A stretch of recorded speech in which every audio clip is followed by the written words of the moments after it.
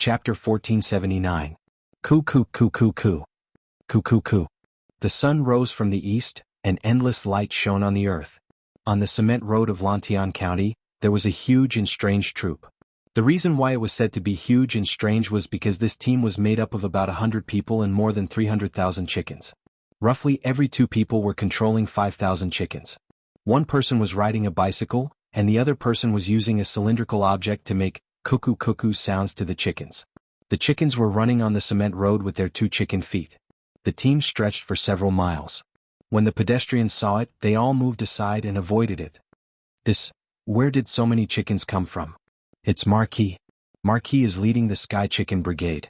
They must be going to other counties to eliminate the locusts. Oh my God.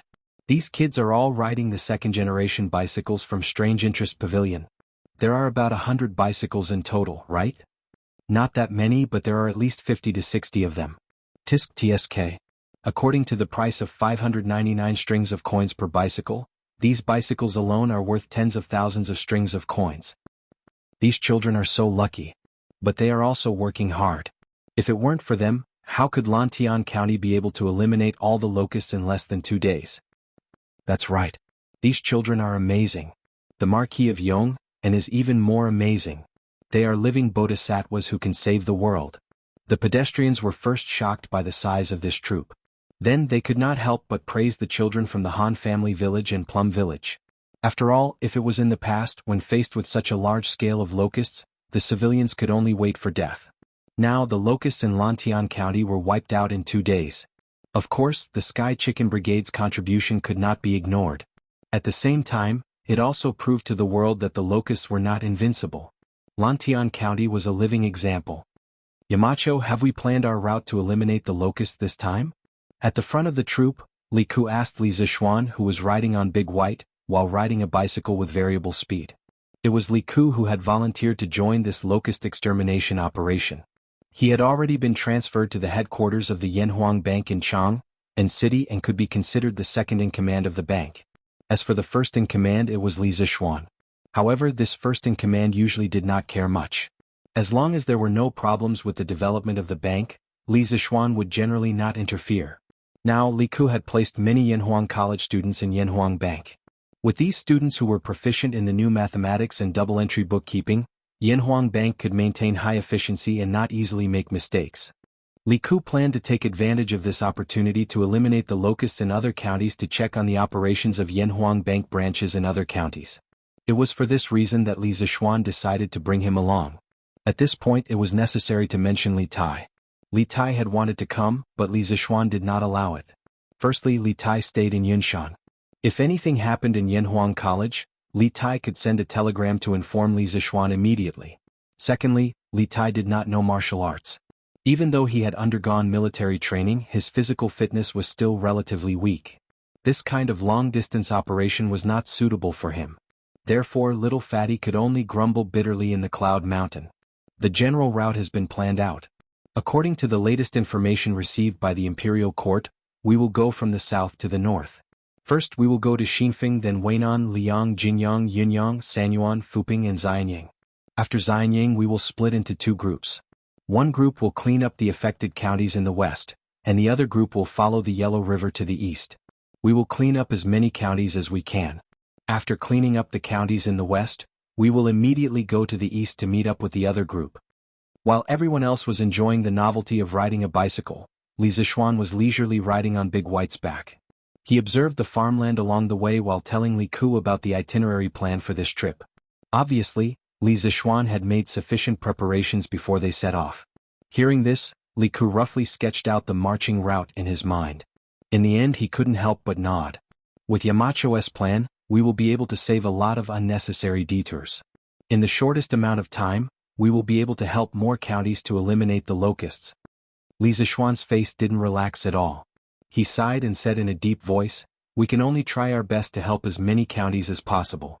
However, according to the information received by the Imperial Court, there are a total of 108 counties affected by the locusts.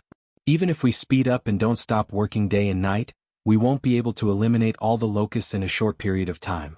This time the locusts are ferocious. Every day or even every hour, thousands of caddies of food will enter the locusts' stomachs.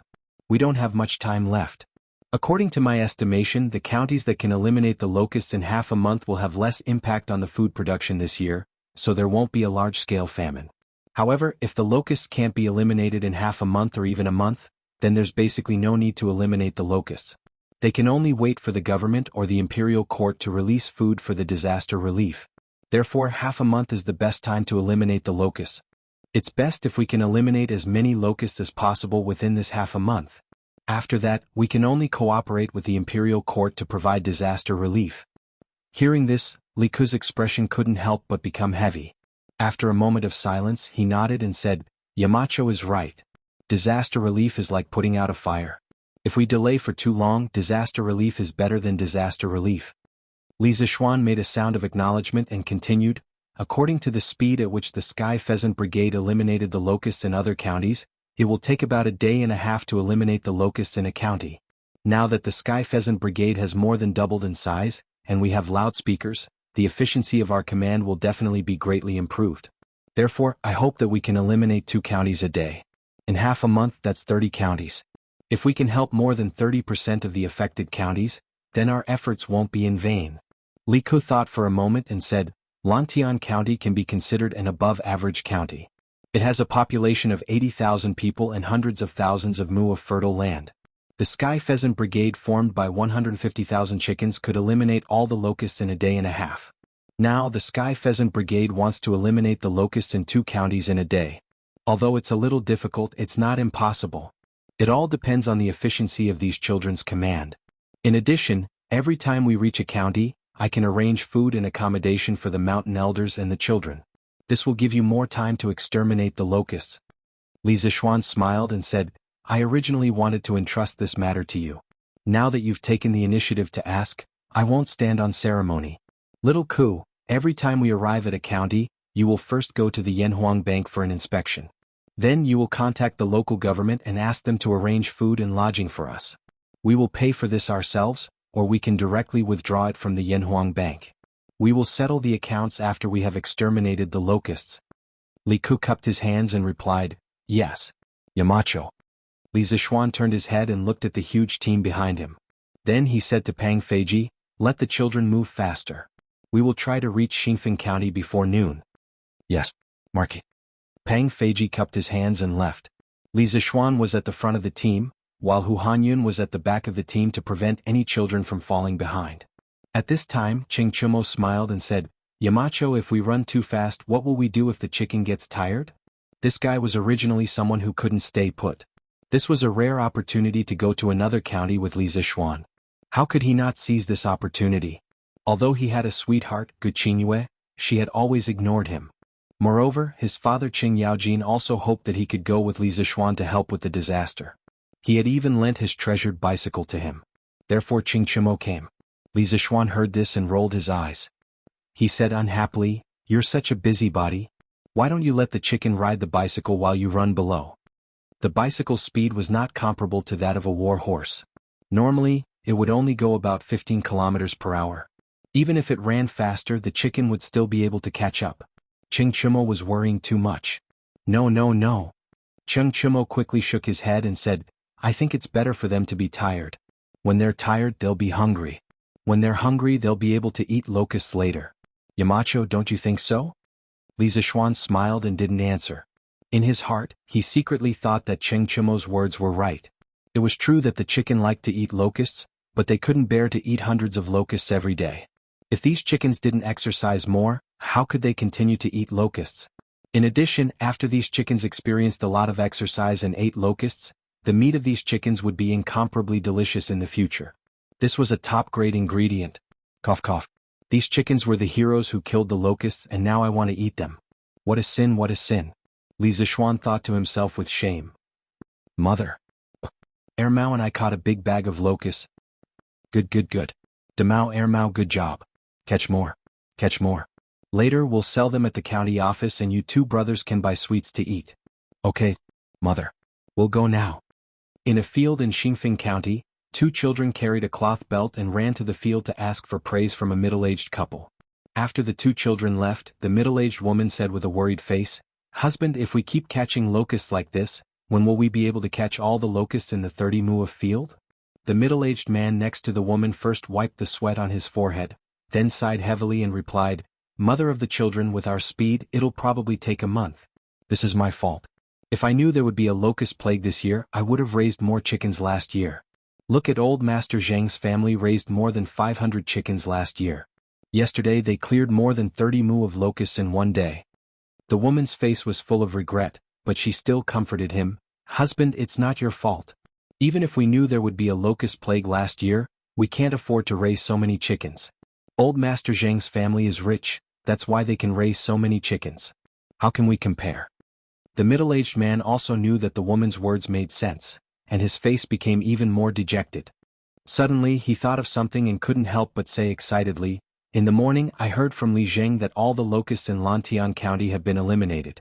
Moreover, the Marquis of Yong and will bring the Sky Chicken Brigade to other counties to eliminate locusts. I don't know when they'll come to our Xinfeng County. With Marquis Sky Chicken Brigade, all the locusts in our Xinfeng County's farmland will probably be eliminated in a day. What? Eliminated in a day? Marquis Sky Chicken Brigade is that powerful? The middle-aged woman was shocked when she heard this. The man stared and said, Of course. Marquis Sky Chicken Brigade is said to have 150,000 chickens. So, let's not talk about it anymore. Let's not talk about it anymore. Hurry up and catch the locusts. At the same time, in a forest in the south of Xinfeng County. Uncle Hu, let the children find a shady place to rest for 15 minutes and drink some water. After that, we'll start eliminating the locusts. After more than 2 hours of traveling, the Sky Chicken Brigade with more than 100 people and more than 300,000 chickens finally arrived at Xinfeng County. Li Zishuan jumped down from Big White's back and said to Hu Hanyun, Yes, young master. Elder Hu replied. Then he turned around and said loudly to the children of the Han family village and Plum Village, Everyone rest here. Drink some water and eat some dry food. After 15 minutes, we'll start eliminating the locusts. The children had been riding bicycles for more than 2 hours. It would be a lie to say that they weren't tired. No matter how much they liked riding bicycles, they would still be tired after riding for so long. After hearing Hu Hanyun's words, they instantly cheered. Got it, Li Zheng. The children all agreed. At this moment, Li Zishuan looked at Li Ku and said, Little Ku, I'll get Pang Feiji and Chonyo to accompany you to Xinfeng County. First, we'll go to the Yen Huang Bank in the city for an inspection. Then we'll go to the Xinfeng County magistrate and ask him to help with the children's lunch. Remember to prepare some throat-soothing poplar and mung bean soup. Li Ku clasped his hands and said, Yamacho Ku can go alone. Let Chonyo and guard Pang help you here. Li Zishuan said seriously, No. They have to accompany you. I don't need their help here. No matter what, Li Ku was the current king of Shu and the son of Li Zishuan. Now that they weren't in Chang, and Li Zishuan naturally had to consider Li Ku's safety.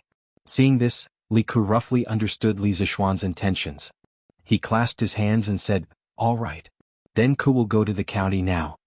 Pang Feiji and Qing Chumo clasped their hands at Li Zishuan before following Li Ku. 15 minutes later. Ku. The commoners who were catching locusts in the fields under the scorching sun suddenly heard waves of children's coo sounds coming from the road. They couldn't help but raise their heads to take a look. What they saw stunned them. On the road not far away, an endless number of chickens were being chased by a group of children towards them. The flock of chickens was divided into sections by the children. It was about 2 children controlling a flock of chickens. There were thousands of chickens in each flock. Sky Chicken Brigade. The Sky Chicken Brigade is here. Someone reacted at this moment and shouted excitedly. Oh my God! My crops can be saved. A shirtless old man couldn't help but kneel on the ground and cry tears of joy when he saw this scene. We're saved. Marquis Sky Chicken Brigade is here.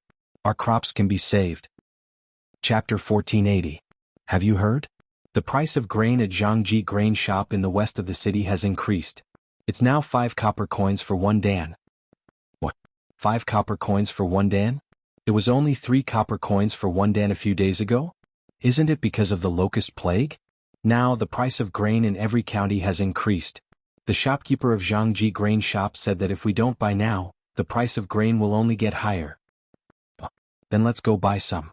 I heard that the farms outside the city have all been destroyed by the locust plague. I think there won't be any harvest this year. Then what are we waiting for? Let's go buy some grain from the shop. Li Ku, Ching Chumo, and the others had just arrived at Xinfeng County when they saw some people hurrying towards the west side of the city, whispering as they walked. The price of grain in Xinfeng County is increasing? I haven't heard of any increase in the price of grain in Chang'an City. Why would the price increase here? Cheng Chumo couldn't help but ask when he heard the discussions of the citizens. Li Ku frowned and thought for a moment before saying, then we'll have to ask the Xinfeng County magistrate. Let's go, we'll go to the bank first before going to the county office. Cheng Chumo nodded and the group headed towards the Yanhuang Bank in the north. Shopkeeper Jean, what do you think of the matter that I mentioned earlier? In a study in the backyard of Yanhuang Bank in Xinfeng County, a middle-aged man with a fat head and big ears, who was dressed in luxurious clothes, asked with a smile. Sitting across from him was a middle-aged scholar of about 30 years old. That person frowned and said, Boss Zhang, the Yellow Flame Bank can indeed provide loans to private merchants, and you have indeed provided sufficient guarantees. However, you must explain to this Jean the reason why you want to borrow so much money. Otherwise, this Jean will not lend you so much money. The man with the surname Zhang narrowed his eyes and said, Shopkeeper Jean, the Yanhuang Bank is also a business. I am willing to borrow 6,000 strings of coins at double the interest rate of the bank. You have no reason to reject me, right? When Shopkeeper Jean heard this, he remained unmoved. Boss Zhang is right. The Yellow Flame Bank is no different from any other shop. We all need to make money. However, the Yanhuang Bank has its own rules. Every sum of money that is lent out must be used for a specific purpose. I do not dare to break the rules. So, if Mr. Zhang wants to borrow the money, please state your purpose. The man surnamed Zhang frowned, and there was a trace of displeasure in his expression. His fingers tapped on the table rhythmically. Dong dong dong dong dong dong. After a moment of silence, he opened his mouth and said, Don't worry. Since Shopkeeper Jean is so eager to know, there is no harm in me telling you. Recently, this Zhang's grain store is in urgent need of a sum of money. That's why this Zhang has come to the Yanhuang Bank. I hope that Shopkeeper Jean can help us out. Shopkeeper Jin's face revealed an expression that said he had expected it. Then he asked in a low voice, In my opinion, Mr. Zhang is planning to borrow money from the Yellow Flame Bank and then buy a large amount of food. He's going to take advantage of the locust plague to make a fortune, right? Although his intentions were exposed, the man surnamed Zhang did not show any signs of panic. Instead, he smiled and said, Why does Shopkeeper Jean have to say such unpleasant words? With the locust plague, the farmlands outside the city are filled with locusts. This Zhang is doing this for the sake of the people of Xinfeng County. How can Shopkeeper Jean say that this Zhang is a profiteer who hoards food for profit? Shopkeeper Jean said with a serious face, Mr. Zhang, your words can only be used to deceive children who do not know the ways of the world. They are useless to this Jean. If you want to hoard food and drive up the prices, aren't you afraid of the county magistrate's investigation? Aren't you afraid of the court's condemnation? The man surnamed Zhang smiled and said, Shopkeeper Jean, this Zhang is here today to borrow money, not to be interrogated. In addition, as long as this Zhang does not raise the price of food too ridiculously in a short period of time, the county magistrate will not interfere. Now that the locust plague is wreaking havoc, the price of food in Chang'an City has not budged. Xinfeng County is only 60 to 70 li away from Chang'an City. As long as we transport food from Chang'an City, I only need to wait for the people's crops to be completely destroyed. When that time comes, it will be difficult for the price of food to not rise. Even the current emperor will not be able to control it. This is a business that is guaranteed to be profitable. I hope that Shopkeeper Jean can open the door for me. After this matter is completed, this Zhang will definitely repay you handsomely. Shopkeeper Jean was silent for a long time.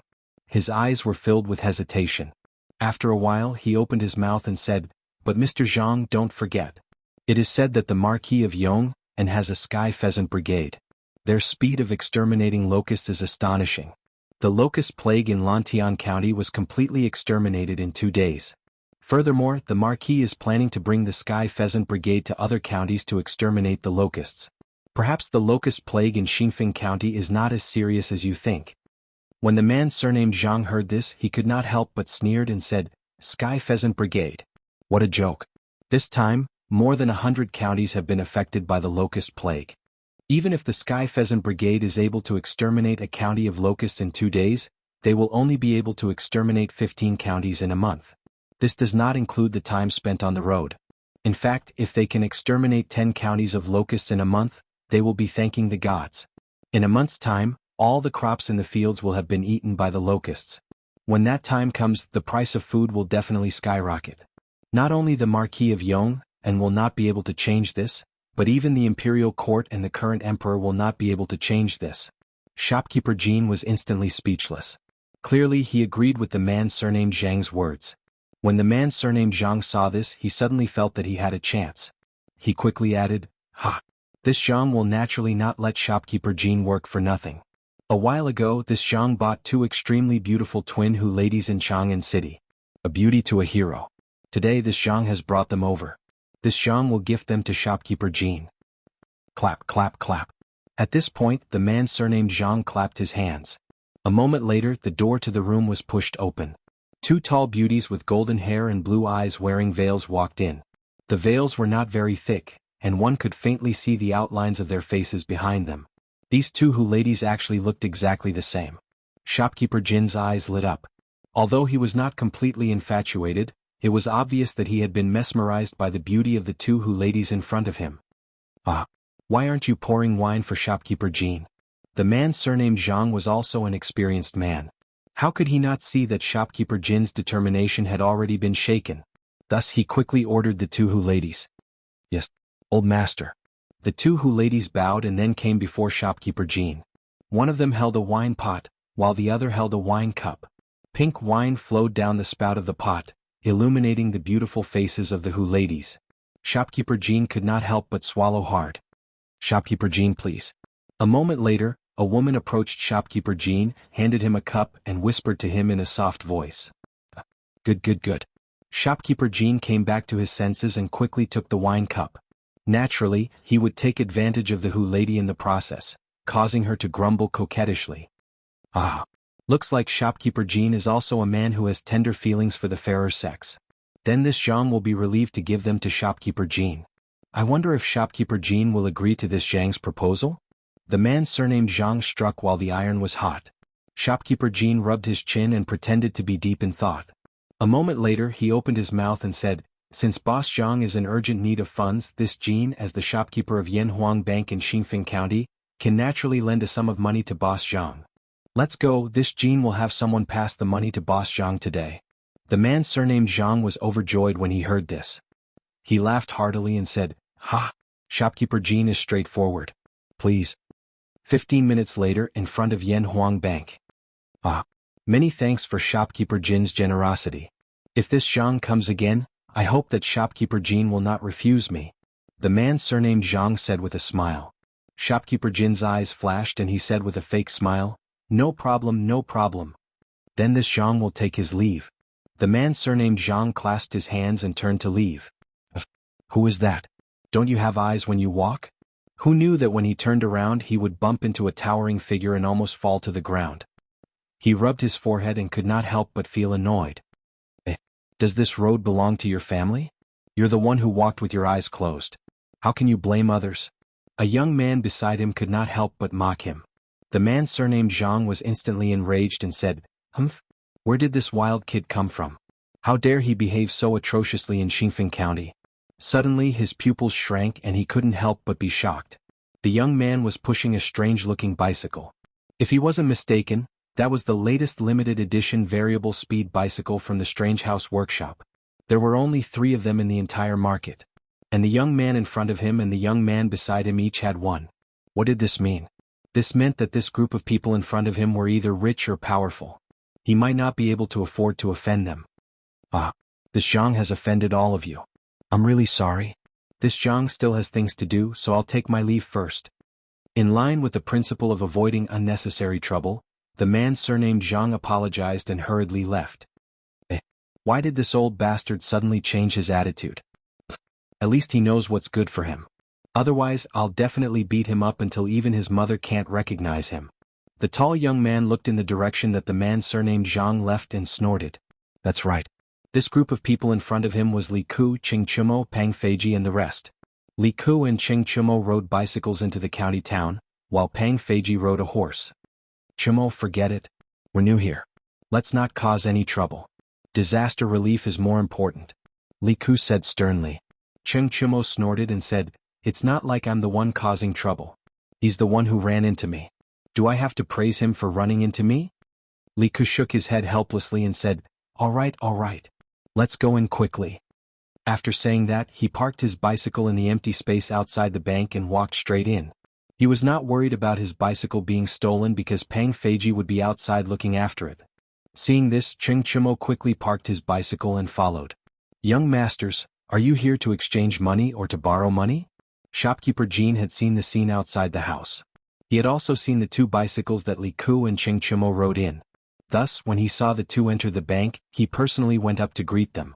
Speaking of which, the bank in Xinfeng County only had two businesses: exchanging copper coins for Tang Yuan and lending Tang Yuan. It was unlike the Yanhuang Bank in Lantian County, which also had a deposit business. Ask your shopkeeper to come out. We have something to talk to him about. Cheng Chimo raised his head and said arrogantly. Li Ku wanted to stop him, but it was too late. He could only shake his head helplessly. He had originally wanted to observe the attitude of the servants in the Yanhuang Bank in Xinfeng County, but after being yelled at by Cheng Chimo, he had no choice but to lay his cards on the table. I am the shopkeeper of the bank. May I ask what the two young masters need? Shopkeeper Jean guessed that Cheng Chimo and Li Ku were nobles from Chang'an, so he did not dare to offend them. Thus he spoke politely. You're the shopkeeper of this bank?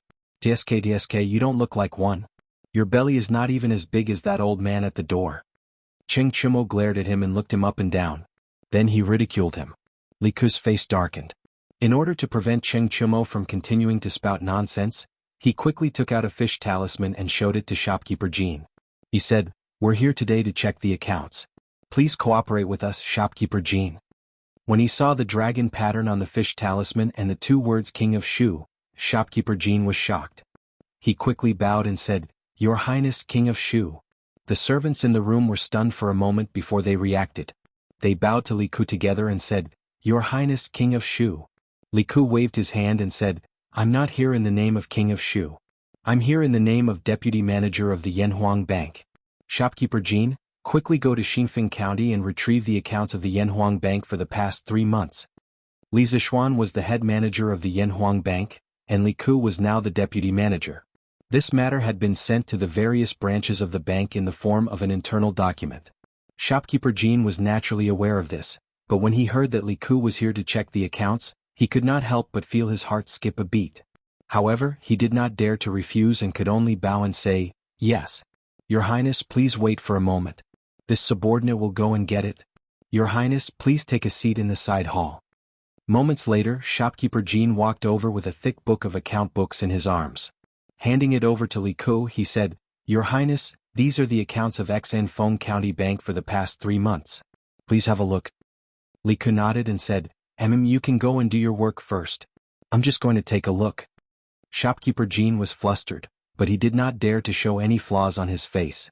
He nodded and said, Yes. Your Highness, this subordinate will take his leave. After shopkeeper Jean left, Cheng Chimo could not help but say, Little Ku, how long will it take you to finish reading such a thick account book? We still have to go to the county yamen. Li Ku smiled and said, Who said I'm going to finish reading? I'm just checking some of the accounts. Moreover, the bank's accounts are now recorded using double-entry bookkeeping. It's easy to check. As long as there are no problems, we'll go to the county yamen immediately. Cheng Chimo scratched his head and said, Oh, that's fine. Little Ku, hurry up. I'll go out for a walk. If you asked this fellow to fight, he would be more than happy to do so. However, if you asked him to help check the accounts, he could only say, This concubine can't do that. Li Ku also knew that Cheng Chimo could not sit still, so he nodded and replied. Chapter 1481. Shopkeeper Jean, we haven't had the time to record Boss Zhang's loan in the account book. Should we inform His Highness King of Shu about it? In Xinfeng County, at the front counter of the Yanhuang Bank, a servant dressed in green saw shopkeeper Jean walk out from the back room and asked nervously, Shut up. Hearing this, shopkeeper Jean panicked. He hurriedly turned his head to look behind him. When he saw that there was no one around, he let out a sigh of relief. Then, he walked over to the manservant and put on a calm expression. He said earnestly, I'm sorry. Wang Xiaodong, His Highness King of Shu, is very busy every day. This time he came to our bank to check the account book as he pleased. After checking the account book, His Highness still has to rush back to Chang'an. How can he waste so much time here? So the less trouble the better. Don't tell His Highness that Boss Zhang came to the bank to borrow money. If His Highness becomes impatient, even this old man won't be able to save you. Do you understand? Wang Xiaodong was only a servant of the bank and had not seen much of the world. He also didn't know the nature of nobles like Li Ke. When he was frightened by shopkeeper Jean, he immediately panicked. Don't worry, shopkeeper Jean. I definitely won't say anything. Thank you for your reminder. Shopkeeper Jean nodded with satisfaction and said, N. Xiaodong. You're very sensible. I heard that your mother was bedridden a while ago. Seeing a doctor must be very expensive, right? In a while, withdraw 2 strings of money from the account book. Take it as a token of my appreciation. When Wang Xiaodong heard this, he immediately shed tears of gratitude and said, Thank you, shopkeeper Jean. You're really too good to me. If shopkeeper Jean has any requests in the future, this little one will definitely do it. Not bad, not bad. Xiaodong, you know how to repay kindness. This old man really didn't misjudge you. Now, bring some people to the 10,000 guest restaurant in the city and prepare a table of high-quality banquet for His Highness King of Shu. Remember, it must be the best wine and the best dishes. Shopkeeper Jean saw that he had achieved his goal and said with a smile, Yes, shopkeeper Jean. Wang Xiaodong replied excitedly. Then, he hurriedly put down the work in his hands and left the bank. Why do I feel that shopkeeper Jean wants to hide the account book that Wang Xiaodong mentioned? Who was Mr. Zhang? Oh, the person Xiao Ku and I bumped into outside the house was also surnamed Zhang. Could it be that Wang Xiaodong was talking about that person? No, there must be something fishy going on here. I'll go tell Xiao Ku. What shopkeeper Jean didn't know was that his conversation with Wang Xiaodong in the front hall had been overheard by Cheng Chumo, who had just come out of the side hall. Although Cheng Chumo was a straightforward person, that didn't mean he was stupid. The conversation between shopkeeper Jean and Wang Xiaodong made him think that shopkeeper Jean was hiding something. Thus, he hurriedly retracted his aura and quietly returned to the side hall. Little Ku, how is it? Did you find anything wrong with the accounts? After returning to the side hall, Cheng Chumo approached Li Ku and asked hurriedly. Li Ku flipped through the account book and replied, How can it be so fast? However, I haven't found any problems with the accounts I've checked for the past few days. Choax, didn't you say you were going out for a walk? Why are you back? Cheng Chumo turned around and stuck his head out to look around. After confirming that there was no one outside, he closed the door and walked over to Li Ku and said mysteriously, Little Ku, I feel that there's something wrong with shopkeeper Jean. I'm afraid that the account book he gave you is incomplete. Hearing this, Li Ku couldn't help but raise his head and asked, Oh? Why does Brother Choax say that? I was just about to go out for a walk when I accidentally overheard shopkeeper Jean talking to the manservant in the front hall about an account. Cheng Chumo lowered his voice and told Li Ku what he had seen and heard. After listening, Li Ku couldn't help but frown deeply. Choax, from what you said just now, it seems that there's something wrong with shopkeeper Jean. If we want to get to the bottom of this matter, we need to find out who this Mr. Zhang is and how much money Wang Xiaodong was talking about. Cheng Chumo laughed softly. That's simple. That Wang Xiaodong went to prepare a banquet. I'll stop him halfway and scare him. I'm not afraid that he won't tell the truth. Li Ku pondered for a moment and nodded. That's good. But we still need to do it secretly to avoid alerting the enemy. Cheng Chumo nodded. Little Ku, don't worry. Leave this matter to me. Bang bang bang. Not long after the two of them finished their discussion, there was a series of knocks on the door. Li Ku asked, Who is it? Your Highness, it's me. It's Jin Wanfu. Your Highness must be tired from the long journey. I have prepared a banquet for your Highness in the city's 10,000 guest restaurant to welcome your Highness. I hope your Highness will do me the honor.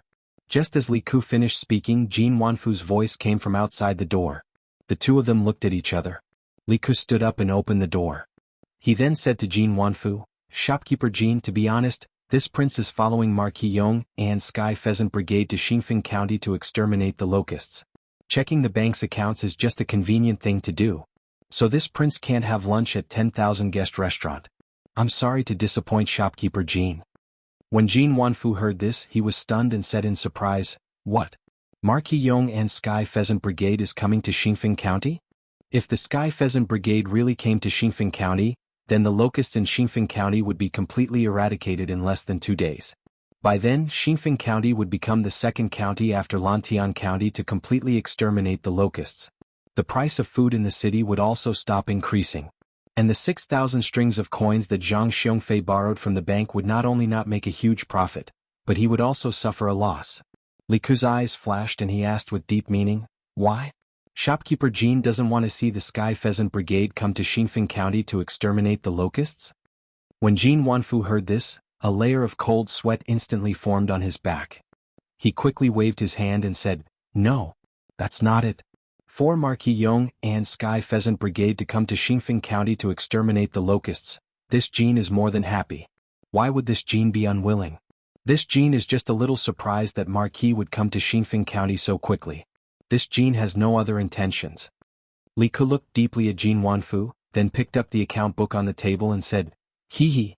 I didn't expect shopkeeper Jean to be so concerned about the people's livelihood. This prince will take a look at this account book for a while. I will have someone send it back before dark. Right now, this prince still has some matters to attend to, so I will take my leave first. Although Jean Wanfu was extremely unwilling, he did not dare to raise any objections. He could only cup his hands and said, Your Highness, please take care. If Your Highness has any orders, just say the word and this Jean will be at your beck and call. Chonyo, let's go. Li Ku nodded and called out to Cheng Chumo. The two of them then left. Could it be that King Shu found something in the account book? That shouldn't be the case. This account book follows the rules and regulations. This old man has personally checked it before. Although there are some small flaws, there are definitely no major problems. Sigh, maybe I am overthinking. Looking at the departing backs of Li Ku and Cheng Chumo, Jean Wanfu had a bad premonition, but he couldn't figure out where he had exposed himself, so he could only comfort himself with this thought. However, the bad premonition did not dissipate. Instead, it was like a stone that weighed heavily on his heart. It was to the extent that he did not have the mood to return to the backyard to meet the two beautiful ladies that he had just obtained. Little Ko. That's him. After leaving the bank and walking on the street, Cheng Chumo suddenly pointed to a servant in green who was walking towards them on a small path on the right. He said to Li Ku, Little Ku, why don't you and Pang Feiji go to the county office first? I will go find Wang Xiaodong and ask him clearly. Seeing that it was almost lunchtime, Li Ku knew that there was no time to delay. He nodded and agreed, all right. However, Chonyo, don't hurt anyone and don't alert the enemy. If possible, it is best to persuade that servant to submit to our side. Cheng Chumo patted Yu Xiong's chest and smiled, Little Ku, don't worry. All right, let's not talk too much. I will go first. After saying that, Cheng Chumo turned around and walked towards the servant in green. Let's go. Let's go to the county office. Although Li Ku was still worried, he had limited manpower and could only trust Cheng Chumo this time. He turned his head and said something to Pang Feiji. Then, the two of them went straight to the county office of Xingfeng County. It is the fortune of the people of Xingfeng County that the Marquis of Yong and could bring the Sky Pheasant Brigade to Xingfeng County to exterminate the locusts. As the county magistrate of Xingfeng County, this lowly official has been worried sick about the locust plague. Now that the Marquis has solved this lowly official's problem, this lowly official must thank the Marquis in person. Otherwise, my heart will not be at ease. In the county office of Xingfeng County, after Li Ku stated his identity and purpose, County Magistrate Wang Dijing cupped his hands and said excitedly. Li Ku said calmly, if County Magistrate Wang wants to thank Marquis Yong, and in person, that is fine.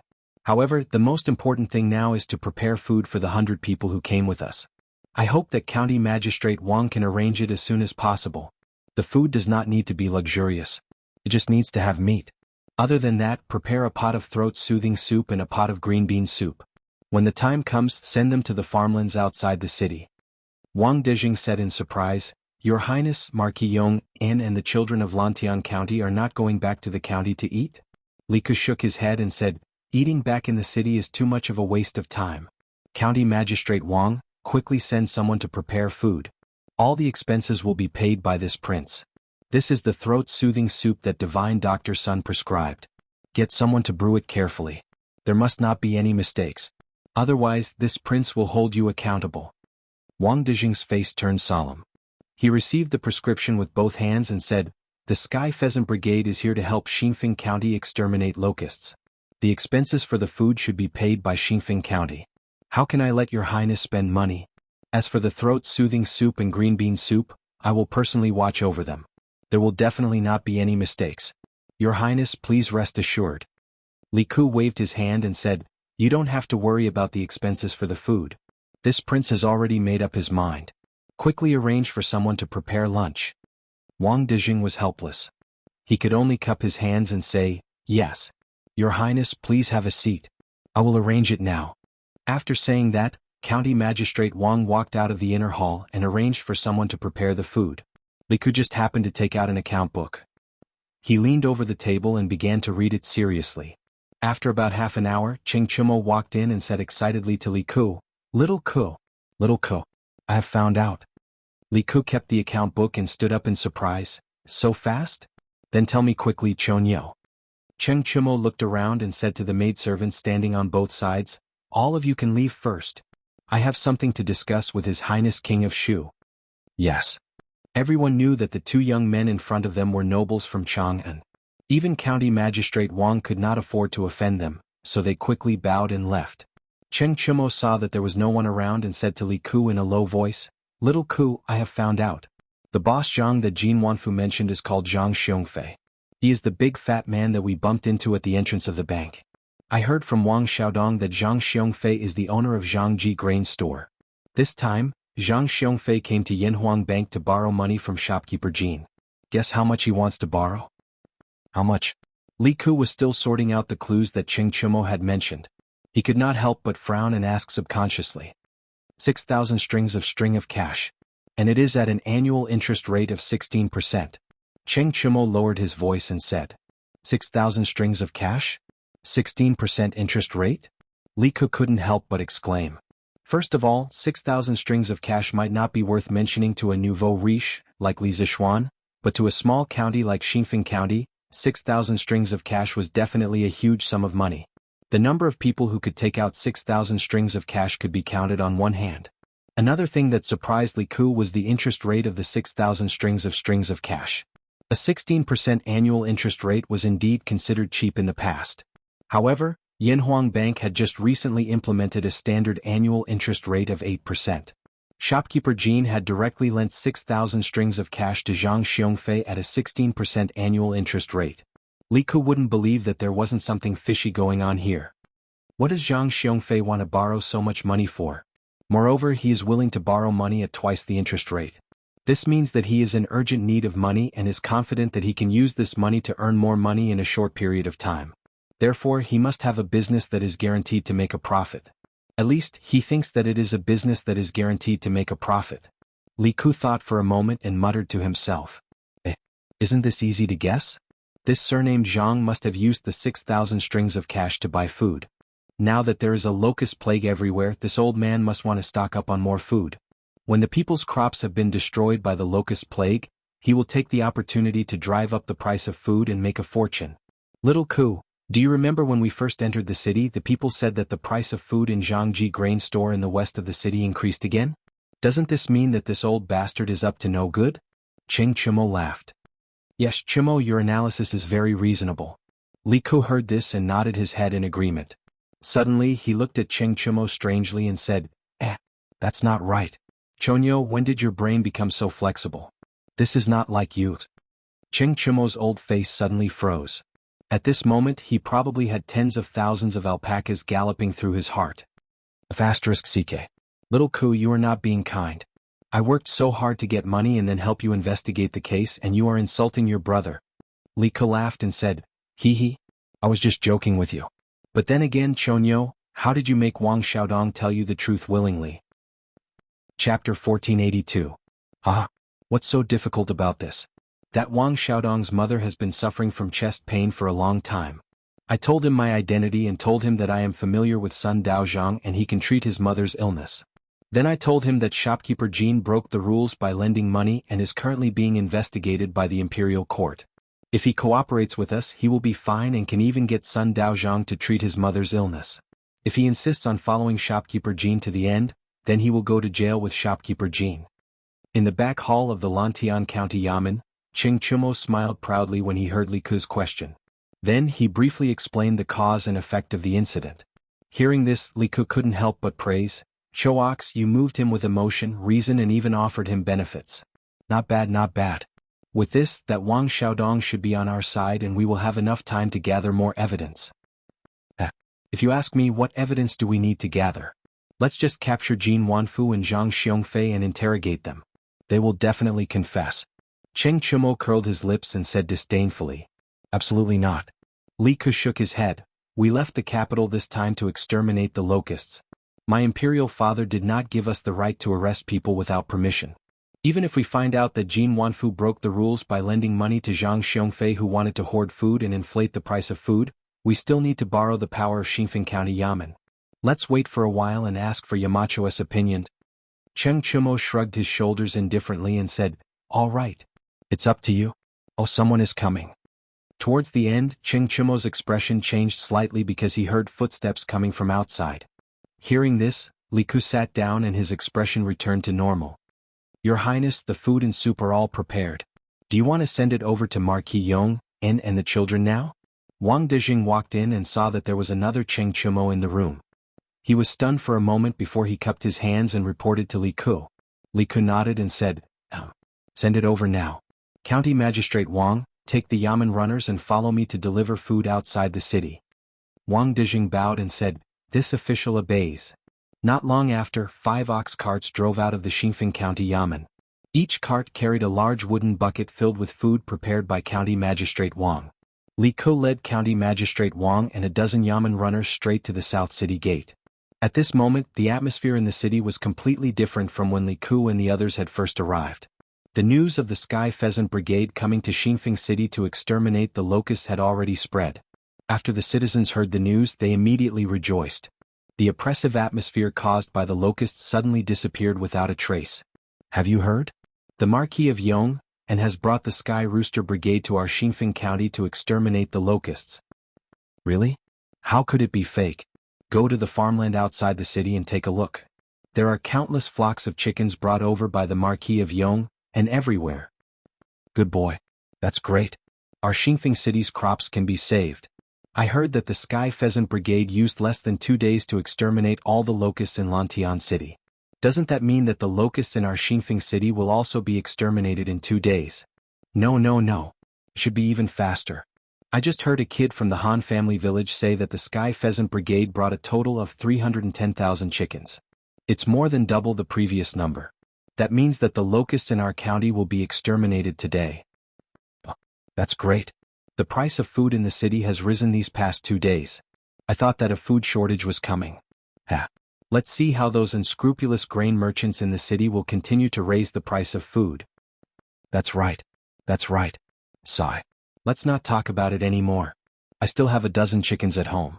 I'll go back and chase them out of the city to help the Marquis of Yong, and the rest exterminate the locusts. I have 30 chickens at home. I'll go and chase them out too. Although the citizens were overjoyed, there were some who were upset. What? The Marquis of Yong, and brought the Sky Pheasant Brigade to Lantian City? And the size of the Sky Pheasant Brigade has doubled from before? West of the city in the back hall of Zhangji Grain Store. After listening to the servant's report, Zhang Xiongfei's old face suddenly became extremely gloomy. He slammed the table heavily and stood up. Yes, master. Now that the news has spread in the county, should we still go to Chang'an City to buy food? The servant said carefully with a bitter face. By my ass. Zhang Xiongfei's face darkened. The locust plague is about to be exterminated. Buy so much food to feed the rats? Get out. Yes, master. Seeing that Zhang Xiongfei was angry, the servant hurriedly scrambled out of the room. 300,000 chickens. That means that the Sky Pheasant Brigade will be able to exterminate all the locusts in Xinfeng County in less than a day. In some small counties they can even clear 2 counties in a day. Even if there are hundreds of affected counties, the Sky Pheasant Brigade will be able to clear at least 20 of them in half a month. There will definitely be no more locust plague near Chang'an City. If we want to sell our food at a high price, we can only go to other places. That's too much of a loss. Inside the room, Zhang Xiongfei muttered to himself with a gloomy face. After a moment, he suddenly remembered the 2 girls that he had given to Jin Wanfu in the morning. He slapped his thigh and said angrily, It's over. This old man had just borrowed 6,000 strings of cash from the Yanhuang Bank at double interest. I thought that I could use this money to make a huge profit. Now does this count as losing the wife and losing the army? Sigh. My 2 delightful beauties. What a pity. Saying that, Zhang Xiongfei hammered his chest with a face full of heartache. He did not know that there was an even bigger problem waiting for him. This official greets Marquis Yong, and For Marquis to bring the Sky Pheasant Brigade to exterminate the locusts in Xingfeng County, this official and the 50,000 people in the county are extremely grateful to Marquis. In a village outside of Xingfeng County, after Li Ku and his group found the main army, they hurriedly distributed food to the children. Wang Dijing came before Li Zishuan and bowed sincerely. Li Zishuan nodded expressionlessly and said, "This Marquis brought the Sky Pheasant Brigade to exterminate the locusts. Firstly, it was because of the Emperor's orders. Secondly, it was because I could not bear to see the common people being poisoned by the locusts. However, this Marquis heard that the price of grain in Xingfeng County has recently reached 5 copper coins per dan. County Magistrate Wang, can you explain this?" Saying that, he stared at Wang Dijing with a burning gaze. Clearly, Li Ku had already told him everything that they had found in Xingfeng County. County Magistrate Wang's face was instantly covered in a few drops of sweat. It was unknown whether it was because the weather was too hot or because he was too nervous. He hurriedly cupped his hands and said, "This official did not manage the county well and caused the appearance of profiteers who took advantage of the locusts to raise the price of grain. This official has let down the imperial court and the emperor. After returning to the city, this official will write a letter of apology to the imperial court." Li Zishuan coldly said, "As the county magistrate of Xingfeng County, the price of grain in the county has skyrocketed. Of course, you cannot escape the crime of negligence. However, the most important thing right now is to find out which grain merchants took advantage of the locusts to raise the price of grain. The imperial court has repeatedly ordered all the counties to stabilize the price of grain. Xingfeng County is less than 100 li away from Chang'an. However, on the 3rd day of the locusts' plague, the price of grain had already risen. If this Marquis had come a little later, would the price of grain have become 10 copper coins per dan, or even 100 copper coins per dan?" County Magistrate Wang cupped his hands and said, "Marquis is right. This official will return to the city to investigate the merchants who raised the price of grain." Wait. County Magistrate Wang turned to leave. However, Li Zishuan stopped him and said meaningfully, "It's not scary for grain merchants to raise the price of grain. What's scary is that officials and merchants collude with each other to raise the price of grain. Therefore, there is no need for you to investigate this matter. This Marquis does not have the authority nor the time to investigate. Before the sky turns dark today, there will be officials from the Ministry of Personnel coming to investigate this matter. I hope that County Magistrate Wang can cooperate with them." According to Li Ku and Cheng Chimo's information, Li Zishuan felt that there was something wrong with this Wang Dijing. There was a need to investigate this matter. However, Li Zishuan was right. They only went to the counties to eliminate the locusts. Li Er did not give them the authority to investigate the officials and merchants in the counties. Even if they had the authority, Li Zishuan did not have the time to waste here. Therefore, he planned to send this matter back to Lantian County via telegram and let Li Tai report it to Li Er. When Wang Dijing heard this, his face instantly turned pale. He hurriedly said, "Marquis, please forgive me. This official has been busy with the disaster relief and neglected the soaring price of grain in the city. This official is guilty of negligence. Yes, it's Zhang Xiongfei. This time he was the one who led the charge to raise the price of grain. This official's wife is his sister, so he has nothing to fear. However, this official dares to swear to the heavens that this official did not receive a single copper coin from Zhang Xiongfei. This lowly official has been wrongly accused. I hope that Marquis will investigate this matter properly." When Li Zishuan heard this, he nodded thoughtfully and said, Whether or not you received any benefits is not up to you nor this Marquis to say. The officials from the Ministry of Personnel will investigate this matter thoroughly. However, since you are willing to tell this Marquis all this, you are quite honest. This Marquis will pass on your words to the imperial court. As for whether you are guilty or not, that will be up to the emperor to decide." Wang Dijing cupped his hands and said, "Thank you, Marquis." At this moment, Li Ku quickly walked over and said, "Yamacho, there are many villagers over there saying that they want to see you." Li Zishuan raised his eyebrows and asked, "See me? What do they want to see me for?" Li Ku smiled and said, "Some of them are here to deliver food, some are here to thank you in person, and some are here to deliver chickens." Deliver chickens? Li Zishuan could understand delivering food and thanking him in person, but the delivery of chickens made him unable to react. What Ku means is that the villagers want to send their chickens to the Sky Chicken Brigade to help catch locusts. When we are done with them, we will return them to them. Seeing Li Zishuan's puzzled expression, Li Ku quickly explained. "There is such a thing? Let's go and take a look." When Li Zishuan heard this, he was very surprised. Although there were 90,000 chickens in the Sky Chicken Brigade that came from the villagers of Lantian County, Xingfeng County was not Lantian County. The villagers here did not trust him as much as the villagers of Lantian County. Now that someone was willing to lend their chickens, it really surprised him. The two of them walked towards the villagers not far away. County Magistrate Wang thought for a moment and followed them. Marquis is here. This is the Marquis of Yong'an. So young. No wonder he is the son of a deity, he is so handsome. If it was not for the Marquis of Yong'an, my crops would have been ruined by the locusts. I want to kowtow to the Marquis of Yong'an. When they saw Li Zishuan walking towards them, the villagers immediately became excited. Greetings, Marquis. When Li Zishuan was only 4 or 5 steps away from them, the villagers all bowed and greeted him. Li Zishuan took a look. Good heavens, there were over 1,000 people. It was currently noon, and these people most likely did not even have lunch before coming over to deliver food, chickens, and express their gratitude. He never thought that he would be so popular in Xingfeng County, and for a moment, he was overwhelmed by the unexpected favor. Don't be so courteous. Please rise. Li Zishuan hurriedly raised his hands and said in a clear voice. Marquis, you brought these children to help us exterminate the locusts, and we are extremely grateful. We just want to use some food to reward these children for their hard work. We hope that Marquis will not reject us. At this moment, a white-haired old man carrying a food basket stood out and said sincerely to Li Zishuan.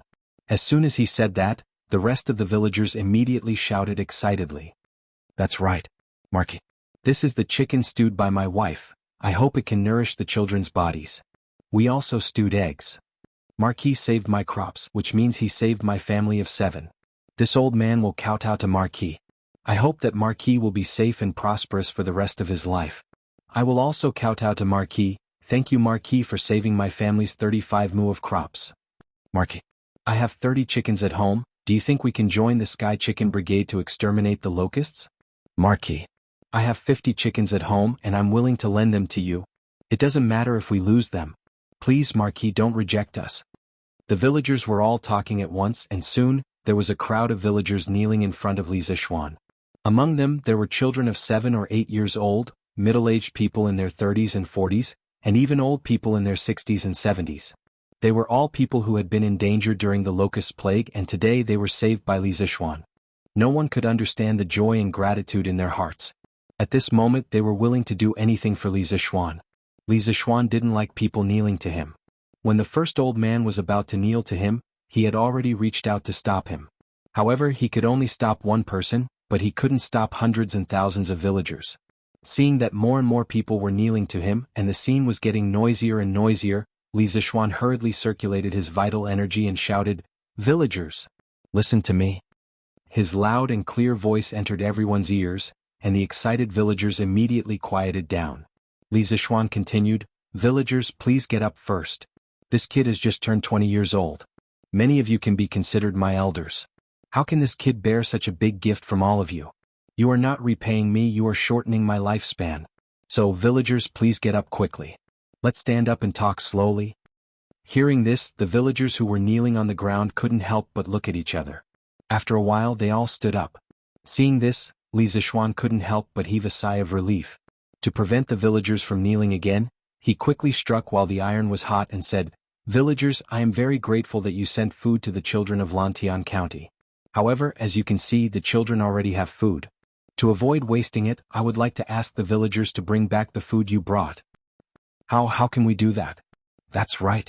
The children have already eaten, they can eat more. The moment Li Zishuan finished speaking, the villagers were instantly dissatisfied. Seeing this, Li Zishuan directly took a loudspeaker from old Hu beside him and used his jinqi to suppress the voices of the common people. He only heard him say loudly, "This is the first time I've heard of this." He shouted, "I have extra food prepared. Villagers, please bring back the food you brought. However, you can keep the chickens you brought. Please mark the drumsticks of your chickens and register them with County Magistrate Wang. After that, they will be incorporated into the Sky Chicken Brigade. This marquee will take them to other provinces and counties to exterminate the locusts. After the locust plague is quelled, this marquee will definitely return all the chickens that I borrowed from you. If any of them are lost, this marquee will pay double. On behalf of the people of other counties, I thank all of you for your help." Chapter 1483. According to Li Zishuan's original plan, he only wanted to bring these 300,000 chickens to sweep through the various provinces and counties. However, since the people of Xinfeng County were willing to lend their chickens to him, there was no reason for him to reject them. There were more than 8,000 households in Xinfeng County. If each household lent 30 to 40 chickens, they would be able to gather more than 20,000 chickens. This was a significant increase in the overall scale of the Sky Pheasant Brigade. On the other hand, now that the children of the Han Village and Plum Village had loudspeakers, the size of the flock they could control was much larger than before. The Sky Pheasant Brigade could completely eat the 20,000 chickens in Xinfeng County. If the people of other provinces and counties were willing to lend their chickens, Li Zixuan would still dare to continue accepting them. After appeasing the people, Li Zixuan looked at Wang Dejing and instructed in a deep voice, "County Magistrate Wang, I'll leave the matter of registering the people to you. This is also a chance for you to atone for your mistakes. Now, immediately send the Yamen runners to inform the entire county that those who are willing to lend their chickens to me should register as soon as possible." Wang Dejing cupped his hands solemnly and said, "Rest assured, Marquis.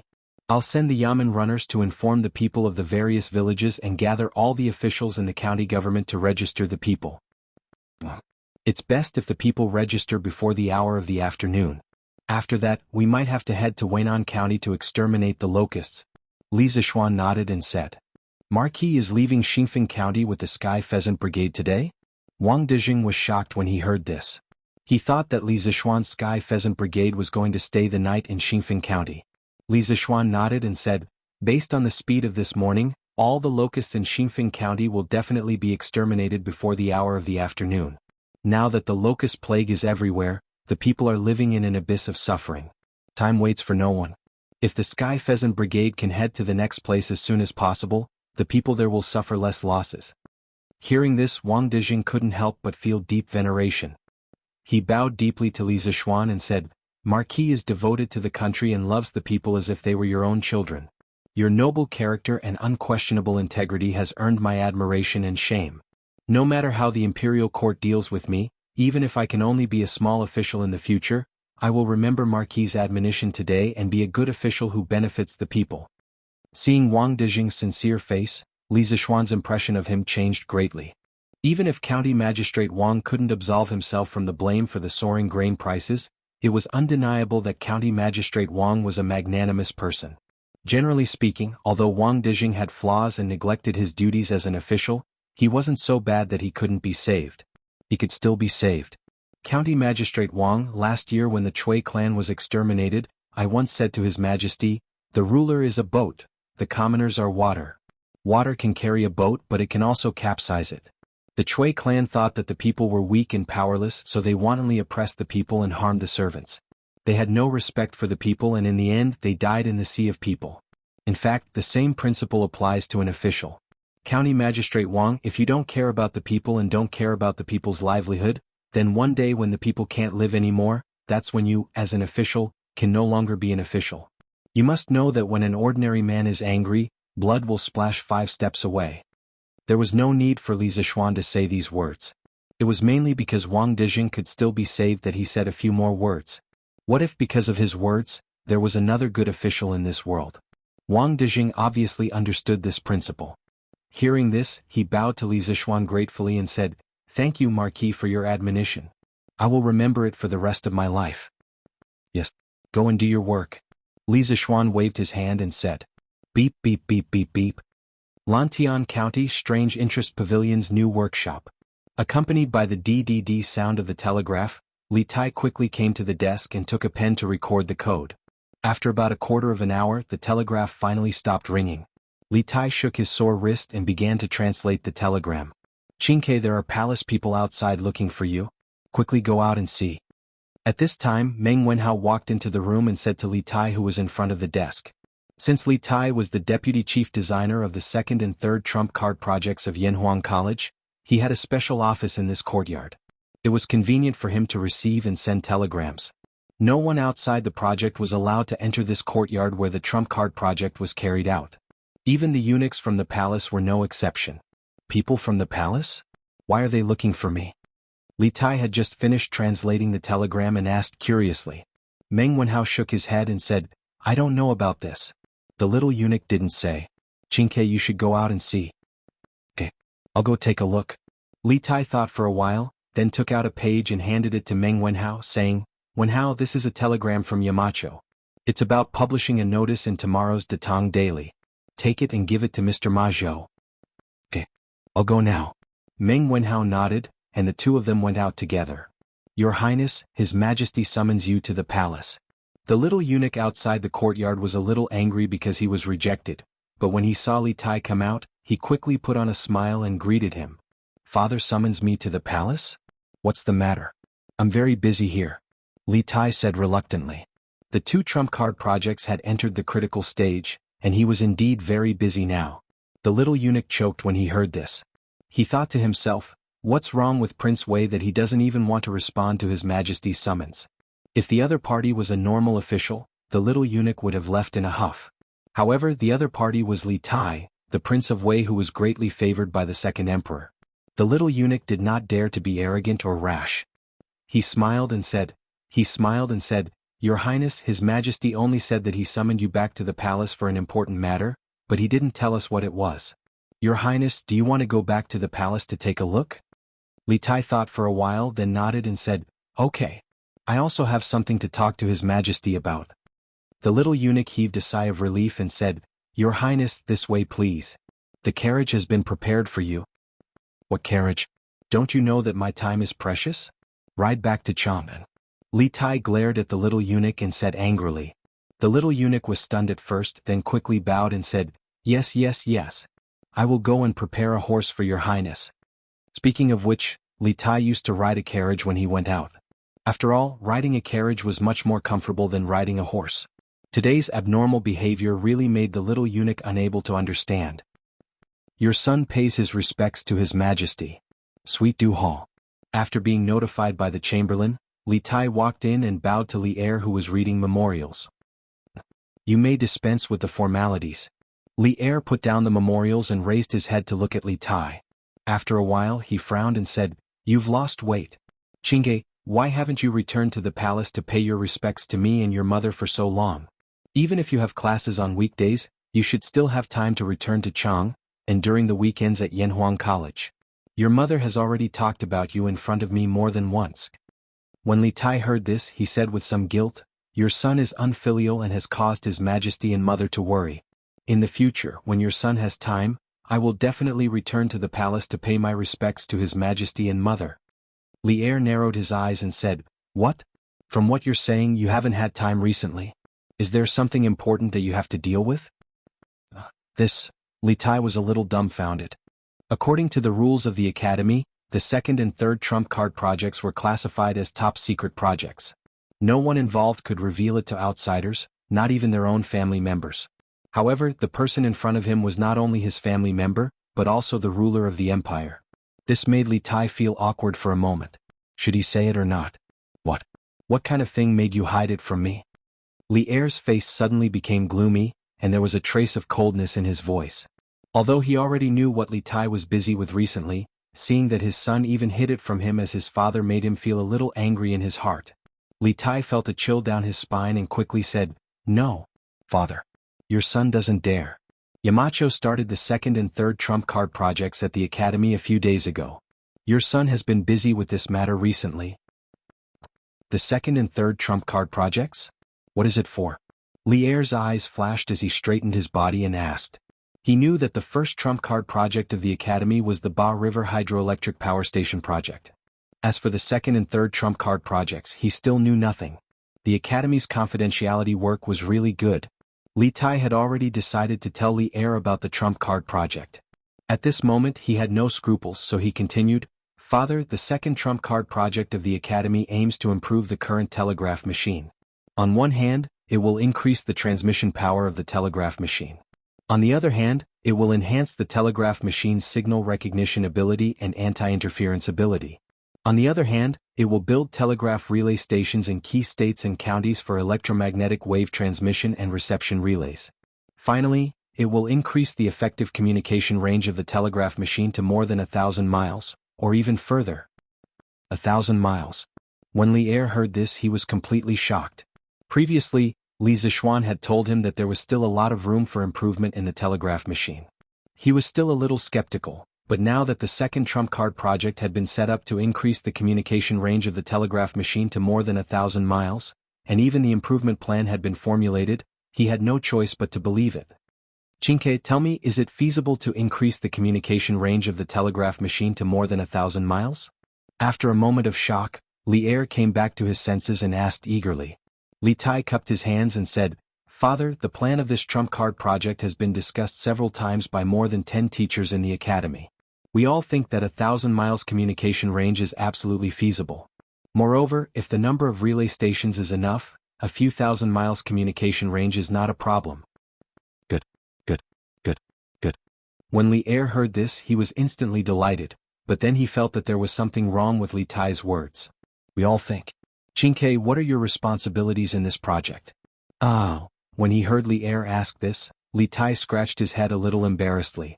That was the embarrassment of a child who had achieved good results in front of his parents, but was afraid of showing too much and making himself appear immodest. "Father, your son is the deputy chief designer of the second and third trump card projects, and Mr. Mo Huai is the chief designer." Li Er's eyes widened. Although he had always been calm in the face of change, when he heard that his son had become the deputy chief designer of the trump card project, he could not hide his shock because he knew that the teachers in Yanhuang College were all capable people. How rare was it that Li Tai, as a student, could stand out from the crowd and become the deputy chief designer. "Ah, you are indeed worthy of being my son, Chinke. Good job." After the shock, Li Er could not help but laugh out loud. "Last year, Chinke, when you wanted to enter Li Zishuan's tutelage and study at Yanhuang College, I was still a little hesitant because you had always been studying Confucianism. I was worried that the proud and arrogant you would not be able to adapt to engineering in Yanhuang College. But I did not expect that in less than a year, Chinke, your achievements in engineering would reach such a level. Your father is very pleased." Li Tai was overjoyed in his heart, but he said modestly, "Father, you flatter me. Compared to Yamacho, your son is still far behind." "Ah, take it slow. There is no rush." Li Er was delighted when he heard this, and then he asked, "Oh right. What is the third trump card project?" Li Tai cupped his hands and replied, "Father, for the third trump card project, Yamacho wants to create new units of measurement, standards and measuring instruments. In addition, Yamacho has also created new units of length to facilitate the precision production of the later stages of the workshop. Compared to improving the telegraph, these tasks are not difficult." Li Er nodded thoughtfully and said, "When will the second trump card project be completed?" Li Tai replied, "Within half a year. The deadline for these two trump card projects is half a year. Yamacho wants us to reach the target within half a year." "Half a year? Good. I will wait for you for half a year. Once you are done, I will reward everyone handsomely," Li Er said excitedly. Just think about it, if the telegraph was successfully improved and could achieve long-distance communication, then the Tang Empire's territory would expand by several times. He, Li Er, would also have the ability to control the country's affairs and military affairs. This was an achievement that even Qin Huang and Han Wu could not achieve. Li Tai suddenly thought of something and said, "Father, we have already made some initial improvements to the telegraph. It is estimated that the distance of communication can reach up to 400 to 500 miles. This time, when Yamacho went to another county to exterminate locusts, they brought along the telegraph that we have just improved. This time we can test its maximum effective range. Oh right, Yamacho just sent back a telegram regarding Xinfeng County. Father, please take a look." With that, Li Tai took out a piece of paper from his sleeve and raised it above his head. Li Er's eyes flashed and he quickly said, "Oh? Let me take a look." Zhao Song quickly took it and passed it to Li Er. Chapter 1484. Bam. Xinfeng County is less than 100 miles away from Chang'an City. However, on the third day of the locust plague, grain merchants started to raise the price of grain. The imperial court has repeatedly issued orders, but some people have turned a deaf ear to it. Do they really think that my butcher's knife won't cut off their heads? In the Sweet Dew Hall, after Li Er finished reading the report, he slapped the dragon table and coldly said with an ashen face. The palace maids and eunuchs in the hall kept quiet out of fear when they saw Li Er's rage. Li Tai's face was dark, but he didn't say anything. Zhao Song, immediately send a decree to Zhang Sun Wuji and Lu Dui. Order the Ministry of Personnel and the Supreme Court to send officials to Xinfeng County to investigate the matter of grain merchants raising the price of grain. If there is no collusion between officials and merchants, then forget it. If there is, then don't let a single one of them off. No matter who is involved in this, find them all and punish them severely. The hall was silent for a moment before Li Er said with a dark face. This old servant obeys. Zhao Song cupped his fists and prepared to leave. Wait. Li Er interrupted. Pass on the imperial decree Xianling, let the secretariat send another official document to the various counties in Guangzhou. Strictly order the counties to stabilize the price of grain. If the price of grain soars, grain merchants, local county officials, and provincial governors will all be severely punished and will not be tolerated. Understood. Zhao Song bowed. Seeing that Li Er didn't have any other orders, he cupped his fists and left the hall. Li Er turned his gaze to Li Tai. After some thought he said, Qingke Yanhuang College's second and third trump card projects should be kept strictly confidential, right? Li Tai's heart skipped a beat. He had a bad feeling about this. He cupped his fists and said, Father, the reason why Yamacho wants us to keep it a secret is to prevent the college's core technology from being stolen by those with ill intentions toward Tang Dynasty. I didn't say that it was wrong. But if you are guarding against outsiders, don't tell me you are also guarding against me? Li Er's eyes turned cold as he interrupted Li Tai's words. If I hadn't interrogated you today, I wouldn't have known what your second and third trump card projects are for. Li Zishuan may be thinking for the benefit of the Tang Empire, but don't forget that I am the master of this country. As monarchs, they didn't like the feeling of being deceived because it made them feel that the matter was beyond their control. Even though Li Er was a wise monarch, he was no exception when it came to this. Even though it was currently midsummer, Li Tai still felt a trace of coldness in the sweet nectar hall. At this time, he recalled that his imperial father was never a soft-hearted and mediocre ruler. Instead, he was a decisive person who could conquer the world and kill his brother and imprison his father. Imperial father. This son is terrified. This son has never thought of hiding this matter from you. It's just that the college has been busy recently and this son has no time to worry about this. This son didn't mean to deceive imperial father. I believe that Yamacho is the same. Recently there has been a locust plague in the Guangzhou area. Yamacho was busy with disaster relief and didn't report this to imperial father. Furthermore, this son has heard from Yamacho that Yamacho has improved the telegraph system. He has already mentioned it to you before, so this son didn't rush to report it to you. Imperial father, please don't hold a grudge against Yamacho because of this. Little Fatty's mind spun quickly as he explained. He knew that if he didn't explain this matter clearly to Li Zishuan today, not only would he be unlucky, but Li Zishuan might also be unlucky. Since ancient times, when there was a grudge between a ruler and his subjects, the unlucky ones were usually the ministers. Hearing this, Li Er's expression softened. After a long silence he finally said, Li Zishuan has indeed mentioned the improvement of the telegraph system to me before. I let him do it freely. I will give him the manpower and resources he needs. This time the locust plague happened in the Guangzhou area, so I can't blame you. Forget it. Forget it. I'm not a narrow-minded person, so I won't blame you for this matter. However, if something similar happens again next time, don't lie to imperial father. Li Tai heaved a huge sigh of relief. When Li Er was silent just now, he had already prepared himself to be punished. At this moment, his hanging heart finally settled down. Many thanks, imperial father.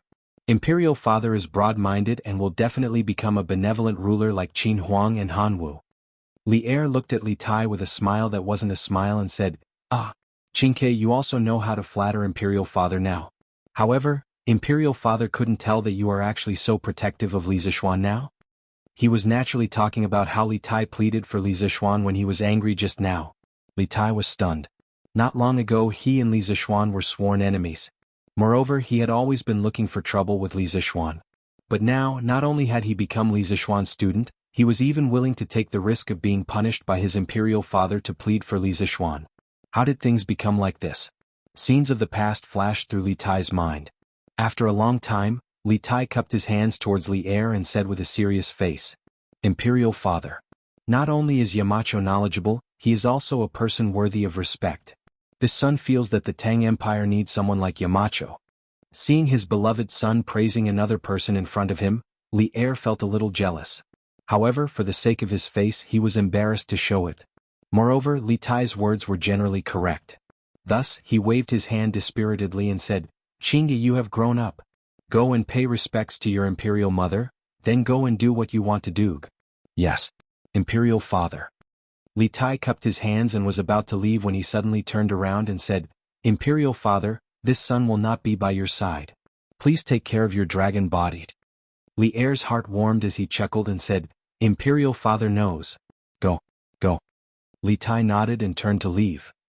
The next day, on the front page of the Datong Daily, there was an eye-catching piece of news. Whose fault is it for the soaring grain prices? 108 official letters issued by the Secretariat, strictly ordering the affected counties to stabilize the grain prices. This piece of news described how Zhang Xiongfei of Xinfeng County had hoarded grain and inflated the grain prices. Furthermore, just yesterday evening, Zhang Xiongfei had already been detained by the Xinfeng County Yamen. Li Er had personally ordered that he would be executed 3 days later. One must know that ever since the Five Barbarians' Rebellion, the population of the Central Plains had sharply decreased. After experiencing the chaos at the end of the Sui dynasty, the Tang Empire had always pursued a policy of recuperation. Under such circumstances, the local Yamen rarely sentenced criminals to death. Even if they did, they had to report it to the higher levels and obtain the emperor's personal approval before the death penalty could be carried out. In the Jingguan dynasty, even if Li Er wanted to sentence someone to death, he had to obtain the approval of the court officials. It was recorded in the history books that when Taizong ascended the throne, he discussed with the court officials how to enforce justice. According to Wang Gui's suggestion, a righteous, kind and impartial judge person would be appointed as a judge. After Zhang Yonggu was killed, Taizong immediately remembered that this young judge was a loyal follower of his cautious punishment policy and was dedicated to reversing the previous generation's practice of excessive punishment. He played chess with prisoners and exempted mentally ill people from punishment. These were all implementing the cautious punishment policy. When he was killed, he did not have the chance to defend himself. This was truly regrettable.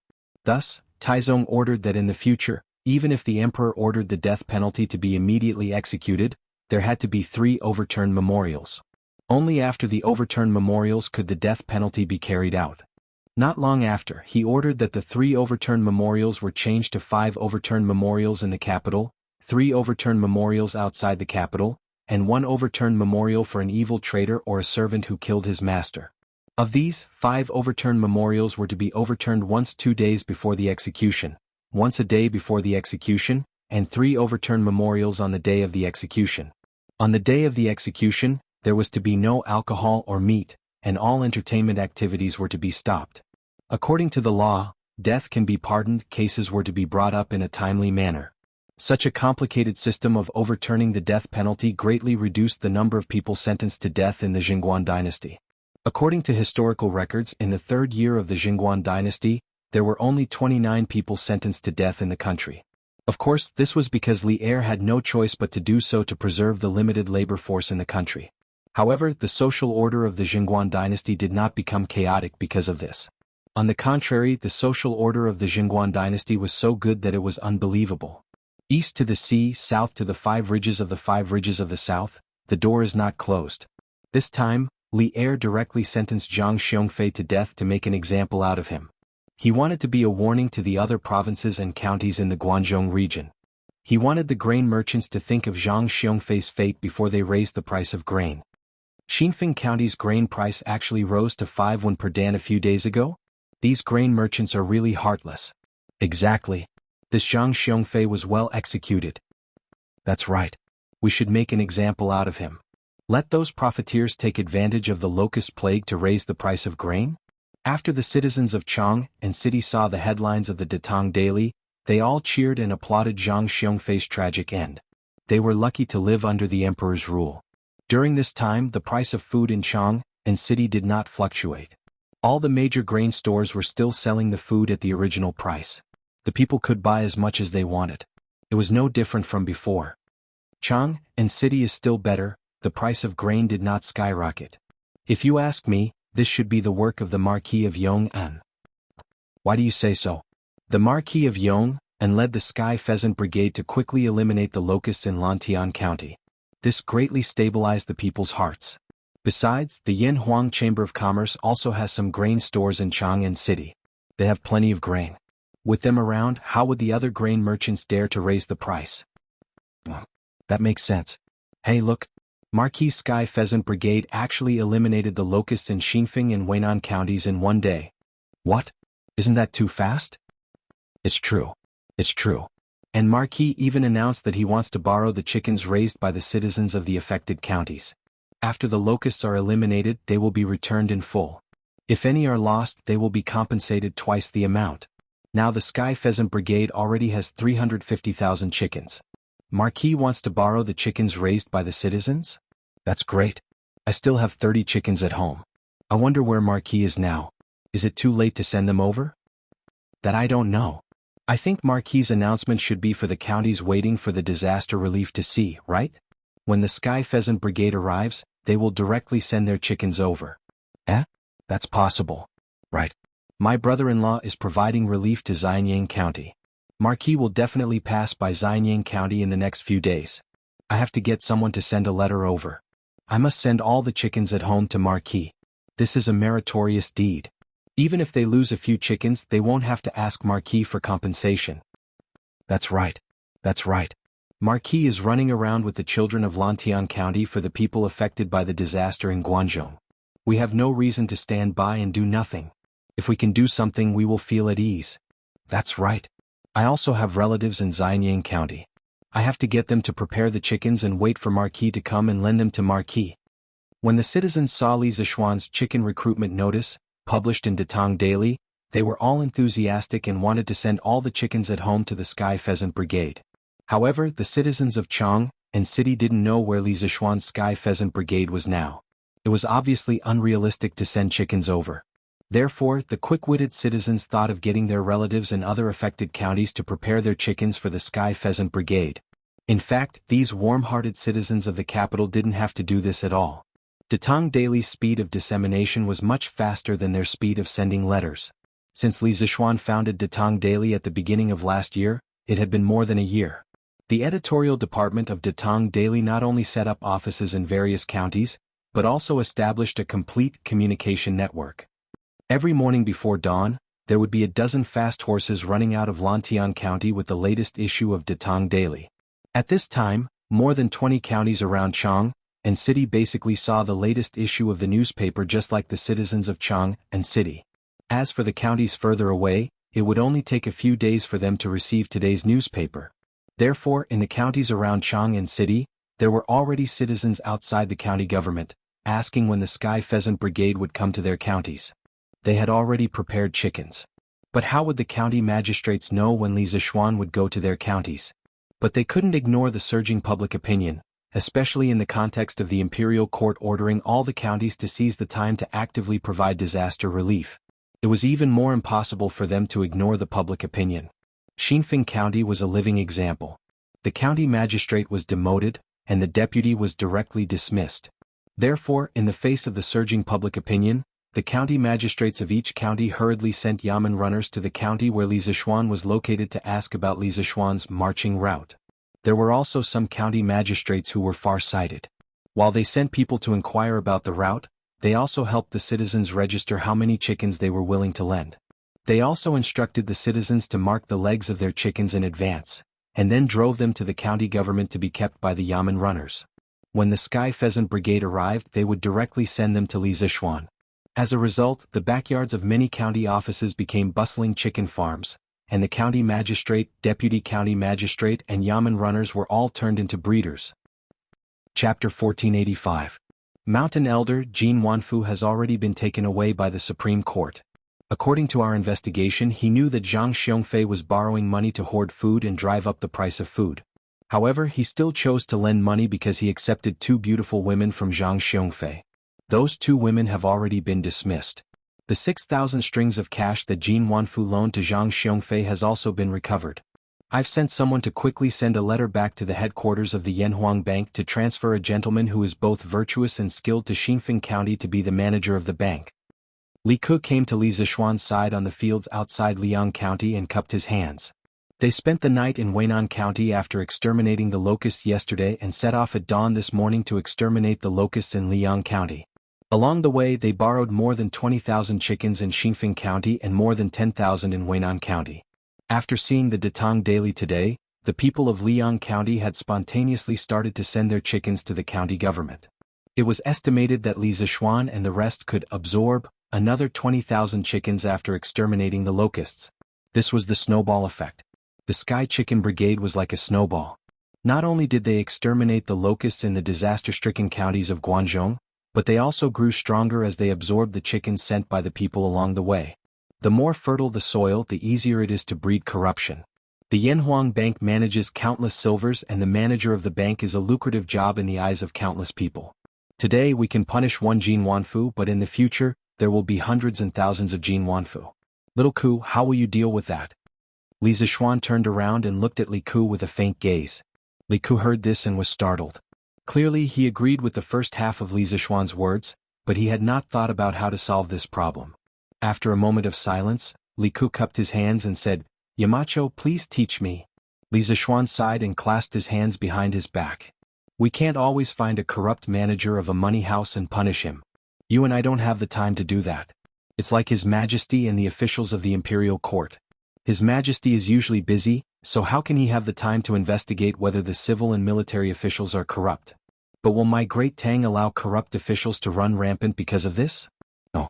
This was because the Imperial Court had an Imperial Censorate. There were dozens of Imperial censors who had been meticulously carrying out their duties to supervise the officials. Therefore, I believe that the Yanhuang Bank also needs a self-monitoring department to monitor the corruption in the various banks. Only then will we be able to prevent people like Jin Wanfu from appearing. In fact, when the bank was first established, he had thought about this problem. However, the scale of the bank was limited to Cloud Mountain, so he was not worried about the problem of corruption. Later on, Yanhuang Bank received the approval of Li Er and the other officials in the Imperial Court, and was affiliated with the Ministry of Revenue. After completely becoming a national bank, it began a rapid expansion. Under the rapid expansion of anything, there would be many hidden dangers. Yanhuang Bank was the same. Jin Wanfu was just the tip of the iceberg. Li Zishuan believed that within the Yanhuang Bank in the various counties of Great Tang, there would definitely be many scum like Jin Wanfu who used their power for personal gain and corruption. Catching one and dismissing another would obviously not solve the problem completely. The only way to solve the problem was to improve the current system and prevent such a phenomenon from happening again.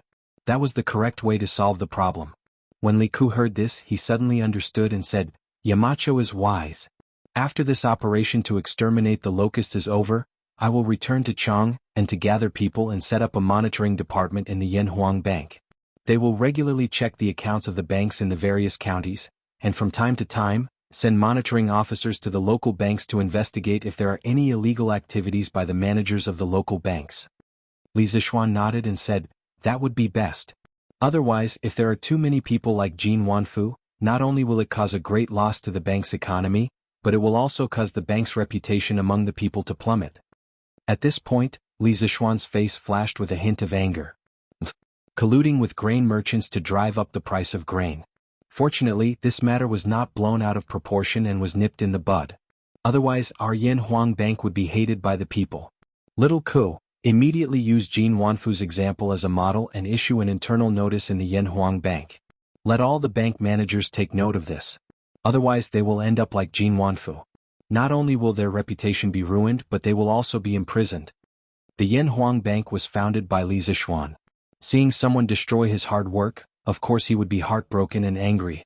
Li Ku's expression turned serious as he cupped his hands and said, "Yamacho, don't worry. I have already released the internal notice yesterday. The managers of the various banks should have received it in the next few days. Also, what should we name the internal supervision department of our bank?" Li Zishuan pondered for a moment and said, "The bank is involved in gold and silver. Let's call them the gold-robed guards." The gold-robed guards not only need clerical personnel who are good at investigating and analyzing accounts, but also military personnel who are good at arresting and fighting. This department must be well versed in both the pen and the sword. Because in the future the scale of the Yanhuang Bank will be bigger and bigger. This? When Li Ku heard this, he opened his mouth wide in shock. Obviously, he didn't expect Li Zishuan to play with such a big game. "Yamacho, this matter involves the military. I'm afraid we will need Father's permission to proceed." Li Zishuan nodded and said, "That's natural. Yanhuang Bank is, at best, a financial institution. Of course, it does not have the authority to set up an armed force. However, it is precisely because the bank is a financial institution that it needs a strong military force to ensure its internal and external security. Therefore, I will leave this matter to you, Xiao Ku, to consult His Majesty. The future gold-robed guards will not only be able to ferret out the corrupt scum within the bank, but also protect the bank from external criminals. He definitely didn't set up the gold-robed guards for fun. The daily cash flow of the Yanhuang Bank was very impressive.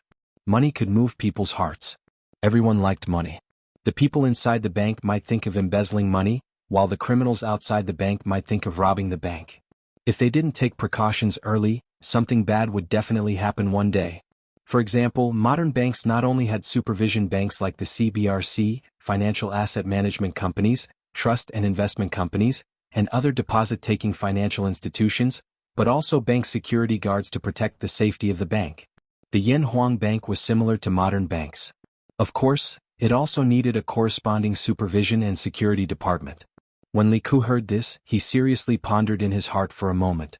Then he cupped his hands and said, "Yamacho's words are reasonable. When we return to Chang, Ku will personally report this matter to Father." Li Zishuan nodded and said, The most important thing now is to eliminate the locusts. The scale of the Sky Pheasant Brigade is getting bigger and bigger. Little Ku, you have to coordinate and arrange tasks for each team in advance to ensure that we eliminate the locusts faster and faster. Otherwise, wouldn't the chickens that the people lent us be in vain? For the Sky Pheasant Brigade, the increase in the number of chickens wasn't entirely a good thing. The expansion of the scale required the commander to have higher requirements. For example, previously, a team of 5,000 chickens was required to eliminate the locusts in 1,000 mu of fertile land in half a day. But now, the total number of chickens had increased, and each team would be allocated more chickens. If they still divided the tasks according to the previous speed, there would be a waste of resources. But if there were too many tasks, it would also affect the progress of the Sky Pheasant Brigade. The actual commander of the Sky Pheasant Brigade was Li Zishuan. That was why Li Zishuan said this. Li Ku cupped his hands and said solemnly, "Yamacho, don't worry. I will definitely weigh all the factors and assign tasks to each team." That's the best. After we eliminate the locusts, we will make some preparations and go directly to the next county, Jingyang County. Let the county magistrate of Liang County send over the chickens that the people lent us. Yes, Yamacho. On the first day of the Sky Pheasant Brigade's expedition, they eliminated the locusts in 2 counties and the scale of the flock grew to 350,000. On the second day of the Sky Pheasant Brigade's expedition, they eliminated the locusts in 2.5 counties. The reason why it was 2.5 counties was because the locusts in the third county were only half cleared when the sky turned dark. Li Zishuan and his team had to stay there and wait until dawn to continue eliminating the locusts. On the third day, the scale of the flock grew to 410,000. On the third day of the Sky Pheasant Brigade's expedition, they eliminated the locusts in 3 counties and the scale of the flock grew to 470,000. At noon on the fourth day, after the Sky Pheasant Brigade had eliminated the locusts in Xianyang County, the Sky Pheasant Brigade made up of 500,000 chickens split into 2 groups. 200,000 chickens were led by Li Zishuan and set off to the west. The other 300,000 chickens were led by Li Ku and Cheng Chumo and set off to the east. They followed the Yellow River and eliminated the locusts in the disaster-stricken counties along the way. As the good news spread out, the scale of the Sky Rooster Brigade was also increasing exponentially. The people in the disaster area who had been in desperation and helplessness because of the locust plague were immediately ignited with infinite fighting spirit after they read the good news about the Sky Rooster Brigade on the Tang Dynasty Daily. All the states and counties in the Guangzhou area that were affected by the disaster began to carry out large-scale relief operations. At the same time, the various departments of the imperial court had already begun to move. The 12 imperial censors had been sent by Li Air to the 12 disaster-stricken counties to investigate the officials who had failed to provide disaster relief and had even used the locust plague to make money. Moreover, behind each imperial censor was a long transport team. Some of the transport teams even borrowed the power of the Yanhuang Chamber of Commerce. This could be considered the second time in the history of the Great Tang that officials and merchants had openly cooperated with each other. The first time was when the imperial court had sent a fleet south to trade for grain last year, and many private merchants had participated. As for the source of the grain, it all came from Chang'an's largest granary, Taicang. Taicang was considered the granary of the imperial family. Its main function was to provide for the imperial family's consumption, rewards, the salaries of officials, military supplies, and the government's financial aid. Although Taicang's main function was to serve the ruling center, it also had some positive functions. For example, whenever there was a famine, Taitsong would take out grain to replenish Chongping's granary and suppress the soaring price of grain. It would also sell some grain at a low price to provide relief to the victims. Last year, the imperial court had sent a fleet south to trade for grain, and directly filled Taitsong to the brim. Now, Taitsong had a total of 600,000 dan of grain, and Luoyang's Hanjia granary had more than 1,000,000 dan of grain stored. It could be said that the Great Tang had enough resources to deal with this locust plague. As the locust plague had started, the effects of the shortage of grain had not yet appeared. The imperial court had sent a portion of the grain to the various provinces and counties mainly to tell the affected people in the Guangzhou region that the imperial court had the strength and ability to help them through this difficult time. In the face of such a huge natural disaster, sometimes, it was better to take out white rice than 10,000 words to make the people feel more at ease. Thus, the grain in Taitsong was not only for disaster relief, but also to stabilize the people and stabilize the price of grain. Li Er not only had to stabilize the price of grain with his words, but also with his actions. On the evening of the 5th day of the Sky Rooster Brigade's expedition, Li Zishuan's group and the roosters arrived at Yong County. Li Zishuan also finally saw his old friend whom he had not seen for many days, Wang Renbiao. Ah, little Xian, I haven't seen you for nearly half a year. I didn't think that we would meet again under such circumstances. Renbiao really doesn't know if I should be happy or sad in this situation. At the end of last year, Li Er had appointed Wang Renbiao as the provincial governor of Qizhou and ordered him to go to Qizhou at the beginning of this year. Qizhou belonged to Jiangyi province and was also known as Fengxiang province. It had 9 counties under its jurisdiction, and the administrative center was Yong County, where Li Zishuan and the others were now. A natural disaster should be sad for the people, and a meeting should be happy for friends. There is no conflict between the two. Li Zishuan smiled and said. Wang Renbiao's eyes lit up and he could not help but sigh. Little Xian, you are still as cheerful and open-minded as before. After sighing, his expression suddenly turned solemn. He bowed solemnly and said, Today, as a mere provincial governor, I welcome your Sky Rooster Brigade on behalf of the 400,000 people of Qizhou. Li Zishuan quickly helped him up and said, You and I are brothers, there is no need to be so polite. Besides, it is the Sky Rooster Brigade's duty to kill locusts and provide disaster relief. We are just following the route that we planned before we set off. Even if you are not the provincial governor of Qizhou, the Sky Rooster Brigade will still come to Qizhou. Wang Renbiao shook his head and said, No matter what, I have to support you, little Xian. Little Xian, you must be tired after such a long journey. Follow me back to the provincial governor's mansion to rest. Li Zishuan thought about it and refused. No, it is more important to kill the locusts. Actually, I'm not very tired along the way. After all, I have martial arts. The ones who are most tired are these children. Wang Renbiao could not help but look at the children in the field who were holding loudspeakers and directing the chickens. They were all sweating profusely. However, they were still as enthusiastic as before. He could not help but sigh with emotion. Lantian County is really a place with outstanding talents. With a virtuous and knowledgeable marquis like you, little Xian, these children will definitely be able to do well in the future. I have already ordered people to prepare meat, throat-soothing soup and summer soup. How about I treat the children tonight? This? Li Zishuan wanted to refuse, but he was interrupted by Leng Yuyao who was beside him. Marquis, don't refuse. When my young master knew that you were coming to Qizhou today, he had already sent people to prepare these things yesterday. Yuyao knows that you don't lack the money for these meals, but my young master also wants to show his sincerity. Please fulfill his wish. Li Zishuan was helpless. After thinking for a moment, he could only nod and agree. All right. Renbiao, you have to spend money. Actually, Renbiao, you are now the provincial governor of a province. You should prioritize your official duties. There is no need for you to personally come out of the city to welcome us. Wang Renbiao laughed and said, Little Xian, you and I are brothers. There is no need to be polite. The same words, but the answers were different. The two of them could not help but look at each other and smile. All right. I won't be polite with you. Prepare 20 watermelons for the children tonight. Ah, no problem. I will send people to buy them now. Chapter 1486. Ah. All of you eat more. Little guys, you've worked hard all the way here. At night, in Yong County, the provincial governor's mansion held a banquet and invited guests. The entire back garden of the provincial governor's mansion was decorated with lanterns and colored banquets. It was very lively as if it was the new year. Wang Renbiao walked back and forth between the tables in high spirits and said loudly to the children around the table. Slurp. This official is really generous. He even gave us watermelons to eat. Ernyo muttered as he ate the delicious watermelon. Denyo rolled his eyes and said, "Ha! He's the provincial governor of Chizhou. How can he not be generous?" Although he was talking, Denyo's mouth did not stop. Although Li Zishuan had also treated them to watermelon, this thing was not enough for the children. Moreover, they were almost scorched during the day. Eating some watermelon now could cool them down. Big brother. This watermelon is not cheap. This provincial governor gave us so many watermelons. Where did he get so much money? He can't be a corrupt official, right? In that case, wouldn't we be harming the young master? As Ernyo ate, he suddenly said something for no reason. Denyo tilted his head and thought for a while. He also felt that what his second brother said made sense.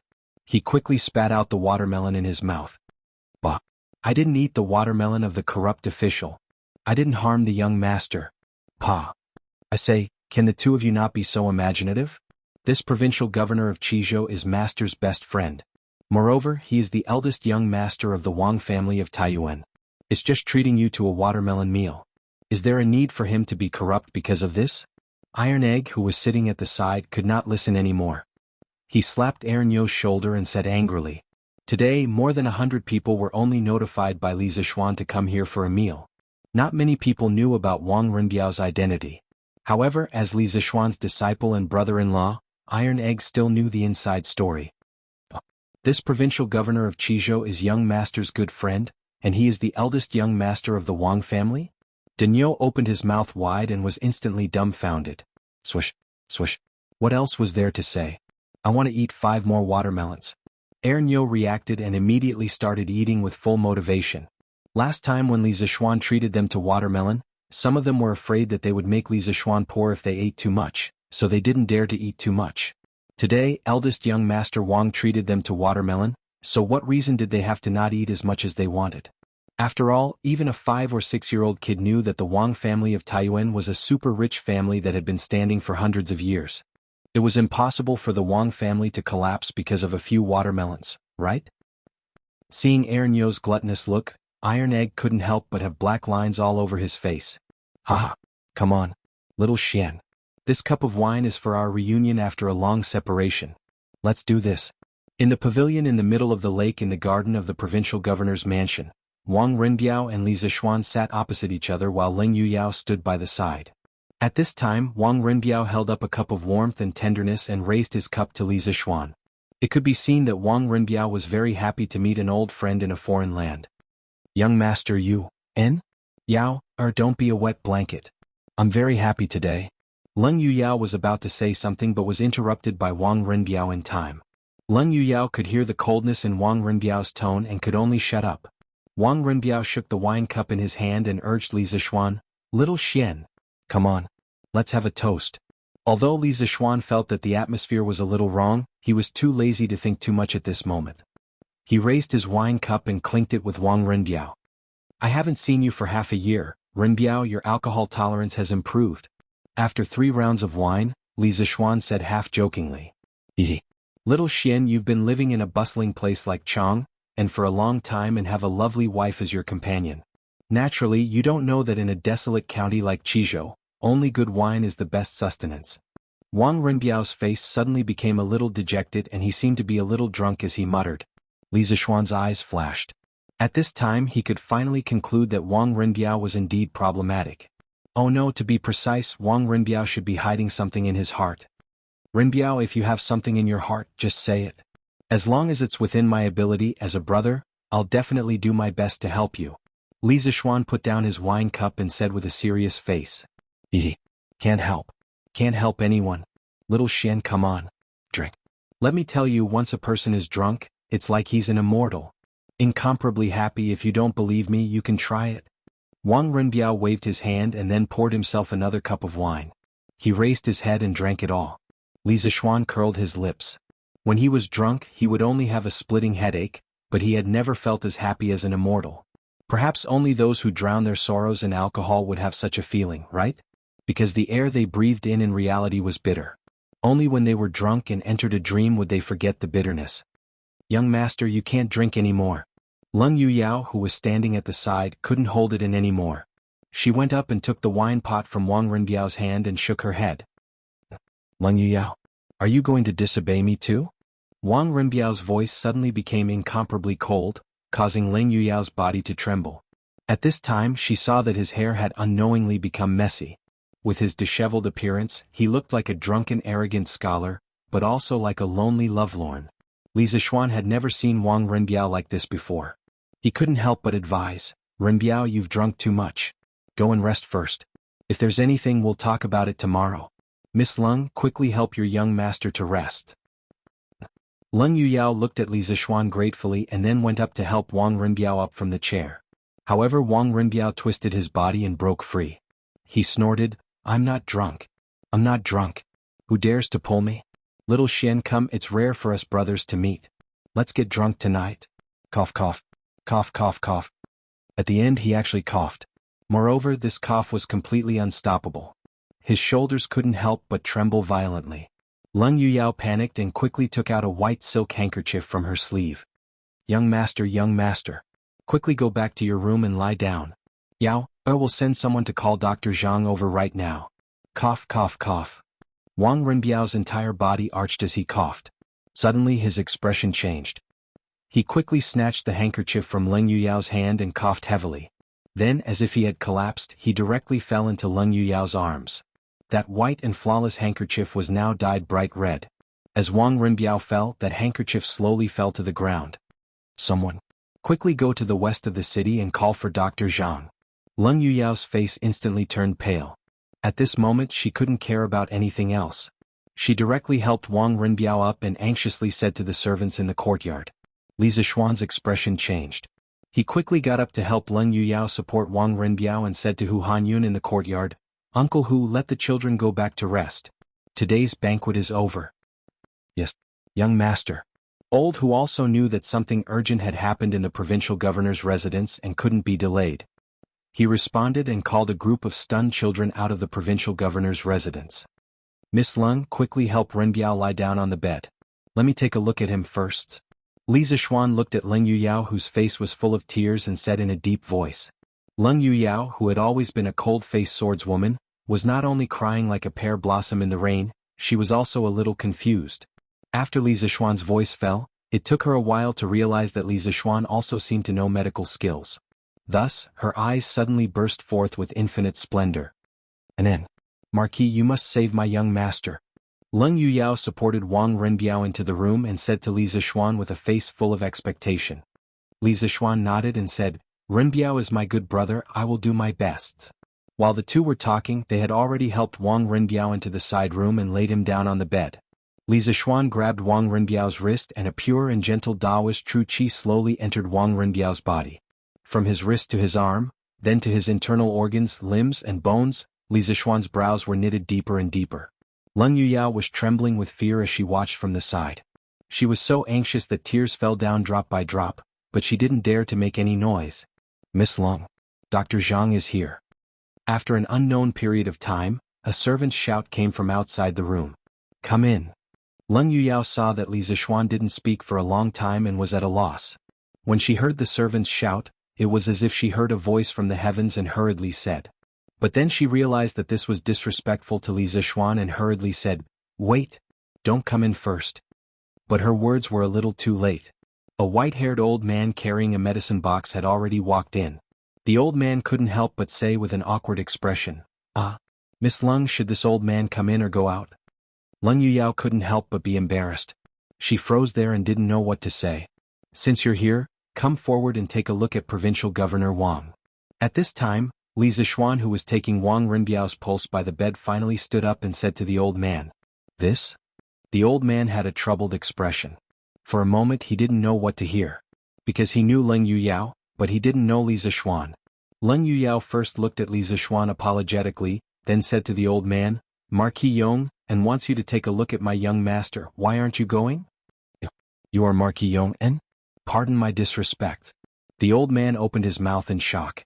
Li Zixuan wasn't just famous in martial arts and engineering, he was also extremely famous in the medical field. After all, other than the Imperial Physician Bureau, the best medical institution in Great Tang was on Mount Yunshan. This old man will take Provincial Governor Wang's pulse now. The old man wiped the sweat on his forehead and suddenly felt a little pressured. After all, he had heard of Li Zixuan treating Qin Xiong's illness. In his opinion, Li Zixuan's medical skills definitely wouldn't lose to him. Marquis, I'm sorry. Yu Yao lost her composure just now and let Physician Zhang in. At the door, Leng Yuyao said softly with an apologetic expression. Li Zixuan waved his hand and said, "This Marquis isn't a petty person. Some doctors have the problem of being arrogant because of their talents, but this Marquis doesn't. The most important thing now is to stabilize Renbiao's condition, then we can talk about other things." Leng Yuyao said gratefully, "Thank you, Marquis." After pausing for a moment, she asked softly, "Marquis, how is my young master?" Li Zixuan shook his head and said in a deep voice, "Let's talk about it after Physician Zhang is done." Although Leng Yuyao was anxious, she couldn't persuade him anymore. She could only suppress the uneasiness in her heart and wait quietly by the side. 15 minutes later, Physician Zhang stood up and walked toward Leng Yuyao and Li Zixuan. "How is my young master, Physician Zhang?" Leng Yuyao couldn't wait to welcome him and asked. Physician Zhang sighed and said, "Miss Leng, the provincial governor is still suffering from his old illness. This old man has already told him not to let the provincial governor drink anymore, but why?" At this point, he looked at the tear-stained Leng Yuyao and thought that the other party wouldn't be able to persuade Wang Renbiao to drink, so he sighed helplessly and said, "Sigh. To the provincial governor, alcohol is a poison that penetrates the intestines. Miss Leng, if it's for the sake of the provincial governor, please don't let him drink anymore." Leng Yuyao's tears fell to the ground and she nodded repeatedly, "I will definitely not let my young master drink anymore in the future. Physician Zhang, when do you think my young master will wake up?" Physician Zhang shook his head and said with a difficult expression, "It's hard to say. If it's short, it'll be an hour.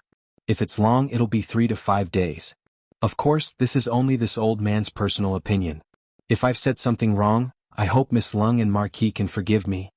After saying that, he cupped his hands toward Leng Yuyao and Li Zixuan. Leng Yuyao quickly turned her gaze to Li Zixuan.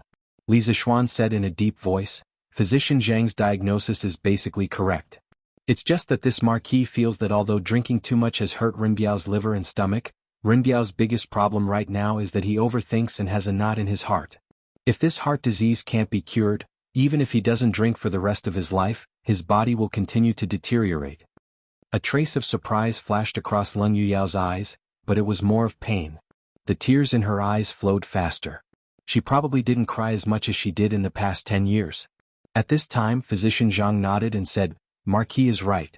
This old man has also said that the provincial governor has more of a heart disease. But this old man has lived for dozens of years and only knows how to treat physical illnesses, but not mental illnesses. Please forgive this old man for being powerless, Miss Leng. Farewell." After saying that, Physician Zhang carried the medicine box and turned to leave without waiting for Leng Yuyao's persuasion. "Physician Zhang." By the time Leng Yuyao reacted, Physician Zhang had already gone out of the door. She could only look at Li Zixuan and begged, "Marquis, your medical skills are brilliant. Yuyao begs you to save my young master." Li Zixuan said with a pained face, "Renbiao is my brother. Seeing him in such a situation, this Marquis is also heartbroken. But the heart disease still needs to be cured. Before that, Miss Leng, you have to tell this Marquis in detail. What has Renbiao experienced in the past 6 months in Qizhou?" Leng Yuyao opened her mouth. After hesitating for a moment, she said softly, "My young master, he fell in love with a commoner girl." Chapter 1487. What? Renbiao fell in love with a commoner girl? Inside the provincial governor's mansion, after hearing Leng Yuyao's words, Li Zixuan's eyes widened as he exclaimed in disbelief. No wonder Wang Renbiao said that no one could help him at the banquet table. Li Zixuan really couldn't help him with this matter. Since ancient times, it was difficult for an upright official to settle a family dispute, not to mention the marriage of the eldest son of the Wang family of Taiyuan. Li Zixuan himself didn't care about family background, but that didn't mean that others didn't. As a large aristocratic family, the Wang family of Taiyuan valued family background more than anyone else. As a matter of fact, the 5 surnames and 7 gazes had always attached great importance to the marriage of their clan's disciples. They would usually choose to marry between the 5 surnames and 7 gazes for generations. Currently, the 7 great clans know the 4 great clans were basically related to the other 4 great clans. This was the result of generations of marriage. For thousands of years, Commoners had always been proud of marrying a girl of the 5 surnames. Even some important officials in the imperial court were the same. However, it was often difficult for ordinary people to marry a girl of the 5 surnames because their family background wasn't enough. Later on, the 5 surnames came up with something called dowry money. What was dowry money? To put it in layman's terms, if a high official wanted to marry a girl of the 5 surnames, but didn't have the prestige, he would need dowry money. Dowry money could be millions, but even so, there were still many people who flocked to it. If a girl of the 5 surnames was like this, how could a man of the 5 surnames get married so casually? Especially since Wang Renbiao was the eldest son of the Wang family of Taiyuan. It was almost impossible for him to marry a commoner girl. Wang Yu wouldn't agree, Princess Tong, and wouldn't agree, and the other elders of the Wang family of Taiyuan wouldn't agree either. Young master did fall in love with a commoner girl, but that girl doesn't seem to like young master. This damn girl is really blind. Young master is willing to lower himself to take a fancy to her, but she doesn't know what's good for her. At the end, a trace of anger appeared on Leng Yuyao's face. Li Zixuan couldn't help but say, "That girl doesn't like Renbiao, shouldn't Miss Leng be happy?" Li Zixuan had long seen through Leng Yuyao's feelings for Wang Renbiao, so he asked this question. Leng Yuyao stared blankly for a moment before her face flushed red. This made Li Zixuan click his tongue in wonder. Even an icy beauty like Leng Yuyao would blush? I am only young master's shadow. Wherever young master goes, I will be there. But I will never be young master's woman. Because I know that I don't have the qualifications. In this life, I only want to silently guard by young master's side. I will never have any improper thoughts. After a moment of silence, Leng Yuyao said softly. Li Zixuan was speechless. He didn't think that Leng Yuyao's love would be so humble. Sure enough, the prejudice of family status killed people. Miss Leng, what's the name of the woman that Renbiao likes? Where does he live? How did they know each other? Can you tell me more about it? The awkward atmosphere lasted for a long time. Li Zixuan wasn't good at comforting people, so the two just stood there quietly. After a long time, Li Zixuan opened his mouth and asked faintly. He was really curious about the woman that could make Wang Renbiao fall head over heels for her. Who was she? Leng Yuyao's face turned cold. She paused for a moment and recalled, at the beginning of this year, young master was ordered to take up his position in Chizhou. When he arrived at Yong County, the people of Yong County lined the streets to welcome him, but there was one exception. Just as young master was about to enter the city, a white-clothed woman in mourning clothes and 2 servants carrying a coffin blocked the city gate. Wearing mourning clothes and blocking the gate with a coffin. Could it be that there was an unjust case in Yong County? Li Zixuan couldn't help but interject when he heard this. Leng Yuyao nodded expressionlessly and said, there was indeed an unjust case. At that time, young master also didn't expect to encounter such a thing. But young master was kind and didn't blame her for it. Instead, he went up and asked the woman if there was an unjust case. After some questioning, he found out that the woman's name was Li Jingchu. Her father's name was Li Xingyun. Li Xingyun had owned a carriage shop when he was alive. It was the largest carriage shop in the Chizhou. He bought goods from the members of the Yan Huang Chamber of Commerce and specialized in selling carriages and bicycles from the Strange Taste Pavilion in the Chizhou. But by chance, the former county magistrate of Yong County, Zhang Liang, took a fancy to Li Jingchu's beauty and wanted to take her as his concubine. Although Li Jingchu was the daughter of a merchant, she had her own pride. Of course, she wouldn't marry a man in his 40s and would rather die than become his concubine. Zhang Liang couldn't be forced, so he could only set his sights on Li Xingyun. He first invited Li Xingyun to the county office and tried to persuade him. But Li Xingyun wasn't willing to use his daughter's happiness to climb up the social ladder, so he tactfully refused. Zhang Liang was furious and threatened to make Li Xingyun unable to do business in Yong County. From then on, the Li family's carriage shop had local ruffians causing trouble every few days. Li Xingyun reported it to the officials a few times, but in the end, nothing was done. What was more serious was that one night, a large group of bailiffs suddenly surrounded the Li family's residence. Zhang Liang said that there was a treasonous item in the Li family's residence and wanted to search it. When Li Xingyun heard the news, he immediately came out of his bedroom. But he couldn't stop the bailiffs from searching the residence. The entire Li family was in chaos. The women were also alarmed.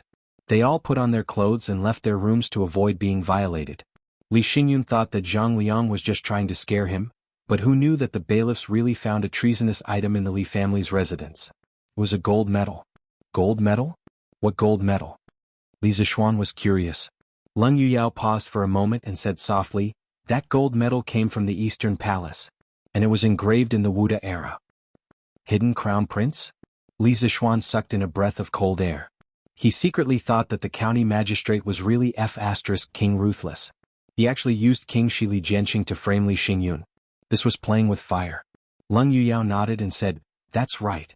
That was the gold medal used by the Eastern Palace when the hidden crown prince was still in power. Zhang Liang used this as an excuse to put Li Xingyun in jail. In jail, he ordered the jailers to torture Li Xingyu and force Li Xingyun to agree to marry his daughter to him. He also secretly sent someone to send a message to Li Jingqiu, saying that if she wanted to save her father, she would obediently become his concubine. In order to save her father, Li Jingqiu hesitated for a while before finally deciding to give up her lifelong happiness. That day she went to the county yamen alone and expressed her willingness to give herself to Zhang Liang, begging him to let her father go. Zhang Liang naturally agreed and immediately ordered the yamen runner to bring Li Xingyun out of the prison. But who knew that the yamen runner would return empty-handed in less than a quarter of an hour? It turned out that Li Xingyun was worried that Li Jingqiu would do something stupid in order to save him. Coupled with the fact that he couldn't endure Zhang Liang's torture, he used a wooden chopstick to pierce his throat and committed suicide. Li Zixuan's eyes flashed with a trace of anger. He couldn't help but say, "Bastard. How can such a scum be worthy of being a county magistrate?" "Miss Leng, what happened after that? Where is that Zhang Liang now?" Leng Yuyao sighed softly and continued to narrate. When Li Jingqiu heard that Li Xingyun had committed suicide in the prison, she was extremely sad. She immediately pulled out the knife in the yamen runner's hand and was about to slash at Zhang Liang, but Zhang Liang narrowly dodged it. Zhang Liang was naturally shocked and furious that his head was almost chopped off. He quickly ordered his men to capture Li Jingqiu. But right at that moment, a yamen runner came to report that my young master was about to enter the city. In order to leave a good impression in front of my young master, Zhang Liang quickly turned around to prepare a carriage and went out of the city to welcome him. Li Jingqiu took the opportunity to escape. Logically speaking, if Zhang Liang had sent someone to chase after her, he would definitely have been able to catch up with her. But in order to welcome my young master, he didn't want to create unnecessary trouble at such a crucial time, so he didn't send anyone to chase after her. After Li Jingqiu returned home, she immediately asked the servants to prepare mourning clothes for her and went to a coffin shop to buy a coffin. Then she put on her mourning clothes and led people to carry the coffin to the city gates of Yong County. Coincidentally, she blocked my young master's path. Thus the scene just now happened. It's actually an empty coffin. This woman is quite quick-witted. Li Zixuan couldn't help but sigh. Leng Yuyao sneered and continued. At that time, Li Jingqiu told my young master that if my young master could make a decision for her, this coffin would be prepared for her father who died unjustly in prison. If my young master and Zhang Liang were in cahoots, then this coffin would be prepared for her. What the F***ck so ruthless? Li Zixuan couldn't help but take a deep breath. This woman was so ruthless. She was even tougher than most men. Isn't she very special? Leng Yuyao asked without rhyme or reason. Li Zixuan nodded subconsciously. Then he realized that something was wrong and quickly shook his head.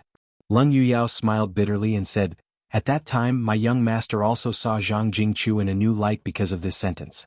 In my impression, my young master had never looked at other women with that kind of gaze. There was gentleness and pity in that gaze, and there was even some indescribable and inexplicable feelings. Now that I think about it, it should be love." Li Zixuan pursed his lips and didn't say anything. Usually, the best choice at such a time was to stay silent and be a quiet and pure listener. After a moment's pause, Leng Yuyao continued. After hearing Li Jingqiu's statement, my young master immediately ordered the arrest of Zhang Liang. However, Zhang Liang was long gone by then. My young master had no choice but to order a search in the entire Qizhou. "And then? Did you find this Zhang Liang?" Li Zixuan asked. Leng Yuyao shook her head and said, "No. After searching for nearly half a year, Qizhou was almost turned over by the state government's bailiffs. My young master even mobilized the family's secret guards, but he still couldn't find Zhang Liang's shadow. It was as if this person had evaporated into thin air." There's actually such a strange thing? Li Zixuan couldn't help but frown. In his heart, he felt that this matter revealed a trace of strangeness. Regarding the secret guards of the aristocratic families, he had already heard about it during the rebellion in Guan City. Even the black armored army would suffer relatively large casualties when facing them head-on. It was enough to show that the secret guards of the aristocratic families were definitely not ordinary. The entire Qizhou's army, plus some of the Wang family's secret guards, couldn't find Zhang Liang after half a year. Leng Yuyao nodded and said, "My young master, and I also feel that it's very strange. Although it's said that finding a person in a vast sea of people is like finding a needle in a haystack, it's impossible for my young master to not find him after mobilizing so many people and searching for half a year. Unless this person can fly and escape from Qizhou in a short period of time." Li Zishuan was silent for a moment, then shook his head and said, "Forget it, let's not talk about this first. Let's talk about Ren Biao and Li Jingqiu. What happened after that? What happened between them?" At this time, Li Zishuan was like a woman who liked to gossip. He was actually a little addicted to listening to other people's affairs. Leng Yuyao pursed her lips and said, "Later on, Li Jingqiu transported Li Xingyun's corpse out of the prison and buried it in a low-key manner. My young master attended Li Xingyun's funeral and told Li Jingqiu that if she needed anything, she could go to the provincial governor's mansion to find him. From then on, I already felt that my young master did indeed treat Li Jingqiu differently from others. But that Li Jingqiu was unmoved by my young master's good intentions. Her birth mother passed away early, and Li Xingyun remarried a few years ago. After Li Xingyun committed suicide, the Li family's huge assets were all seized by her concubine mother because her younger brother was born from her concubine mother. When Li Jingqiu was in poverty, my young master sent people to give her money more than once, but she didn't accept it. When she was chased out of the house by her concubine mother time and time again, my young master extended a helping hand time and time again, but was rejected by her every time. Why is that? Ren Biao is young and has a high position. Moreover, he is a talented person. Why does Li Jingqiu keep him at a respectful distance?" Hearing up to here, Li Zishuan couldn't help but wonder. The more he listened, the more he felt that this story was like the story of Cinderella and the prince. However, although Li Jingqiu was a Cinderella who was tortured by her stepmother, Wang Renbiao wasn't the prince who could win Cinderella's heart. But logically speaking, Wang Renbiao's heart conditions weren't bad. He had a powerful family background and official position, money and good looks. He was simply the perfect husband in the hearts of the women of this era. Why didn't Li Jingqiu like him? Hearing Li Zishuan's question, Leng Yuyao was a little angry and said, "Humph! It's that Li Jingqiu who doesn't know how to appreciate kindness.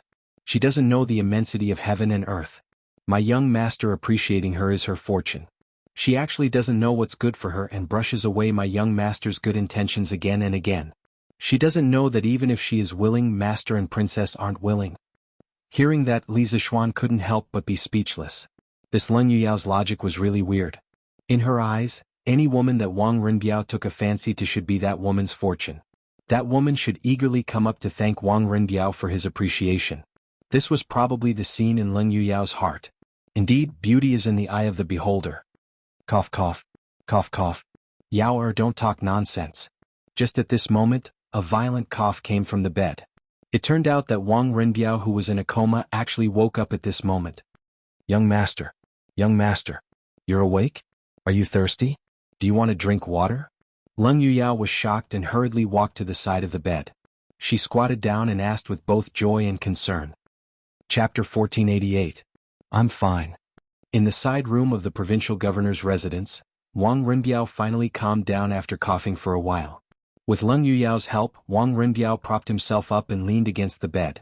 He turned to Li Zishuan and bitterly smiled. "Little Xian, I've let you see a joke. I brought this upon myself, and I shouldn't have told Yao to disturb your state of mind." Li Zishuan frowned. "We're brothers and there are some things that we should share together. Indeed, I can't interfere in the matters of the Wang clan, but I, Li Zishuan, can't watch my brothers suffer. If Renbiao truly likes that Li Jingqiu, then courageously pursue her. Let's not worry about the consequences for now. Even if your father and Princess Tong and don't agree to this marriage, we'll think of another way. The worst outcome is that you'll be expelled from the Wang clan, but do you care about that?" Li Zishuan vaguely remembered that Wang Renbiao's son was called Wang Fangyi, a famous general of the Great Tang during the Gaozong era. His mother's surname seemed to be Li, and she might be the Li Jingqiu that Leng Yuyao spoke of. Bringing this pair of fated people together was not only to follow the trend of history, but also to help Wang Renbiao fulfill his wish. If Wang Renbiao continued in this state, he might not be able to live for long. This was definitely not an exaggeration. When he took Wang Renbiao's pulse earlier, he could feel that the latter's pulse was weak, and there was an extremely dense, gloomy aura in his body. Furthermore, Wang Rinbiao also died at an early age, so Li Zixuan couldn't help but be cautious. At this moment, as long as he could resolve the knot in Wang Rinbiao's heart, Li Zixuan was willing to do anything, let alone persuading him to fall out with Wang Yu and Princess Tong'an. This was because he felt that Wang Rinbiao was a good person, and he valued this friendship. Leng Yuyao, who was standing by the side, couldn't help but stiffen. What did he mean by, the worst outcome is that he'll be expelled from the Wang clan? When did the title of the eldest son of the Wang clan become so worthless? Furthermore, who would persuade someone to betray the clan? Was he trying to persuade him? Just as she was about to say something, Wang Rinbiao, who was lying on the bed, said, "Of course I don't care about these empty titles. The title of the eldest son of the Wang family in Taiyuan may mean glory and wealth in the eyes of ordinary people, but for me, it's more of a burden. Although ordinary people live in poverty, they can find a wife who can share weal and woe with them for the rest of their lives. But I don't even have the right to pursue the person I like. I'd rather not be the eldest son of the Wang family." Li Zixuan nodded approvingly and said, "Since you don't care about these false reputations, then what's there to worry about? Even if you leave the Wang clan with your talent and knowledge, are you afraid that you won't be able to make a living? Moreover, even if you leave the Wang clan, you still have me as your brother. How can I just stand by and watch you suffer? Therefore, use all your strength to pursue the person you think is worth pursuing. If you are overcautious, you will only get nothing. Don't regret it when you are old. We'll be too late by then." This guy's encouraging words greatly moved Wang Rinbiao. He had always been very conflicted. He liked a person, but he didn't dare to use all his strength to pursue her because he was worried that his family would oppose him. Until now, he hadn't pursued his love, and his body had already collapsed. After Li Zixuan's words, Wang Rinbiao suddenly felt enlightened. Indeed, if he was overcautious, it was very likely that he wouldn't get anything. It was better to let go of all the burdens and unscrupulously fall in love. At that time, even if he lost his identity as the young master of an aristocratic family, it would be worth it. "Xiaoxian, you are the first person to support me. It is the fortune of my life to have a friend like you." Wang Rinbiao looked at Li Zixuan and said seriously. From this sentence, Li Zixuan could also tell that Wang Rinbiao had made a decision in his heart. He couldn't help laughing and said, "Ha! You and I are brothers. Don't say such mushy words. A real man should have no regrets in his life. As your brother, I hope that you can pull yourself together as soon as possible and pursue the woman you like." Leng Yuyao's face suddenly darkened. She bowed and said, "Young master, you just woke up from a serious illness. You must be hungry. I will go to the kitchen and get someone to cook some porridge for you." After saying that, without waiting for Wang Rinbiao to respond, Leng Yuyao turned and left the room. Her back view was very bleak. Li Zixuan looked at Leng Yuyao with a complicated gaze. He felt a little uncomfortable in his heart. He only cared about comforting Wang Rinbiao and neglected Leng Yuyao's feelings. Although Leng Yuyao once said that she didn't have any extravagant hopes of becoming Wang Rinbiao's woman, this kind of behavior in front of her, encouraging Wang Rinbiao to pursue another woman, would more or less hurt her. So, it's also troublesome to have too many women. Fortunately, I only have one wife. At the end of his thoughts, Li Zixuan couldn't help but rejoice. Miss Leng is also a good woman. Seeing Wang Rinbiao looking at Leng Yuyao's back view with a complicated gaze, Li Zixuan, who came back to his senses, suddenly said meaningfully. Wang Rinbiao was startled. He then smiled bitterly and said, "Little Xian, don't make fun of me. I only treat Yao as a younger sister. There are no feelings between us." "Enough. I don't care about your matters. As a brother, I only hope that you can untie the knot in your heart as soon as possible and pursue your own happiness. This way we can continue to drink and chat merrily in the future." Li Zixuan waved his hand and said. Wang Rinbiao nodded but then frowned again. He smiled bitterly and said, "Sigh.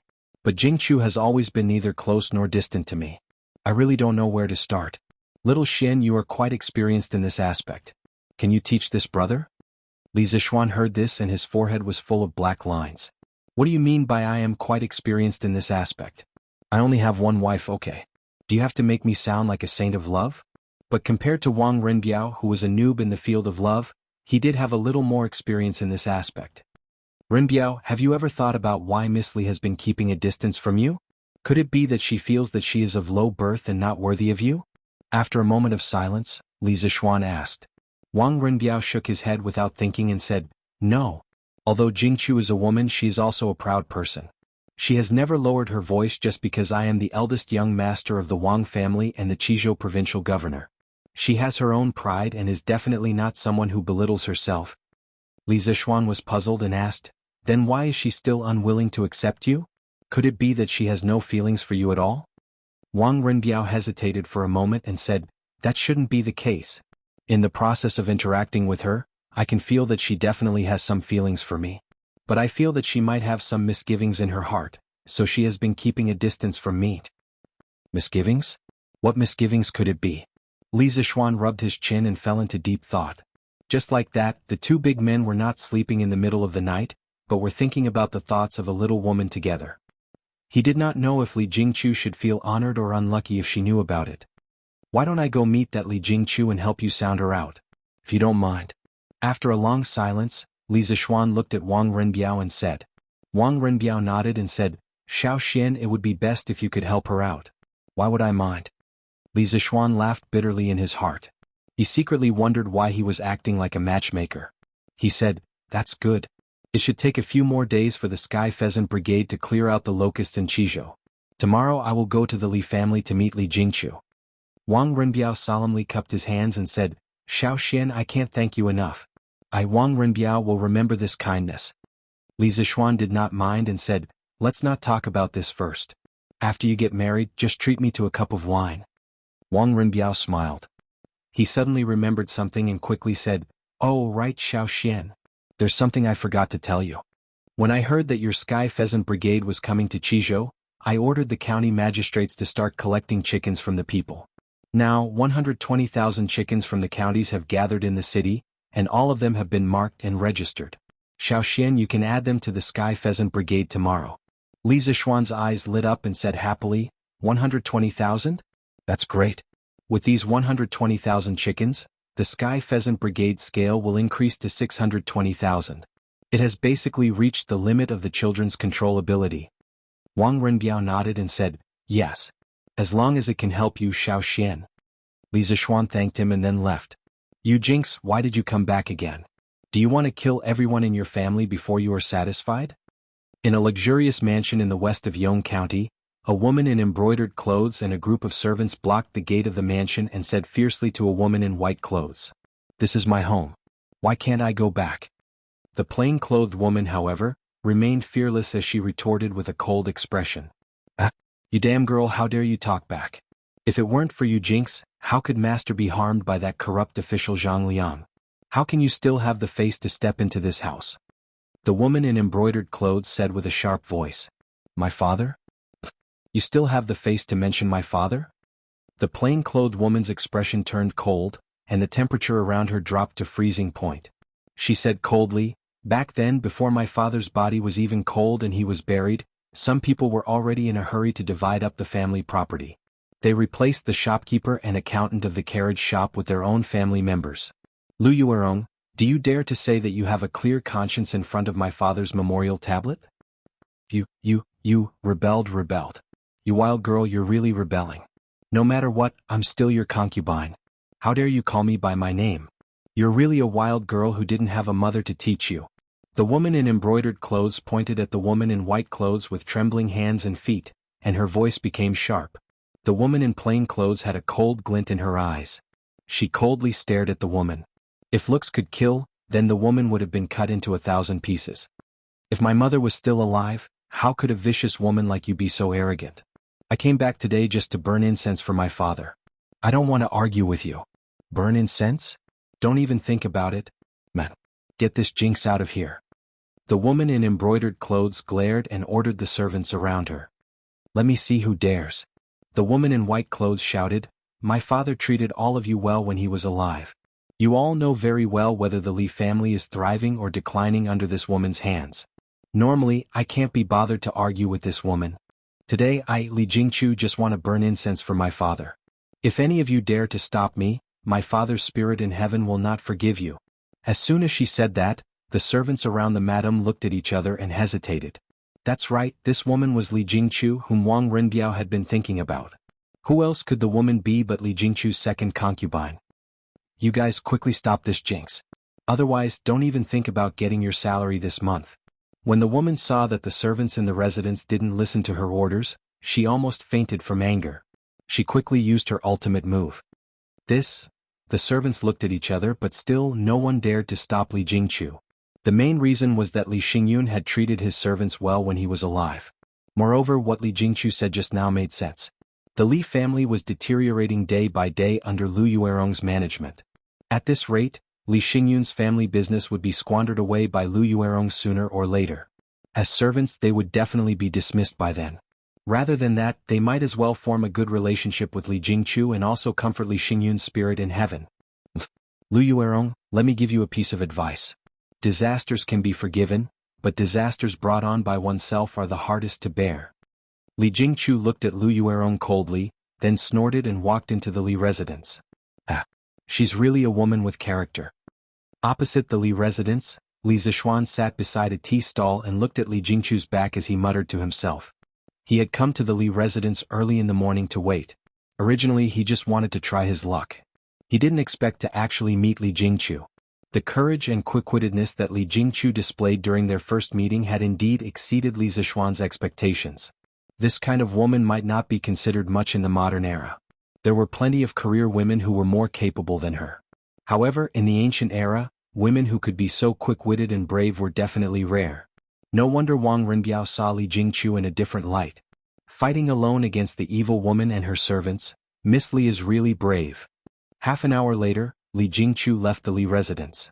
Not long after she left, she heard a man's praise behind her. Li Jingqiu quickly turned around and saw a rather handsome man looking at her with a smile on his face. Li Jingqiu's heart instantly became vigilant. Who are you? How do you know my surname is Li? Miss Li, can we talk in private? Oh, don't worry, I won't harm you. Let's meet at the tea stall in front. Chapter 1489. Who are you? You should be able to tell me now, right? In Yong County, under a tea stall not far from the Li residence, Li Jingqiu looked at Li Zishuan and asked calmly. She and Li Zishuan had never met before. Just now, Li Zishuan had asked to speak with her alone. She had always been very vigilant, but for some reason she had unexpectedly agreed. Now that she thought about it, she couldn't help but feel a burst of fear. She secretly blamed herself for being too careless. She actually dared to be alone with a man she didn't even know. Miss Li, there's no need to be nervous. Speaking of which, the carriage business your father founded is related to me. Li Zishuan chuckled. Related to the carriage business my father founded? Li Jingqiu frowned and asked curiously, could young master be from Chang'an's Yan Huang Chamber of Commerce's Uncle Lin's family? Li Zishuan was stunned and then understood. Previously, he heard from Ling Yuyao that Lin Wenyuan founded the carriage business by buying carriages and bicycles from members of the Yan Huang Chamber of Commerce and reselling them in Qizhou. Now it seemed that the member of the Yan Huang Chamber of Commerce was most likely Lin Wenyuan. Miss, you must be talking about Lin Wenyuan, boss Lin, right? I'm not from the Lin family, but the bicycles and carriages sold by the Lin family all came from my hands. After pondering for a moment, Li Zishuan smiled and said, You're the Marquis of Yong'an? Li Jingqiu's eyes flickered and her expression changed. She suddenly exclaimed in disbelief. Miss Li is smart. You guessed right, I'm the Marquis of Yong'an.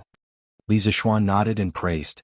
Seeing Li Zishuan's sincere face and extraordinary aura, Li Jingqiu subconsciously chose to believe him. She stood up in surprise and bowed to Li Zishuan. I'm Li Jingqiu. Greetings to the Marquis of Yong'an. No need for formalities. Li Zishuan raised his hands and said politely. He didn't expect the conversation with Li Jingqiu to go so smoothly, but Li Jingqiu was willing to believe his identity, and the current situation showed that Li Jingqiu didn't have any bad feelings towards him. This was a good start. What Li Zishuan didn't know was that due to his long years of cultivation in Taoist techniques, his temperament had long been different from that of ordinary people. The natural aura of Taoist techniques on his body had a special attraction to the living beings of the world, making them subconsciously feel a sense of familiarity. It was a mysterious feeling, but it was also a real phenomenon.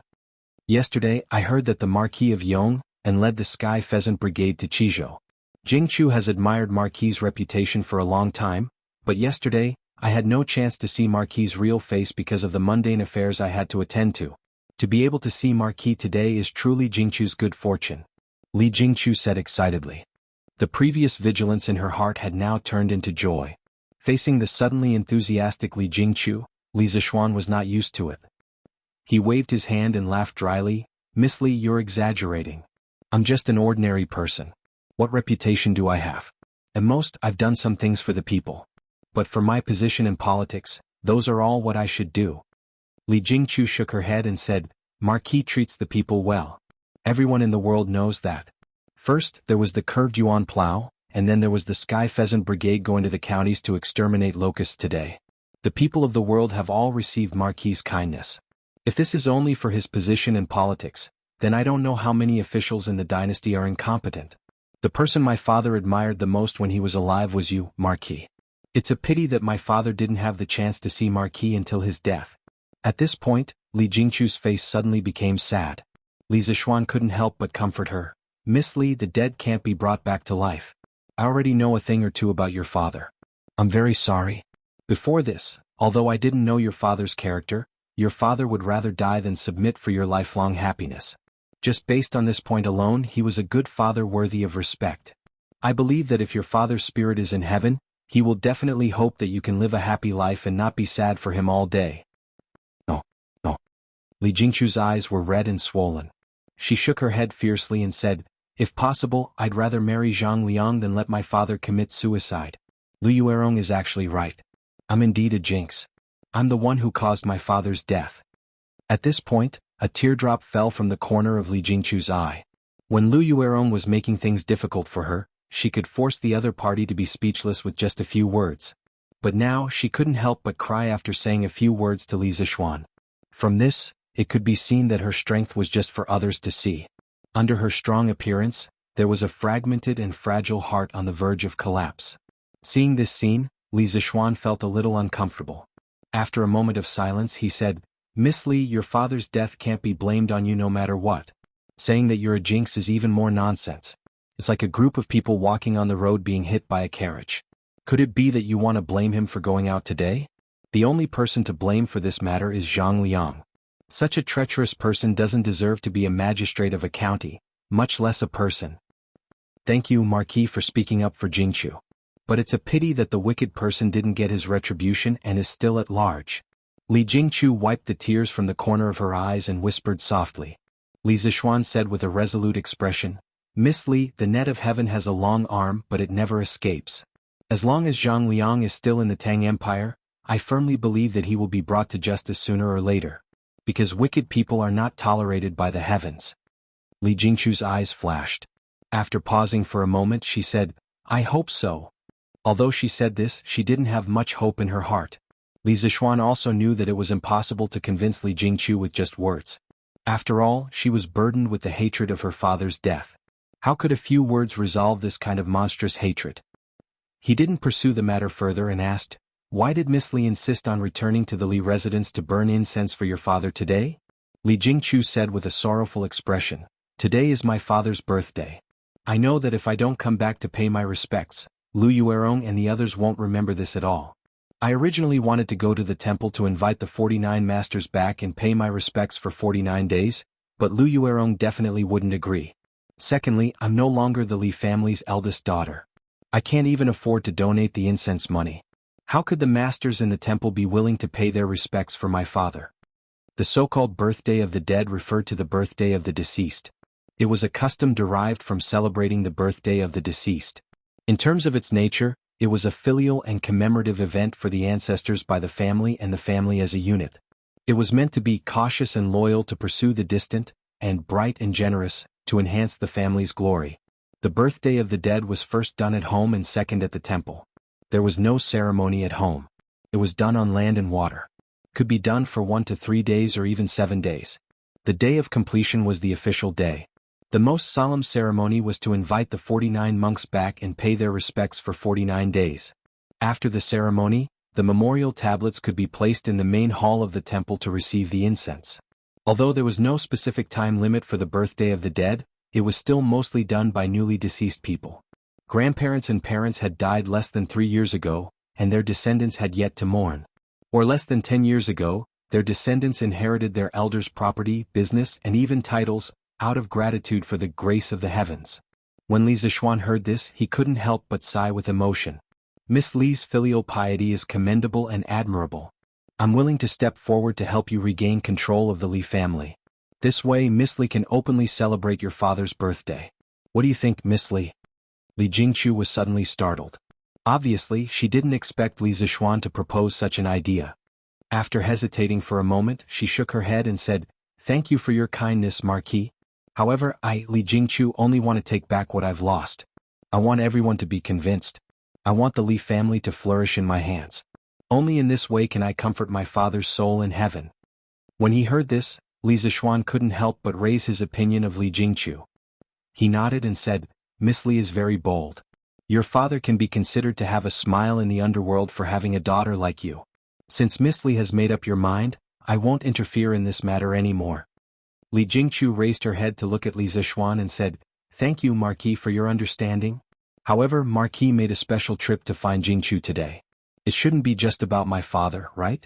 If Marquis has any instructions, please don't hesitate to tell me.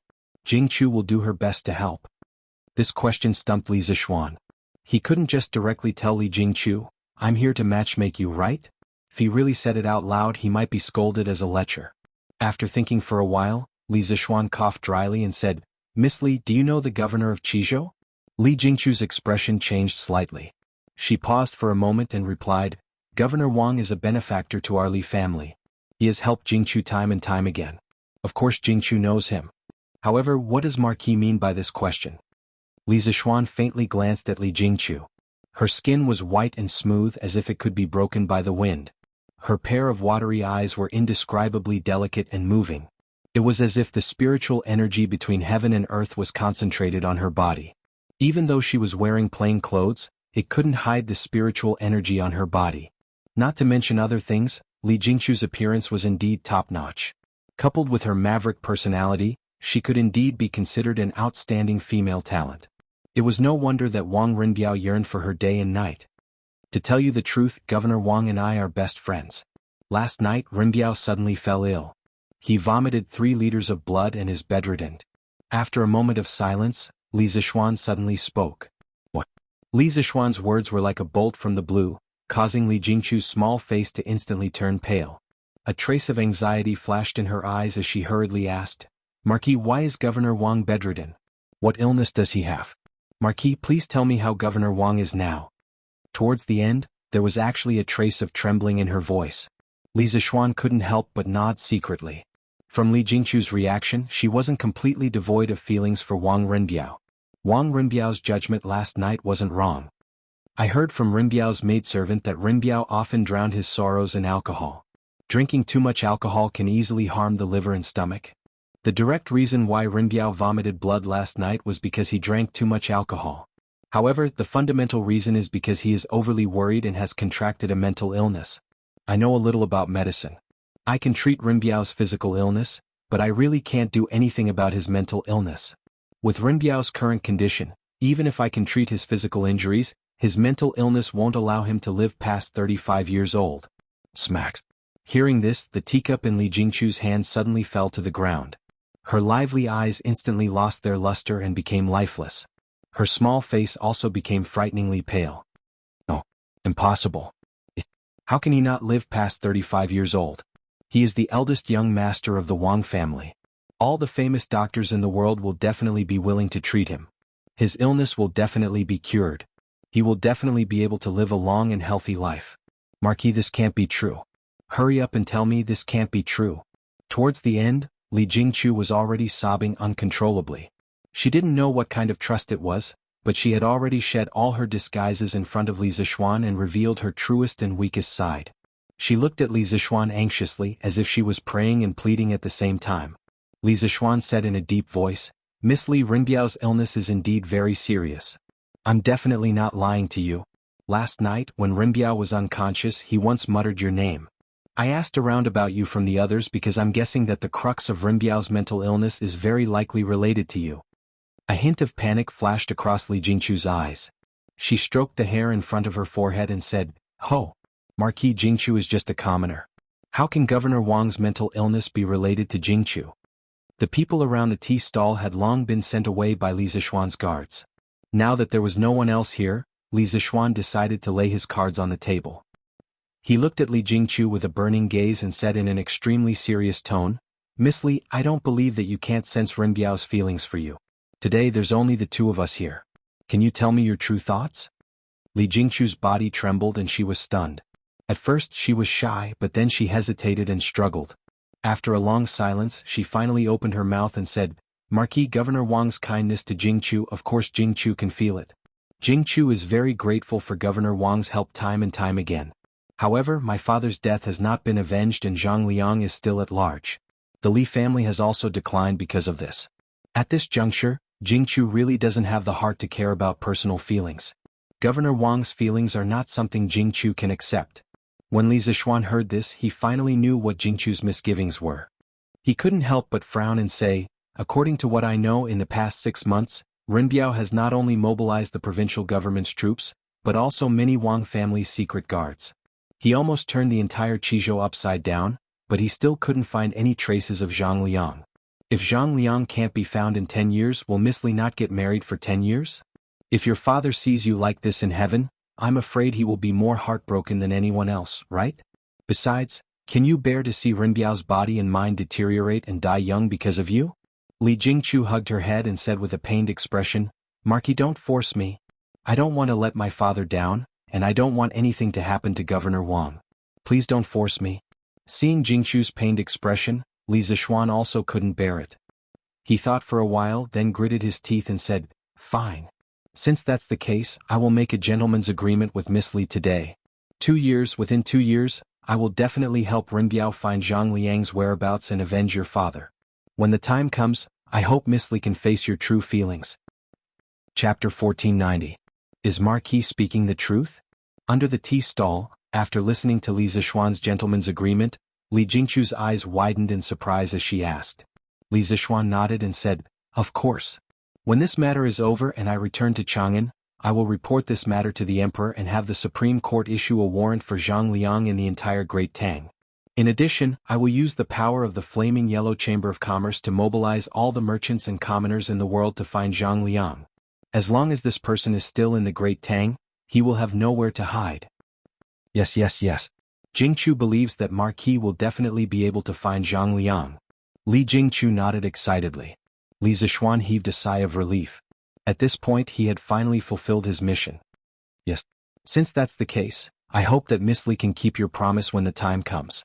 Don't suppress your feelings and don't be overly cautious.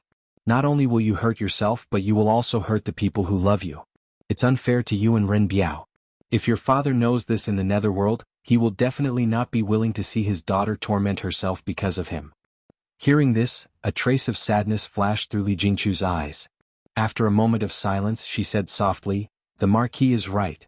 My actions from before were indeed too selfish. In the future, I will face this feeling squarely and will not harm Provincial Governor Wang again."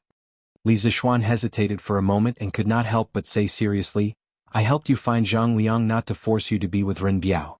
I just want you to face your own heart and not suppress your feelings. If you really have no feelings for Renbiao, you can tell him clearly. This Marquis will not blame you for this." In the end, Li Zishuan did not want this matter to become a transaction. As the saying goes, a melon that is forcefully picked is not sweet. This was especially true for feelings. After all, two people would spend a lifetime together. Hearing this, Li Jingchu couldn't help but smile through her tears and said, "Marquis, don't worry. Now, no one can force me to do something I don't want to do, and no one can force me to marry someone I don't want to marry. Maybe in the past, but when that pair of chopsticks pierced my father's throat, Jingchu no longer has any relatives in this world. She no longer has any scruples and she won't be threatened by others." At this point, Li Jingchu's voice turned low. She raised her head to look at Li Zishuan and said with a serious expression, "Governor Wang holds a high position, but he treats people modestly. If it wasn't for him, the entire Li family might have suffered under Zhang Liang's evil schemes. When Jingchu was in despair, Provincial Governor Wang helped her time and time again. Humans are not plants, how can they be heartless? How could Jingchu not be touched by his affection? There's no need to wait for Zhang Liang to be executed. Jingchu is willing to marry him now." Ah! Li Zishuan was stunned when he heard this. He opened his mouth and asked in confusion, "Didn't Miss Li say that she would only agree after I capture Zhang Liang?" "That's what you said, Marquis." "Jingchu didn't say that." Li Jingchu blinked her eyes and looked a little mischievous. Since Marquis has agreed to help Jingchu find Zhang Liang's whereabouts, what is there for Jingchu to be worried about? Even if we still can't find Zhang Liang after 2 years, at least all of us have tried our best. Marquis, what you said just now is right. Jingchu can't punish herself because of this obsession. Punish?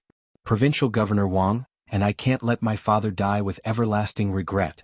After speaking, Li Jingchu opened her arms and looked up at the sky. It was as if she had been reborn and was filled with spiritual energy. Good, good, good. Li Zixuan clapped and sighed. Congratulations to Miss Li for being able to see through the obsession and get rid of the inner demons. Life is just a short few decades. While we are remembering our ancestors, we should also cherish the people in front of us. Cherish the people in front of us, Li Jingchu murmured. Then she looked at Li Zixuan and said, Marquis, I want to visit Provincial Governor Wang. I wonder if you can help me? Li Zixuan pursed his lips and thought to himself, isn't this change too fast? It seemed that this girl was not only soft on the inside but also dared to love and hate on the outside. Once things were explained, her determination to pursue love was even stronger than Wang Renbiao's. These two people were really a match made in heaven. Why not? Come with me, Miss Li. Li Zixuan smiled and said seriously, however, there is one thing that you have to consider carefully. Renbiao is born in the Wang clan of Taiyuan, which is one of the top clans in the world. I don't need to tell you how serious the prejudice is. If you choose to be together with Renbiao, the difficulties and obstacles you will encounter in the future will be more than you can imagine. Have you really thought it through? Li Jingchu was silent for a moment. Then she said with a firm expression, there is a solution to the problem. Provincial Governor Wang is willing to lower his status and sacrifice so much for Jingchu. Even if the road ahead is full of thorns, Jingchu will not be afraid. I am willing to face it with him. Criticism, censure, and insults, so what? Sour, sweet, bitter, and spicy, only after tasting it yourself can you experience it. Good. Renbiao really didn't misjudge you. Li Zixuan nodded.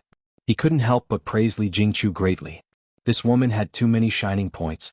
It was no wonder that she could train a peerless hero like Wang Fengyi. Let's go. Let's go to the provincial governor's residence. If Renbiao knows that you are here to visit him, I reckon his illness will be half healed in an instant. Marquis, you're back? Why are you here? In the front courtyard of the provincial governor's residence, Leng Yuyao saw Li Zixuan walking in and quickly went up to greet him. However, when she saw Li Jingchu behind Li Zixuan, Leng Yuyao's expression instantly turned cold. Miss Leng, I heard that Provincial Governor Wang is seriously ill. This little girl has received many favors from Provincial Governor Wang, so I specially came to visit him today. Li Jingchu didn't shrink back or get angry because of Leng Yuyao's cold expression. She first bowed respectfully to Leng Yuyao and then spoke in a natural and unrestrained manner. Leng Yuyao's beautiful eyes narrowed. Clearly, she didn't expect Li Jingchu's attitude to change so quickly. There was a voice in her heart telling her not to let Li Jingchu in, but her rationality told her that Li Jingchu could speed up the recovery of Wang Renbiao's illness and could completely dispel Wang Renbiao's heart disease. She had to let Li Jingchu in. In the end, her rationality won over her selfishness. Leng Yuyao took a step to the side and gave way. Then she said indifferently, go in. Young master just woke up not long ago. Thank you, Miss Leng. Li Jingchu looked at Leng Yuyao gratefully and then walked towards the side room. Li Zixuan thought about it and didn't want to join in the fun or be a third wheel.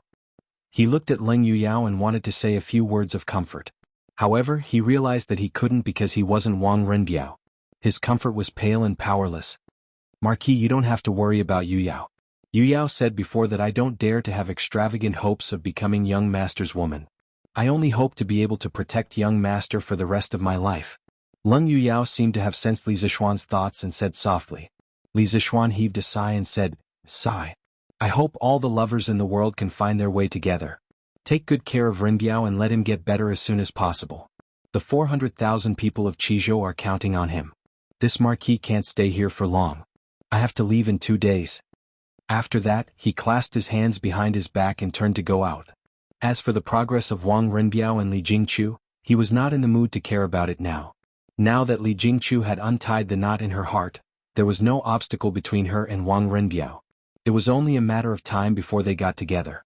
There was no suspense. On the other hand, Li Zixuan felt that he had brought a couple together, but he had hurt the other person's heart. This made him feel guilty. Wang Renbiao, now you owe me too much. You can't die early. Otherwise, who can I find to collect the debt in the future? After leaving the provincial governor's mansion, Li Zixuan couldn't help muttering to himself. According to the official history, not long after Wang Fangyi was born, Wang Renbiao died of illness. Wang Fangyi was as sad as an adult and was praised as a filial child at that time. Wang Fangyi's mother, Li Jingqiu, was ostracized by her mother-in-law, great elder Princess Tong Yin, and moved to Fengquan Villa. Wang Fangyi was still young, so he cultivated farmland, planted trees, and repaired walls and houses with other handymen. From this, it could be seen that there was a huge gap between a child with a father and a child without a father. After returning to the inn where old Hu and the children were staying, Li Zixuan took out the telegraph and began to send a telegram to Yunshan. The content of the telegram was very simple. It was to ask Ma Zhou to publish a notice in Datong Daily that the Sky Chicken Brigade had stopped collecting chickens. Because of the addition of the 120,000 chickens from Qizhou, the Sky Chicken Brigade now had 120,000 chickens. In addition to the chickens collected by Li Ku and Cheng Chimo's team along the way, the Sky Chicken Brigade now had no less than 650,000 chickens. This was already the limit of the number of chickens they could control. If there were more, not only would it not have a positive effect, but it would also have a negative effect and slow down the speed at which they killed the locusts. After sending the telegram, Li Zixuan breathed a sigh of relief. He did not go to the provincial governor's mansion to see how Wang Renbiao and Li Jingqiu were doing. Instead, he directly went out of the city to observe the speed at which the Sky Chicken Brigade was killing locusts for the people on the farm. Now, the cooperation between the various small teams of the Sky Chicken Brigade had become extremely tacit. As a result, with the same number of chickens, the speed of killing locusts had increased by at least 30% compared to the beginning. In addition, the scale of the Sky Chicken Brigade had been greatly expanded. Li Zixuan conservatively estimated that within half a month, the Sky Chicken Brigade could eliminate more than 60 counties of locusts, which was close to 2/3 of the disaster area. The disaster relief operation was in full swing. Seeing that more and more people would be rescued, Li Zixuan did not know that danger had already arrived. Some messages about him were gradually rising in various places. At first it was just a spark, but as more and more people spread the news, the spark began to have the momentum to start a prairie fire. The rumors had even spread to the vicinity of the capital. Don't sell the locusts to the government. What? These locusts can be sold for a few coins. Bah? Are you stupid? 2 caddies of locusts can only be sold for 1 coin, but the Marquis of Yong bought these locusts, fried them by the chef, and sold them at the Drunken Immortal restaurant.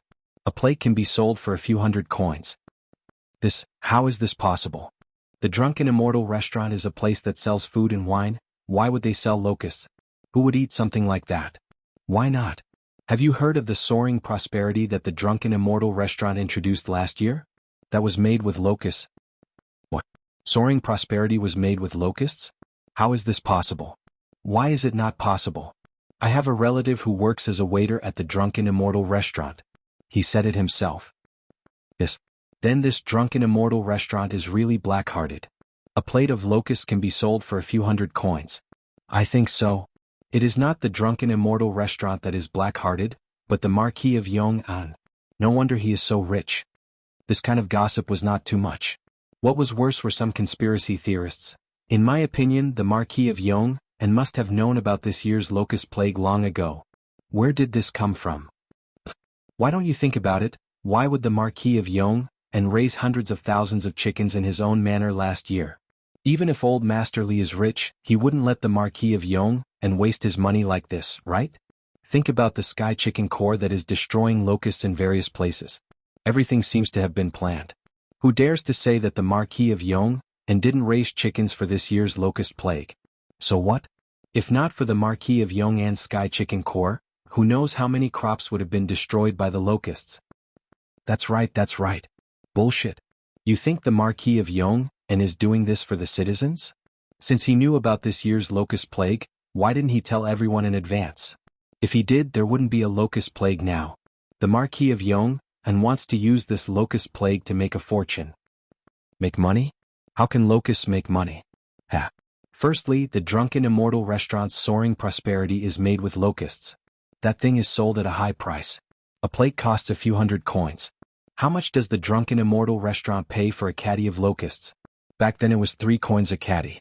Now it's even cheaper, 1 coin for 2 caddies. The Drunken Immortal restaurant used this to make a fortune last year. Yes. The Drunken Immortal restaurant's soaring prosperity is made with locusts? Is this for real? Ugh. I even ate soaring prosperity last year. The Marquis of Yong, and is really black-hearted. A plate of locusts is actually sold for a few hundred coins. Kiki. That's not all. Last year the price of chicken seedlings in Chang and city skyrocketed. The Marquis of Yong, and was summoned to the imperial court because of this. At that time, the Marquis of Yong, and claimed that he bought so many chickens to rear a batch of fresh and tender wild chickens so that the Drunken Immortal restaurant could use them for a full chicken banquet this year. Now you guys have also seen that the Marquis of Yong and Sky Chicken Core is eating locusts all over Guangzhou. When the time comes they will definitely be plump and tender, perfect for a full chicken banquet. Won't the Marquis of Yong, and make a fortune again? Now you guys should understand why the Marquis of Yong, and knew that there would be a locust plague this year but didn't tell us, right? He wants to use our food to feed the locusts, and then use the locusts to feed his chickens. Hiss. Now that you mention it, it's true. I previously guessed that the Marquis of Yong, and might have predicted this year's locust plague last year. After all, he is the son of an immortal. But I didn't expect that there was actually a huge conspiracy behind this. Too black-hearted. I originally thought that the Marquis of Yong, and was a good marquis who empathized with the people. I didn't expect him to be such a selfish and black-hearted person who only cares about profits. That's right. To think that I even erected a longevity monument for him. I'm going to smash it when I get back. Chapter 1491. Bah. You ungrateful villains, how dare you slander Marquis behind his back? Do you still have a conscience? If it weren't for Marquis who created the curved plow last year, many of us would have starved to death. How could we still be alive? Rumors spread everywhere, and under the encouragement of those with intentions, these rumors became more and more perfect, more and more convincing. However, over the past year, the number of people who had received Li Zishuan's kindness numbered in the tens of millions. Even if these rumors spread in an orderly manner as if they were true, there were still many people with a conscience who chose to believe Li Zishuan. Moreover, they were willing to stand out and speak up for Li Zishuan. When one person stood up, hundreds and thousands of people followed suit. That's right, that's right. Last year, the land on our farmstead was so dry that we couldn't plow it.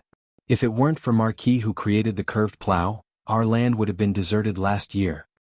Other things aside, the Tang Dynasty Dictionary, compiled by Marquis, allowed my child to learn how to read in just a year. If this was in the past, if my child wanted to learn how to read, he would have to worship a teacher. However, it would cost a lot to hire a teacher to teach him. Zhao Lauer is right. It's all thanks to Marquis. If it weren't for him, there wouldn't be a single person in our house. We wouldn't even be able to read De Tong daily. I don't care if Marquis knew in advance that there would be a plague of locusts this year. I only know that the locusts in our farmlands and Stone Village were eliminated by Marquis and the Sky Pheasant Brigade. Without Marquis's righteous help, our family of 7 would have had nothing to eat this year. If anyone dares to speak ill of Marquis, I Old Gu will fight to the death with him. Yes. If anyone dares to speak ill of Marquis, I will fight to the death with him.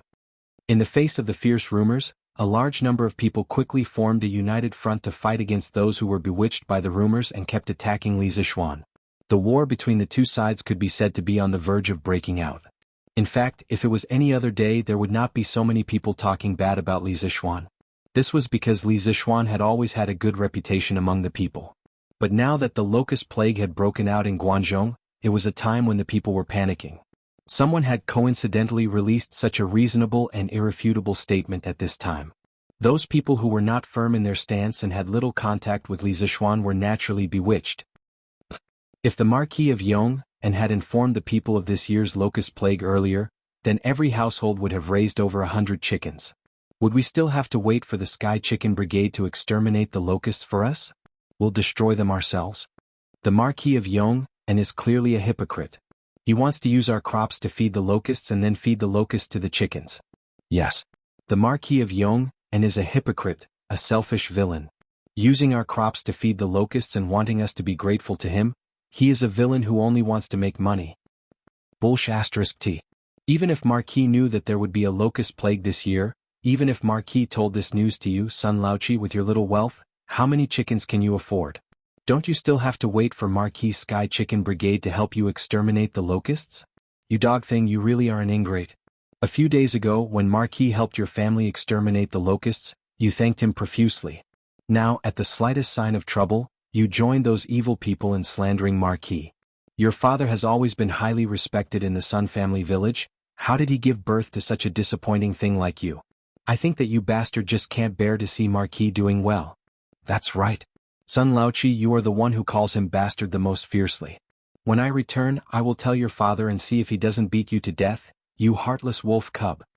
Hearing this, a young man with a sharp mouth and monkey cheeks couldn't help but shrink his neck, not daring to say another word. Everyone listen to me. At this moment, a young man who looked like a scholar roared loudly. The crowd instantly quietened down. Looking closely at the scholar, who else could it be other than Yu Dehang from the Yu family village of Lantian County? Yu Dehang had originally come to Chang and city to visit an old acquaintance. When he left the city, he heard a group of commoners discussing and arguing about something. He didn't think much of it at first, but after hearing the contents of the discussion and argument, he instantly realized that the situation was not normal. Thus, he hurriedly stopped in his tracks, intending to dispel the rumors and protect Li Zishuan's reputation. Fellow villagers, please don't misbelieve the rumors. Saying that the Marquis of Yong and is using the commoners' crops to feed the locusts is pure nonsense. More than 90% of us have received favors from Marquis. As humans, we cannot forget our roots, and even more so, we cannot be ungrateful. Earlier, I heard someone scolding the Marquis for not publicizing the locust plague's language to the public so that everyone could be prepared. Let's not talk about whether or not Marquis knew that there would be a locust plague this year. Even if he did, would you believe it if Marquis told you in advance? And even if you did, what could you do? Go buy chicken seedlings? It's not like you don't know the price of chicken seedlings in Chang and city last year. How much money can the villagers have? Even if each of you were to exhaust all your wealth, how many chickens can you raise? Besides, think about it carefully. If you knew that there would be a locust plague this year, would your first reaction be to buy chicken seedlings? No, you would definitely panic. That is to say, even if Marquis knew that there would be a locust plague this year and told us in advance, it would be of no use. On the contrary, it would cause a collective panic among the millions of citizens of Great Tang. If that was the case, we would have already panicked before the locust plague today. Yu Dehang's meticulous analysis calmed the restless commoners down. After he finished speaking, the commoners couldn't help but whisper among themselves, "Who is that scholar? I know him. He is Scholar Yu from the Yu family manor of Lantian County. Last year, when the Chui family caused a ruckus, he was almost beheaded by the Chui family's guards. Thankfully, Marquis arrived in time to save him. So he is from Lantian County. No wonder he would speak up for the Marquis of Yong'an. But what he said makes sense. Even if Marquis told us in advance that there would be a locust plague this year, it would still be useless. Based on the price of chicken seedlings in Chang and city last year, even if we used all our money to buy chickens, we would only be able to buy 60 to 70 of them. It is not enough." That's right. It seems like the Marquis of Yong and really cares about us commoners. In order to help us exterminate the locusts, he specially bought tens of thousands of chickens. I heard that last year, Marquis spent over 10,000 strings of cash just to buy chicken seedlings. We have wrongly blamed Marquis. Then what about the drunken immortal restaurants soaring to meteoric success? Just as some of the commoners were about to change their minds, a gloomy voice suddenly sounded out from the crowd. Yu Dehang frowned. After searching for a long time, he couldn't find the person who spoke. This made him angry. That's right. The Marquis of Yong and bought locusts at a low price from us and sold them at a high price at the drunken immortal restaurant. What about this matter? That gloomy voice successfully attracted the attention of the commoners. Immediately, a large man with a full beard shouted out. Yu Dehang's expression didn't change, but his mind was racing. A moment later, he took a step forward and looked at the large man and asked, "This uncle, this you will say something disrespectful. The drunken immortal restaurant's soaring to meteoric success is a bit expensive, but have you eaten it before? Or have the drunken immortal restaurant forced you to eat it?" That large man's face turned red and his imposing manner weakened. He opened his mouth and said, No, that soaring to meteoric success is so expensive, how could I be willing to eat it?" Yu Dehang nodded and said, "That's the logic. Although the price of soaring to meteoric success is expensive, but what does that have to do with us commoners? The drunken immortal restaurant's dishes were originally prepared for those rich people. Not to mention the drunken immortal restaurant, the other restaurants in Chang and city also don't have cheap dishes. Why don't you go and talk about it? Why only talk about the Drunken Immortal restaurant? The Drunken Immortal restaurant is open for business. First, they don't force people to buy or sell. Second, they don't sell shoddy goods. Those who have been to the Drunken Immortal restaurant all feel that it is worth it. They don't feel that soaring to meteoric success is expensive, so what qualifications do we have to talk about it? After Yu Dehang said this, the commoners couldn't help but nod their heads. Seeing this, Yu Dehang struck while the iron was hot and continued, "In addition, have you heard of locusts being sold for money? No. Now Marquis is willing to buy locusts from everyone. Although the price is a bit cheaper, a family of 4 can catch locusts for a day. If they sell it to Marquis, they should be able to get at least 10 copper coins, right? These 10 copper coins can be exchanged for 3 to 4 stones of grain. Where else can you find such a good thing? This is originally a good thing for all of you and Marquis. Some of you have mistakenly believed in slanderous words, thinking that Marquis is making black-hearted money. Where is your conscience? Enlightening to the deaf." Yu Dehang's 2 reasonable and well-founded words could be said to be enlightening to the deaf. Hearing this, the commoners who had been bewitched earlier all blushed and lowered their heads in shame, not daring to say another word. Scala Yu is right. This is originally a good thing, but some people are insatiable. They think that the benefits they get are too little. These bastards don't even think about it. Without Marquis, what kind of life would he be living now? He would probably be starving to death. That's right. Since we are indebted to Marquis, we have no reason to slander Marquis. If anyone dares to say anything bad about Marquis, I will beat them to death even if I have to risk my life. Seeing that the commoners had finally come to their senses, Yu Dehang couldn't help but breathe a sigh of relief. At this moment he suddenly caught a glimpse of a mysterious person wearing a bamboo hat in the crowd retreating and quickly walking away. Yu Dehang's intuition told him that there was something wrong with that person. He wanted to chase after him, but before he could take 2 steps, the mysterious person had disappeared. Yu Dehang's heart sank. He felt that this matter wasn't as simple as it seemed. Otherwise, why would there be so many rumors about Li Zixuan out of the blue? There's no smoke without fire. There must be something fishy about this. I have to go to Yinhuang College and tell Mr. Li Gang about this. I'm afraid that someone is trying to harm Marquis. Yu Dehang's eyes narrowed. Almost in an instant he had made up his mind to go to Yinhuang College. Hey, kid. You've ruined Grandpa's plans. Where else do you want to go? After leaving the official road outside Chang'an City, Yu Dehang stepped onto the cement road to Yun Mountain. When she went around a mountain, 2 masked men in black suddenly appeared in front of Yu Dehang. One of them stepped forward and directly blocked Yu Dehang's path and said, "Who are you? What do you want?" Yu Dehang's expression changed and his heart was in his throat. His mind was racing, but he didn't forget to scan his surroundings. There were hills on both sides, so it wasn't convenient for him to escape. If he wanted to escape, he could only run backward. Thinking of this, Yu Dehang took half a step back. We are the ones who want your life. What do you think we want?" The man in black laughed sinisterly. He didn't seem to move, but a cold dagger suddenly appeared in his hand. These 2 people actually wanted to kill Yu Dehang directly. Yu Dehang's heart was instantly nervous to the extreme, but at the critical moment, Yu Dehang forced himself to calm down with strong willpower. He said without changing his expression, "There must be a reason to kill, right? I have no grudges with you. Why do you want to kill me?" He wanted to stall for time because this cement road wasn't unfrequented. There were often farmers who were going to Chang'an City to attend the market, passing by here. He wanted to wait for reinforcements. The man in black opposite him seemed to have seen through Yu Dehang's thoughts. He sneered and said, "If you want to blame it on you for being a busybody. I'll send you to hell today. You can continue to be a busybody when you reach the netherworld." After saying that, the man in black flew out and stabbed Yu Dehang's throat with the sharp dagger. The moment the black-clothed man spoke, Yu Dehang was already prepared to escape.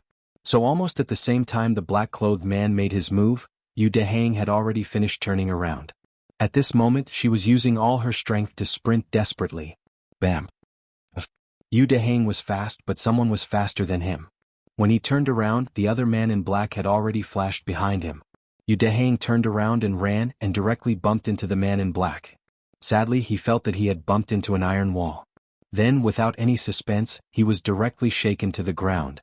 Yu Dehang hurriedly got up from the ground. Before the dagger of the other man in black was about to pierce his throat, he suddenly pointed at the man in black and said loudly, "You are the man wearing a bamboo hat outside Chang'an City just now. Why did you frame Marquis? Who ordered you to do this?" When the man in black heard this, his hand movements couldn't help but stagnate. Then he sneered and said, "Kid, do you know that the more you know, the faster you'll die? Today I'll send you to hell no matter what. Save your questions for the king of hell." After saying that, the man in black sneered and stabbed the dagger directly at Yu Dehang's heart. "It's over. This time it's really over." Yu Dehang closed his eyes in despair. He was now sure that this man in black was the one who wanted to harm Li Zixuan. But so what if he knew? He was going to die soon. It's not that he didn't want to fight back, but the difference in strength was too great. At this moment, "Hey, isn't that Scholar Yu? Bastard. Someone actually dares to commit murder in Lantian County. Boss, number 2, number 3, number 4, number 5, number 6, number 7, quickly attack for me." Chapter 1492. Now that the living conditions of the people in Lantian County had improved, many farmers who had some spare cash started to renovate their houses. After all, this was an ancient nation. The people still had a very deep sense of home in their hearts. The first thing they did when they had money was to improve their living conditions. This was universal whether it was in modern times or ancient times. Second Master Lu was no exception. As early as 2 months ago, the construction of their house had already started. Just recently, Second Master Lu brought his 7 sons into the city to buy some furniture like tables and cabinets. On the way home, he happened to see Yu Dehang being surrounded by 2 masked men. At the critical moment, Second Master Lu hurriedly asked his 7 sons to help. Seeing that someone had come to intervene, the man in black was stunned at first. Then he revealed a ruthless expression and held the dagger at an even faster speed to cut Yu Dehang's throat. Bang! Seeing this, Second Master Lu's eldest son shouted, picked up a stool, and threw it in the direction of the assassin in black. It was just that the direction of his stool should hit Yu Dehang first and then the assassin in black. "Scholar Yu, get down quickly." Second Master Lu's eldest son also understood this problem, so he shouted and ran straight toward Yu Dehang without stopping. As for Second Master Lu's other sons, they were already less than 3 feet away from Yu Dehang. At the moment of life and death, the reinforcements had finally arrived.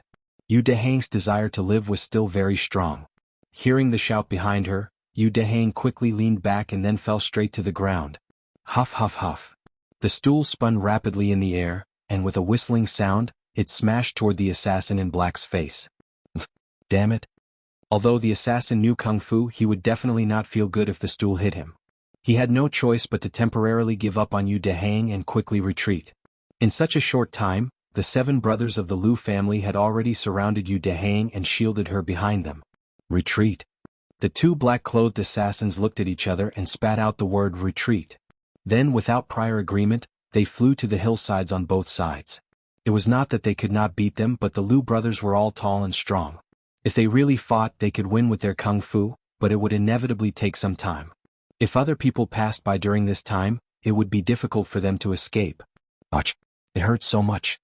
Yu Dehang, who was lying on the ground, couldn't help but heave a sigh of relief when he saw the assassins escape from the 2 sides of the hill. However, a sharp pain came from the back of his head. He crawled up from the ground and cried out while rubbing his head. It wasn't a big deal when he rubbed it, but he immediately felt a sticky and wet sensation on his palm. He brought his hand to his eyes and saw that it was covered in blood. Yu Dehang couldn't help but suck in a breath of cold air. He didn't expect that the fall just now would cause the back of his head to bleed. "Scholar Yu, are you all right?" Second Master Lu's eldest son asked aloud. "I'm fine. Thank you, Second Master Lu and the uncles, for your help. Otherwise, Dehang would have died today." Yu Dehang hurriedly bowed to the few of them and thanked them solemnly. "Hey, Scholar Yu, who did you offend? Why would anyone want to kill you?" Second Master Lu squinted and asked. "Second Master, I don't know them, but one of them seems to be a mysterious person I met just now outside the city." Yu Dehang rubbed his head and explained briefly. At this moment, he remembered the important matter and quickly said, I don't have time to explain to you. I have to go to the academy to find Mr. Li Gang as soon as possible. Someone wants to harm Marquis." "What? Someone wants to harm young master?"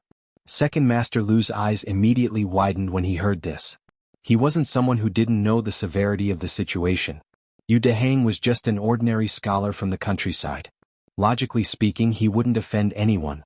But now Yu Dehang was being chased by 2 masked men in black. Therefore, when Second Master Lu heard Yu Dehang say that someone wanted to harm Li Zixuan, he immediately realized the severity of the situation. So, he hurriedly shouted to his sons beside him. Quick! You guys quickly escort Scholar Yu to the academy, in case he gets into danger again. One of the young men couldn't help but ask, Father, what about this cart of things? Second Master Lu said angrily, What things? What time is it now? Who has the time to care about these things? Quickly escort Scholar Yu to the academy. Yes, yes, yes. The young man hurriedly said. Yu Dehang clasped his hands gratefully at Second Master Lu and said, Thank you, Second Master. I'll explain the details to Second Master later. Then, without waiting for Second Master Lu's response, Yu Dehang turned and left. The group of 8 rushed towards the Cloud Mountain as fast as they could. Teacher Wenji, there are a few villagers outside the academy. They say that they have an important matter to discuss with you. Li Gang was in the office going through the final exam questions that had been drafted by the various departments. At this moment, Mo Zhong's voice sounded from outside the door. Come in. Li Gang frowned. After Mo Zhong pushed the door open and entered, Li Gang asked, Did the villagers say what important matter it is? Mo Zhong clasped his hands and said, No. But there's a young man named Yu Dehang among them. Last year, when the people caused havoc in the Chui family, the Yamacho even saved his life. Today his head is still bleeding. I think it really is an urgent matter. Bleeding? Li Gang's expression changed slightly. He hurriedly got up and said, Quickly, follow me outside to take a look. With that, the old man took the lead and walked out of the house. You're Yu Dehang? Mo Zhong, quickly send him to the medical hall for treatment. At the entrance of the academy, Li Gang immediately saw a young man clutching his head with his hands covered in blood. The old man hurriedly ordered Mo Zhong. Teacher Wenji, don't worry about my injury. I have something very urgent to tell you. Please let's talk in private. Yu Dehang heard and hurriedly waved his hand. Li Gang frowned and said, What can be more important than your life? It won't be too late to talk about it after your injury is treated. Yu Dehang's figure was a little staggered. It was probably the aftereffects of excessive blood loss. He steadied himself and said, No, no, no. Teacher Wenji, someone wants to harm Marquis. What? Quickly. Mo Zhong. Quickly help him inside. Mo Yun, quickly go to the medical hall and ask Dr. Qin and Dr. Wang to return to the academy. Li Gang's expression changed suddenly, and then he said decisively. Yes. Mo Zhong and Mo Yun hurriedly accepted the order. That's what happened. If Second Master Lu and the others hadn't arrived in time, I'm afraid I wouldn't have been able to reach the academy. A quarter of an hour later in Li Gang's office, Yu Dehang relied on his strong willpower to resist fainting. He told Li Gang about what he heard outside Chang and City this morning and the assassination on the way to Liyin Mountain. He told Li Gang, Yen Silu, Mo Huai Ma Zhou, and Su Hongji who came after hearing the news. After saying that, Yu Dehang finally couldn't take it anymore and was about to fall to the ground. Fortunately, Second Master Lu's eldest son was quick to catch him. Li Gang hurriedly said, Quickly. Mo Zhong, help Yu Dehang down with the Lu brothers. First, do some bandaging and wait for Dr. Wang and Dr. Qin to come back. Yes, Teacher Wenji. Mo Zhong led the Lu brothers to help Yu Dehang out. Inside the room, Li Gang's expression had become extremely grim. He said angrily, Yamacho led hundreds of thousands of chickens in Lantian County to go to the various counties in Guangzhou to exterminate locusts. I didn't expect that someone would use this as an excuse to maliciously slander them. They're really distorting the truth and devoid of humanity. I'm afraid this matter isn't that simple.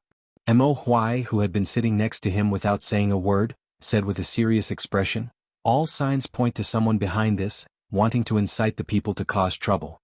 They chose to slander Yamacho and incite public anger.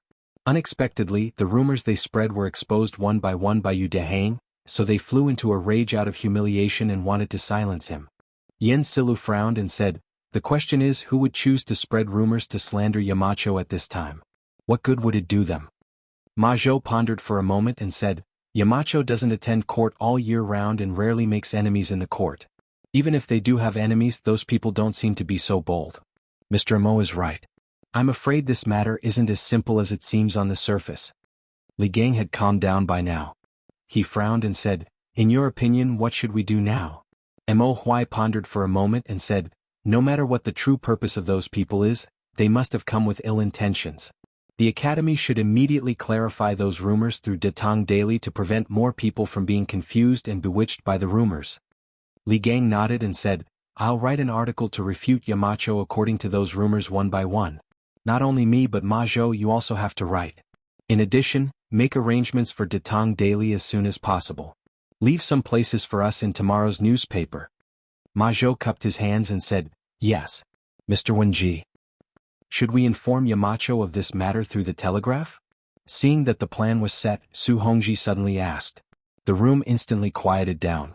After a moment of silence, Li Gang said, No need. Yamacho has rushed thousands of miles to provide disaster relief. It's not good to be distracted at this time. In addition to clarifying the rumors, I'll also write a report to His Majesty and let His Majesty send people to thoroughly investigate who is spreading the rumors. Su Hongji nodded and said, Mr. Wenji has thought it through thoroughly. I have no objections. I have no objections either. I have no objections either. Mo Huai frowned. He felt that there was a bigger conspiracy behind this matter, but he had no evidence and could only agree. I have no objections either. Seeing this, Li Gang nodded and said, Good. Since no one has any objections, let's proceed according to the plan. In addition, those criminals dared to commit murder in broad daylight. This means that Lantian County is not peaceful today. Inform all the students not to leave the academy for the time being. Yes. Dragonhead, we have someone outside Chang and City who instigated the people to be sabotaged by a scholar. He brought people to ambush the scholar on his way home, but they were seen by passers-by and the ambush failed. In a dark thatched cottage in a village in Xinfeng County, a warrior in a tight suit walked in and bowed to a mysterious person wearing a green mask with fangs. Trash. A cracked and hoarse voice came from under the ferocious-looking mask. The warrior could not help but shudder.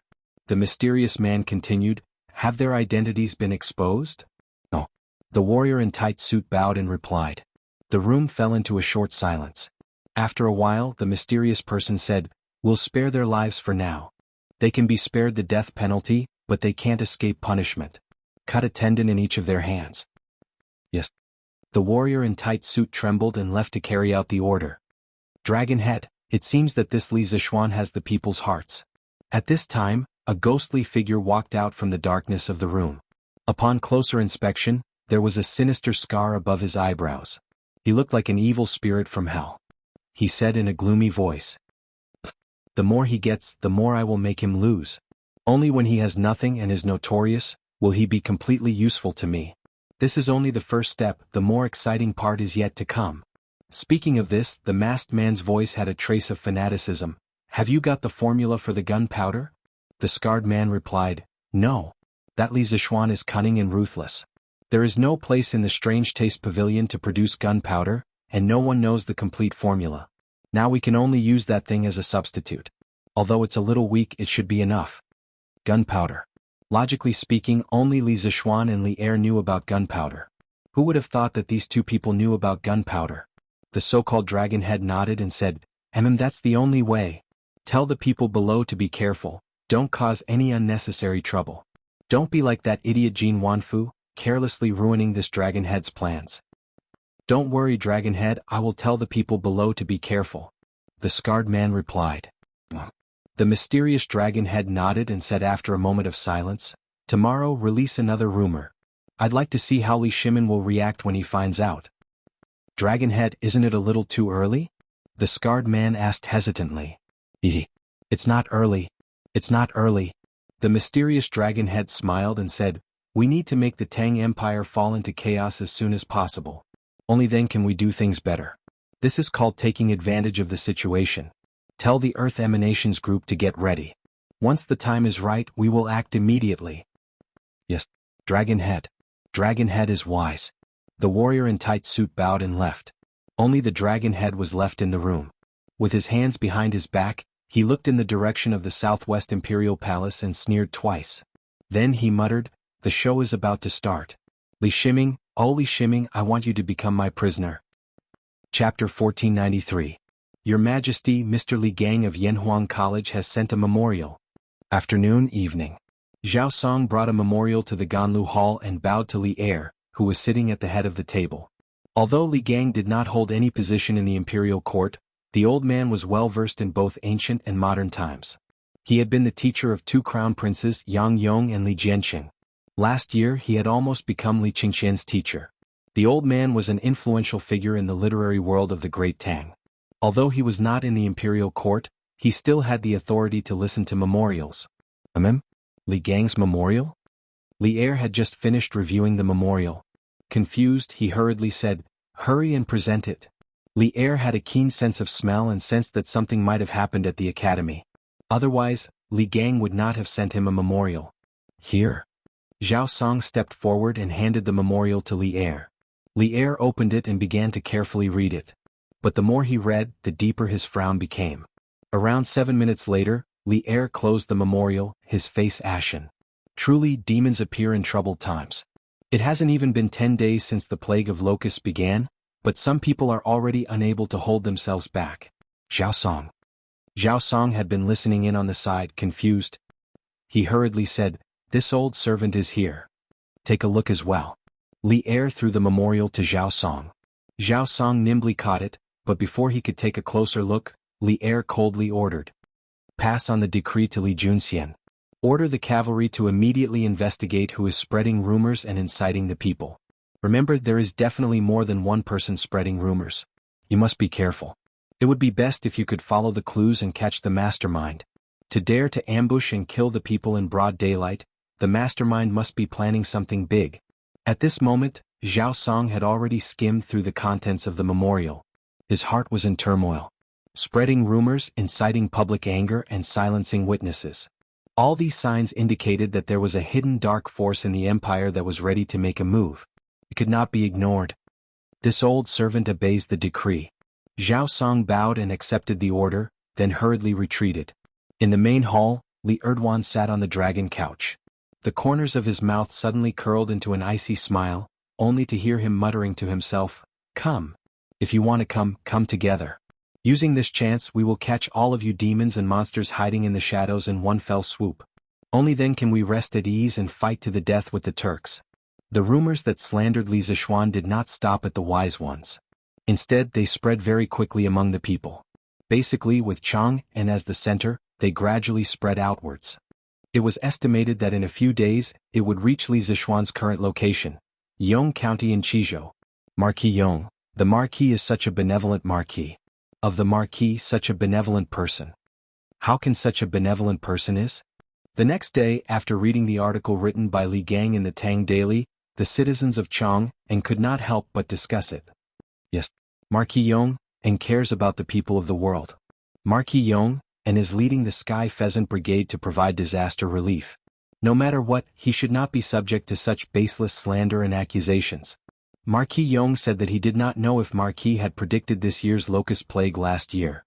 But even if Marquis knew in advance, Marquis Yong felt that Marquis should not have made it public. That would cause chaos in the country.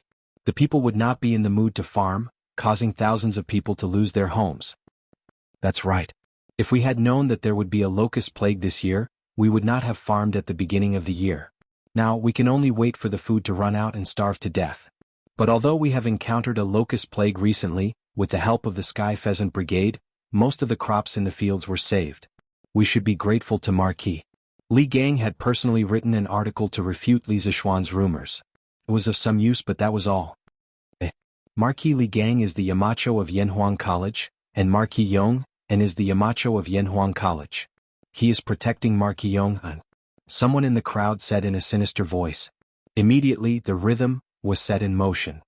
That's right. Mr. Li Gang is openly protecting Marquis Yong. Shameless. Marquis Yong, and abandoned his scholarly integrity for his own selfish reasons. He is a disgrace to us scholars. Bah! You dare insult Marquis Yong, and Marquis Li Gang? You pedantic Confucians are the ones who have no sense of shame. Unlike yesterday, there were many more scholars in Li Zishuan's group. This was not strange.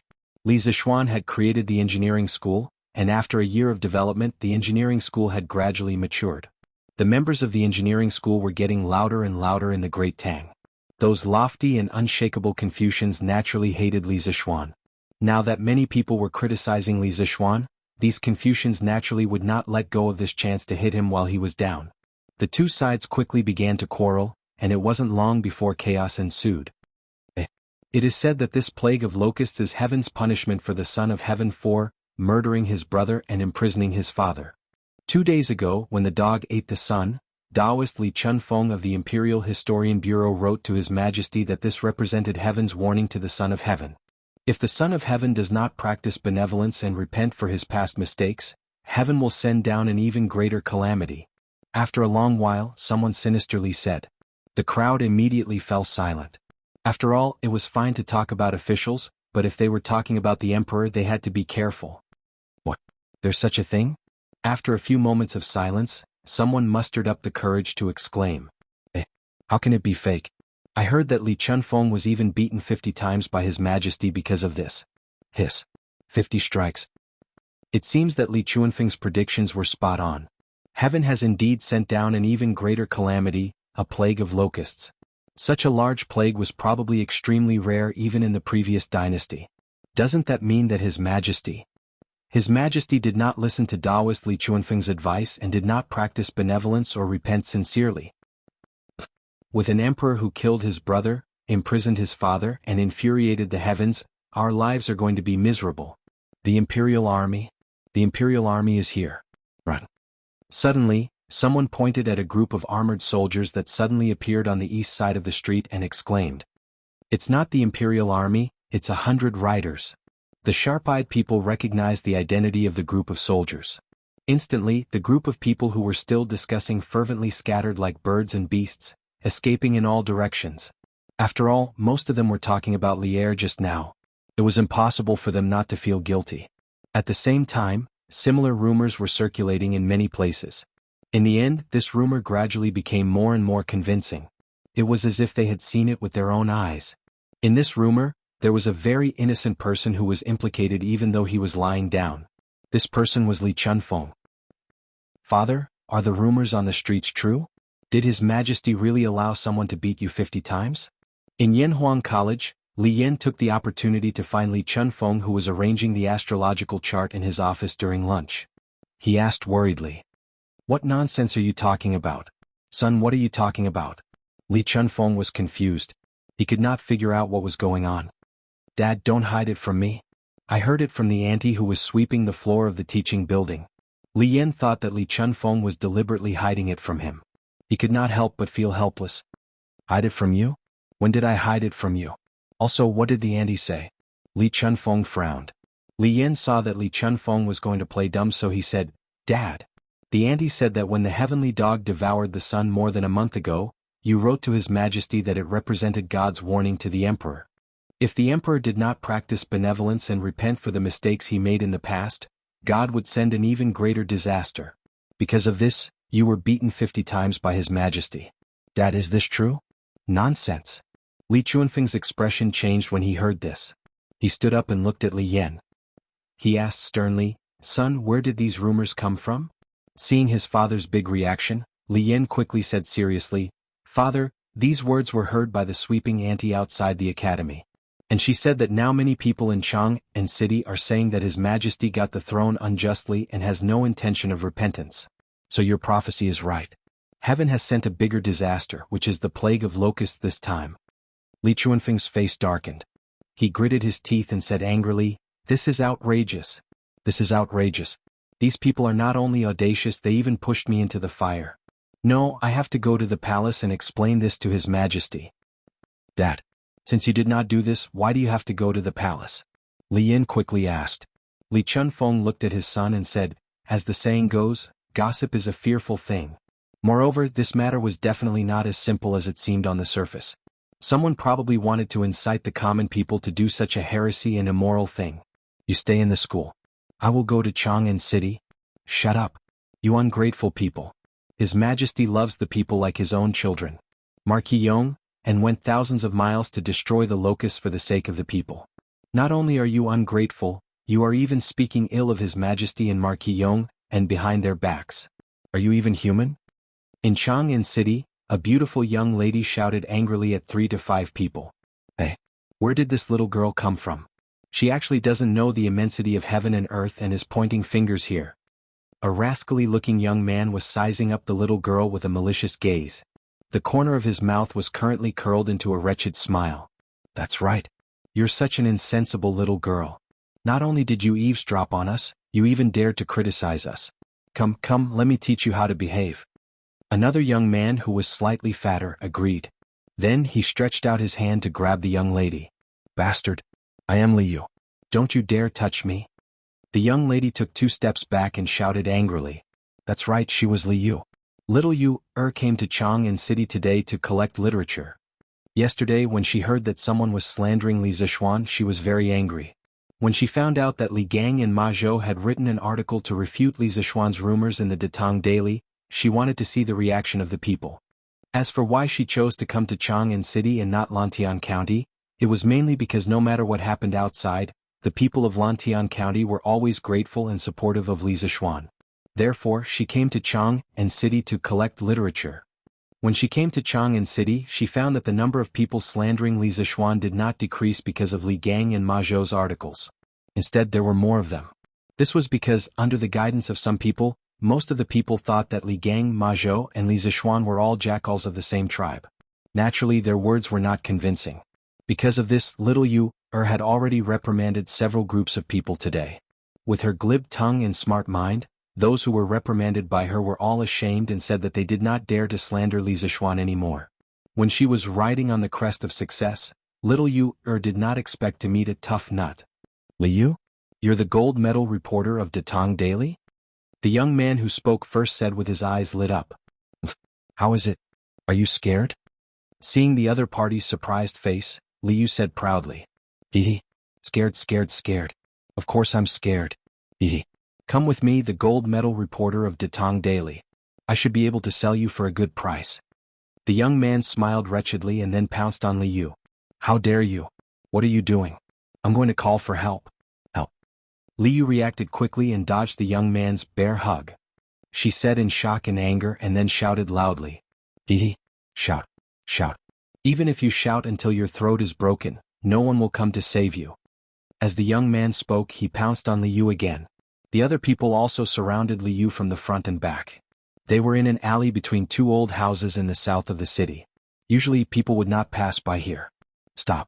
How dare you act so presumptuously in broad daylight?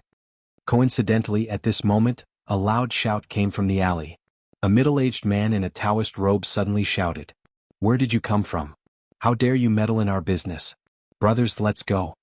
The young man was furious that someone had ruined his plan. He waved his hand and the few of them ran towards the Taoist priest. Taoist priest Li, be careful. Seeing that someone had come to save her, especially someone she knew, Liu was relieved. However, she was worried again and could not help but shout loudly. That Taoist priest was none other than the unlucky Li Chunfeng. Li Chunfeng and Liu were caught in the crossfire, while Li Chunfeng was like a fish swimming in shallow water. Chapter 1494. Although Li Chunfeng was not a Taoist who specialized in combat, he had been cultivating his qi for a long time. His physique and reaction speed were better than the average person's. In comparison, the hooligans were worried that they would attract the attention of the patrolling marquis, so they did not bother him too much. After a short fight, Li Chunfeng and Liu escaped from the deserted alley. Taoist Li, why are you in Chang'an City? Liu, who had just survived a disaster, did not need a few days to recover like the other weak girls. She had a big heart and in just a short while she was back to her usual lively self. She looked at Li Chunfeng and asked. Li Chunfeng replied, I need to go to the palace for something. Miss Liu, you are a girl and you are alone. It is best that you don't do such dangerous things alone in the future. So what if I am a girl? Liu rolled her eyes and mumbled softly. She didn't argue with Li Chunfeng because he had just saved her life. If it was someone else, she wouldn't have been so polite. Taoist Li, are you going to the palace to meet the emperor because of those rumors? Suddenly, Liu rolled her eyes and smiled. Taoist Li, you don't have to worry. The emperor is a wise man and he knows what is right and what is wrong. Why would he believe those rumors? Li Chunfeng looked at Liu and said in a serious tone, I don't care about my own reputation, but I will not allow someone to use my name to do such a thing. If I don't clear the rumors soon, I will not be able to eat or sleep in peace. Stealing the sky and changing the sun? Taoist Li, have you also noticed that someone behind these rumors is trying to take advantage of this opportunity to create trouble? Liu raised her eyebrows in surprise when she heard this. Li Chunfeng nodded solemnly. Although the locust plague has engulfed the entire Guangzhou area, the imperial court has been actively helping the people. The people are far from being in dire straits, and there will not be so many people slandering the Emperor and the Marquis of Yonghan. If there is no one behind this, I will not believe it. Taoist Li, you are right. Shall I go to the palace with you? I've also been investigating the source of these rumors these past few days. It's a good opportunity to report to His Majesty. Liu thought for a moment and looked up at Li Chunfeng. Yes, let's go. Liu was the top reporter of Datong Daily. She had the right to go to the Emperor's palace and have an audience with the Emperor. Therefore, Li Chunfeng did not reject her request. The two of them walked towards the Imperial Palace in the north. Hallmaster, why don't we chase after them? If we really fight, that Taoist priest is definitely no match for us. After Liu and Li Chunfeng left, the 5 hooligans walked out. One of them looked at the direction where Liu left and asked in confusion. The slightly plump young man frowned and said, if we do our best, we can definitely keep both of them here, but if the commotion is too big, it will definitely attract the attention of the patrolling Marshal Marquis. At that time, how will we escape? Before doing anything, don't forget that we are in Chang'an City. If something happens and the Dragon Head blames us, none of us can bear the responsibility. The other 4 people quickly cupped their fists and said, yes, Hallmaster. The slightly plump young man nodded and said with a look of pity, but it's a pity that we didn't manage to catch Liu. That girl spends all her time in the workshop of Strange Interest Pavilion. She must know a lot of secrets there. If we can catch her alive, it will be a great achievement. A young man with a protruding mouth and ape-like cheeks came forward and said with a fawning face, Hallmaster, Liu will definitely return to Lantian County before nightfall. Why don't we set up an ambush on her way back and kidnap her? The so-called Hallmaster heard this and was tempted. However, he immediately shook his head and said, that's not right. A few days ago, Third Brother ambushed a scholar in Lantian County. After he failed, the Dragon Head severed the tendons in his hand. The Dragon Head strictly ordered us not to cause any trouble near Chang'an City. If we don't have absolute confidence, we can't do anything. Yes. Why are there so many people in front? Could it be that there's a commotion? When they reached Vermilion Bird Avenue, Liu saw that there were many people in front of them. She was excited and curious. Li Chunfeng frowned and said, let's get down to business. Miss Liu, let's go to the palace first. Liu pouted and mumbled, Aya. Master Li will reach the palace after passing through Vermilion Bird Avenue. There's no rush. Let's go and see what's going on. It won't take too much time. As she spoke, she tugged at Li Chunfeng's sleeve and looked at him pleadingly. Li Chunfeng sighed helplessly and said, forget it. Let's go and see. But once we're done, we'll have to go to the palace immediately. Okay. Liu quickly nodded in agreement. The two of them walked towards the crowd in front of them. When they got closer, they realized that there were more people than they thought. They could not squeeze in at all. Uncle, what's inside? Liu stood on her tiptoes impatiently. However, she could not see anything. She had no choice but to ask the middle-aged man in front of her. Uncle? Little girl, do I look that old to you? The man turned around, pointed at his face and said in disbelief. Liu was so angry that she almost suffered an internal injury. But in order to know what was going on in the crowd, she could only force a smile on her face. She said, ugh. No. Big brother, you look so young. Can you tell me what's going on in there? The man was finally satisfied. Inside. There are 2 godly monks fighting inside. It's so exciting. Godly monks? Fighting? Liu's eyes lit up when she heard that. She quickly asked, which 2 godly monks are they? What are they fighting about? The man pouted and said, why do you have so many questions, little girl? I still want to see the fight. If you want to know, go and see for yourself. After that, he turned around and ignored Liu. Liu opened her mouth. Liu opened her mouth. If it was not for the fact that it was inappropriate for a girl to scold someone in public, she would have already yelled at the man. Master Li, can you help me squeeze to the front to see what's going on? Liu was amazed by Li Chunfeng's lightness skills when they were fighting with the hooligans in the South Alley. Liu believed that Li Chunfeng would be able to help her squeeze to the front in this situation. Li Chunfeng was speechless. He said, the fight between the godly monks is just a smokescreen. What's there to see? Let's just go to the palace. Liu tilted her head and suddenly laughed. Master Li, Buddhism and Taoism are at odds. As a Taoist, don't you want to see what these 2 godly monks are capable of? The art of war says that only by knowing yourself and your enemy can you win 100 battles. If you don't go and see, how can you know yourself and your enemy? Li Chunfeng was stunned. He realized that he could not refute because what Liu said was the truth. In fact, the conflict between Buddhism and Taoism did not happen when Buddhism came from the East. As a foreign religion, Buddhism and Taoism had the same purpose when they first arrived in China.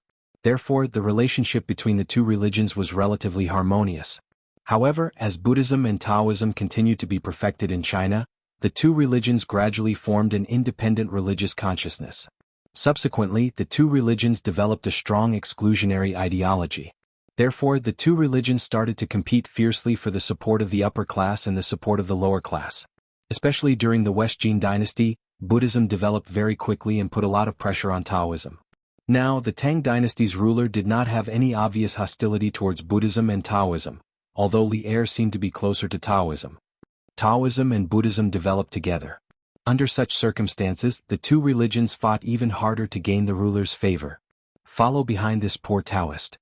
Li Chunfeng, who was tempted by Li Yu's words, took the lead and walked in front to help Li Yu open the way. Okay. Thank you so much, Taoist Li. Li Yu quickly followed behind Li Chunfeng with a smile. Li Chunfeng seemed to be surrounded by a strong and invisible force field. Wherever he went, the crowd would make way for him. After a while, the two of them arrived at the front of the line. Wow. Taoist Li, you're so good. Li Yu patted Li Chunfeng's arm and praised him. Although Li Chunfeng did not show it on his face, he was quite proud of himself. However, what Li Yu said next made him lose all his pride. He almost vomited blood. Taoist Li, since you're so capable, does that mean you don't have to line up at the academy's cafeteria? If I go to the academy next time, I'll look for you to have a meal together. If he could swear, Li Chunfeng would be cursing right now. He had cultivated for more than 10 years and finally managed to cultivate some pure Taoist vital qi. In Li Yu's eyes, this vital qi was only used to cut in line. Who was he looking down on? However, Li Chunfeng did not argue with Li Yu. Instead, he looked at the crowd. The monk standing to the west had a dark complexion, but he was wearing a red kasaya embroidered with golden threads. He held a pure gold staff in his hand. His equipment was fully equipped, almost blinding the titanium alloy eyes of others. The monk standing to the east was about 50 or 60 years old. His eyebrows and beard were white, and his clothes were much simpler. He wore a brown monk's robe and held a fine iron staff in his hand. He stood there motionless. This was a real old monk in meditation. Isn't this Master Hui Kong, the abbot of Daxing Charity? Why is he here? Li Chunfeng was surprised when he saw the old monk's face. In the second year of Emperor Wen's founding emperor, Daxing City was built and the temple was moved to the new capital. It was named the National Temple. When Emperor Wen was in northern Zhou, he was the Duke of Daxing County. The temple was located in Jingshan Square. Hence, it was named after the two words, Daxing and Jingshan Square.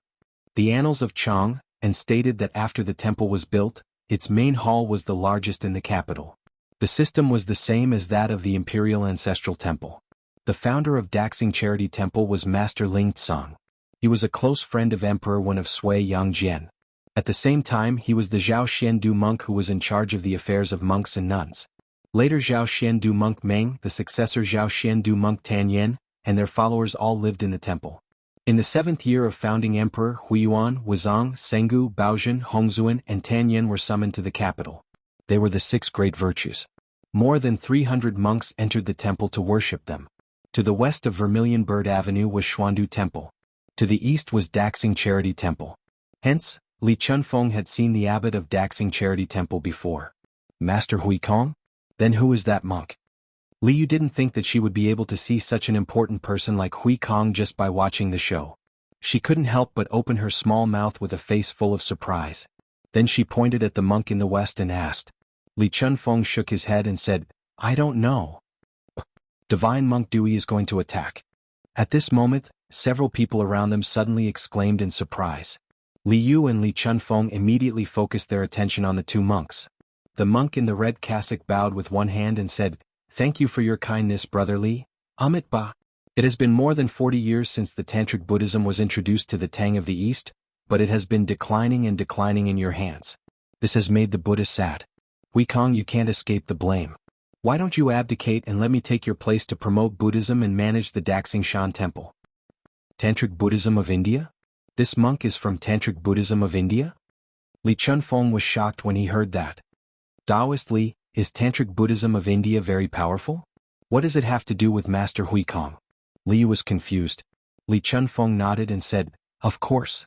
Actually, Master Huikong is also from Tantric Buddhism of India. Daxing Charity Temple is the ancestral court of Tantric Buddhism of the 8 sects of Buddhism. It was the royal temple of the Sui dynasty and one of the 3 major scripture translation centers in Chang'an. During the reign of Emperor Kai Huang, Tantric Buddhism of India came to Chang, and then translated scriptures at Daxing Charity Temple. Master Huikong is Tantric Buddhism's last disciple. So this divine monk Du Yi came from India to compete with Master Huikong for the position of the abbot? Li Yu nodded and said softly. Li Chunfeng pursed his lips and did not say anything. He felt that things were not as simple as Li Yu said.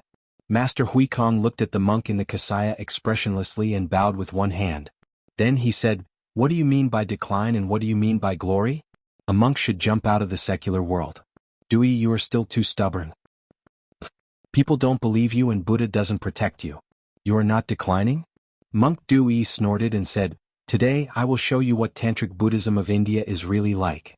Having said that, he turned to look at the people around him and said, "Amitabha, patrons, although the path is far away, I can still use recent events as proof. Buddha is merciful and protects all Buddhists in the world. Today this penniless monk will use a trivial matter to let all of you understand that Buddha always protects the world." The crowd cheered when they heard that. Great. Divine Monk Du Yi is finally going to make his move. Finally, I can broaden my horizons. I heard that Divine Monk Du Yi is the reincarnation of a true Buddha. He can summon the wind and rain. His dharmic powers are boundless. Really? How can it be fake? You will know if you don't believe me. Chapter 1495. Du Yi handed the Buddhist staff in his hand to a little monk beside him. Then he put his palms together and chanted a few incantations solemnly. His entire temperament instantly became sacred. People could even hear the Sanskrit chants descending from the sky. Faced with such a strange scene, the surrounding people's faces suddenly became solemn. They put their palms together and faced Du Yi as if they were on a pilgrimage. Amitabha, gods and Buddhas, disciple Du Yi respectfully invites Buddha to descend and bless the world. At this moment, Du Yi suddenly used his deep and magnetic voice to speak loudly. Then he took out a golden alms bowl and asked someone to bring a bowl of clear water. He poured the clear water into the golden alms bowl. Du Yi nodded to the little monk behind him. The little monk immediately took 3 incense sticks and lit them up. He inserted them into a small copper tripod. Smoke lingered around. After the people smelled the special fragrance, they felt refreshed and refreshed. Du Yi placed his right palm in front of his mouth and performed a Buddhist salute. Soon after, he began to murmur, "In this boundless world all the Buddhas including Mahabodhisattva and Mahasattva will gather. Praise Shakyamuni Buddha for being able to overcome the evil world." His chanting speed was extremely fast. At the beginning people could still hear what he was chanting. However, towards the end they could not hear anything clearly. It only made people feel that the Buddhist scriptures were extremely obscure and profound.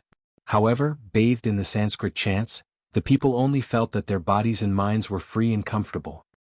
In the 3,000 boundless worlds, vegetation, forests, rice, hemp, bamboo reeds, mountains, rocks, and dust, everything is counted as a Ganges river. A Ganges river sand, a realm. Within a realm, a dust is a tribulation. Within a tribulation, all the accumulated dust is a tribulation. When the flowers bloom, the Buddha nature is revealed. In the heart there is a spiritual mountain. Open. As time passed, Du Yi's expression became more and more solemn. As he chanted, his voice became louder and louder. All of a sudden he opened his eyes like an angry Arhat Vajra. He used his right hand to form a seal and pointed at the golden alms bowl that was filled with clear water. Following his last word, "Open," a magical scene appeared. Without any warning, an emerald green stalk grew out of the golden alms bowl. The stalk grew longer and longer, followed by a lotus leaf. Moreover, the number of lotus leaves kept increasing. When there were about 4 or 5 lotus leaves, a pink flower bud suddenly grew out of the lush greenery. Under the sunlight, the bud slowly bloomed. A moment later, a lotus flower bloomed proudly in front of everyone's eyes. Reflecting the noon sun, it looked incomparably bright. Witnessing such a spectacle with their own eyes, everyone was stunned. Lotus blooming in clear water, and under the watchful eyes of the crowd, the process of a lotus blooming for several months was revealed in just half an incense stick's time. If this was not the power of the gods and Buddhas, what else could it be? Lotus appeared out of thin air. The Buddha has appeared. The Buddha has appeared. Someone shouted, and the crowd knelt down in front of Du Yi. They put their palms together and said, Greetings, Buddha. May the Buddha bless our entire family so that we can be safe and sound. May the Buddha bless my mother so that she can recover quickly. May the Buddha bless me so that I can become rich. May the Buddha bless my wife so that she can give birth to a fat child for me this time. In an instant the people had all kinds of wishes. Li Yu's eyes widened. She tugged at Li Chuanfeng's sleeve and whispered, "Wow. Priestly, this divine monk Dewey is so powerful. I clearly saw that there was nothing in the golden alms bowl except for clear water, but he could make a lotus bloom. It's so magical. Could this divine monk Dewey really be the reincarnation of a god? That's not right. Mr. told me before that there are no gods or Buddhas in this world." Li Chunfeng shook his head and said, "Although I can't tell what method Dewey used, he's definitely not the reincarnation of a god." "Priestly, why are you so sure?" Li Yu asked curiously. Li Chunfeng pursed his lips and did not know what to say. He could only say, "Intuition. I think you're jealous of divine monk Dewey's supernatural powers." Li Yu curled her lips and said softly. Li Chunfeng almost vomited blood when he heard that. At this moment, Monk Hui Kong, who was opposite Dewey, was expressionless. He held a Buddhist bow with his right hand and said, "Amitabha, the lotus flower in the clear water is like the moon in the water. Everything in sight is illusory. Dewey, you're so good at Buddhism but you're using it to confuse the masses. That's ridiculous. I advise you to repent before it's too late." "Hui Kong, you don't have the ability to communicate with the gods and Buddhas, yet you're slandering me. You're being disrespectful to the Buddha. Aren't you afraid that the Buddha will punish you?" Hearing this, Dewey's gaze focused as he glared hatefully at Hui Kong and said. Abbot Hui Kong's expression did not change. He said, "Amitabha, I have a clear conscience. Why would I be afraid of the gods and Buddhas?" Dewey sneered and said, "Humph. I can't be bothered to argue with you. I asked you out today to compete in Buddhism. Now that I've used my magic, it's your turn. Let the people of Chang, and be the judge and see whose Buddhism is more profound." Hui Kong closed his eyes and recited 2 lines of Buddhist scriptures. He then said, "Amitabha, I don't know your magic. I only know how to recite Buddhist scriptures, promote Buddhism, save the world, and persuade the people to be good. I'm willing to admit defeat in this kind of battle." Dewey's eyes flashed with surprise. He then could not help but laugh and said, "Ha! Save the world, save the world, save the world. I'll show you what it means to save the world and save the world." Then, he held the golden bowl with the lotus and turned to look at the people who were kneeling on the ground. He was about to speak when he looked at Li Chunfeng and Li Yu. He said unhappily, "Why aren't you 2 kneeling when the gods and Buddhas are descending?" Because everyone around them had knelt down, only Li Yu and Li Chunfeng were still standing. Moreover, these 2 people were standing at the front, so they were particularly conspicuous. Just now, Dewey was debating with Hui Kong, so he had no time to observe the situation around him. Now that he turned around, he happened to see these 2 living people standing. How could he bear it? The rest of the people who were kneeling on the ground looked at Li Yu and Li Chunfeng angrily after hearing Dewey's question. Li Yu blushed and did not know what to do for a moment. Li Chuanfeng's expression did not change. He bowed and said, "Master, please don't blame me. It's not that I don't respect the gods and Buddhas, but I only believe in the Jade Emperor and the 3 pristine Taoist ancestors.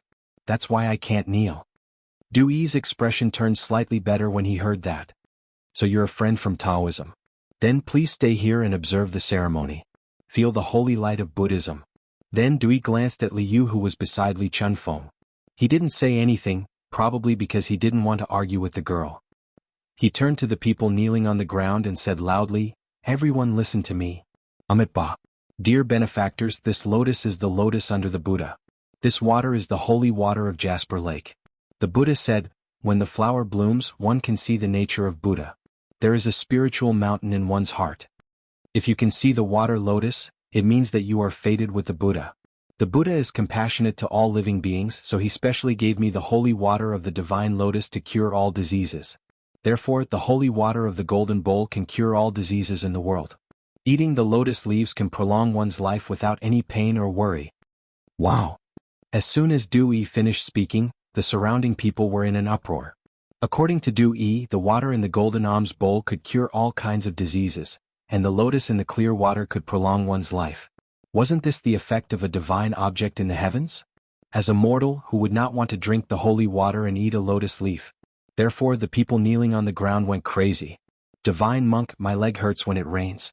Please give me a drop of the holy water of Jasper Lake." In the future, this old man will definitely abstain from meat and pray for the divine monk day and night. Master, my mother has been suffering from abdominal pain recently. Please do me a favor and give my mother a drop of the holy water of Jasper Lake. I will go to the temple tomorrow to buy some incense money. Please give me a drop of the holy water of Jasper Lake. I am willing to donate 100 strings of incense money. I have been suffering from headaches recently. Please give me a lotus leaf. I am willing to donate 200 strings of incense money. Soon the scene almost turned into an auction. Previously, the monk Dewey used the ability of clear water lotus, which made everyone completely believe that he was the reincarnation of the true Buddha. So now, naturally, no one doubted that the water in his golden alms bowl could cure all kinds of diseases. There were millions of diseases in the world, and there were always some that could not be cured. For some rich people, as long as their diseases could be cured, they were willing to fork out some money. Therefore, in order to get a few drops of the holy water, the rich people began to throw money at it. Li Chunfeng, who was standing at the side, frowned imperceptibly. Seeing this, Liu quickly asked in a low voice, "Master, can the water and lotus really cure all diseases and prolong one's life? Should I go and ask for a piece too?" Li Chunfeng replied without hesitation, "Impossible.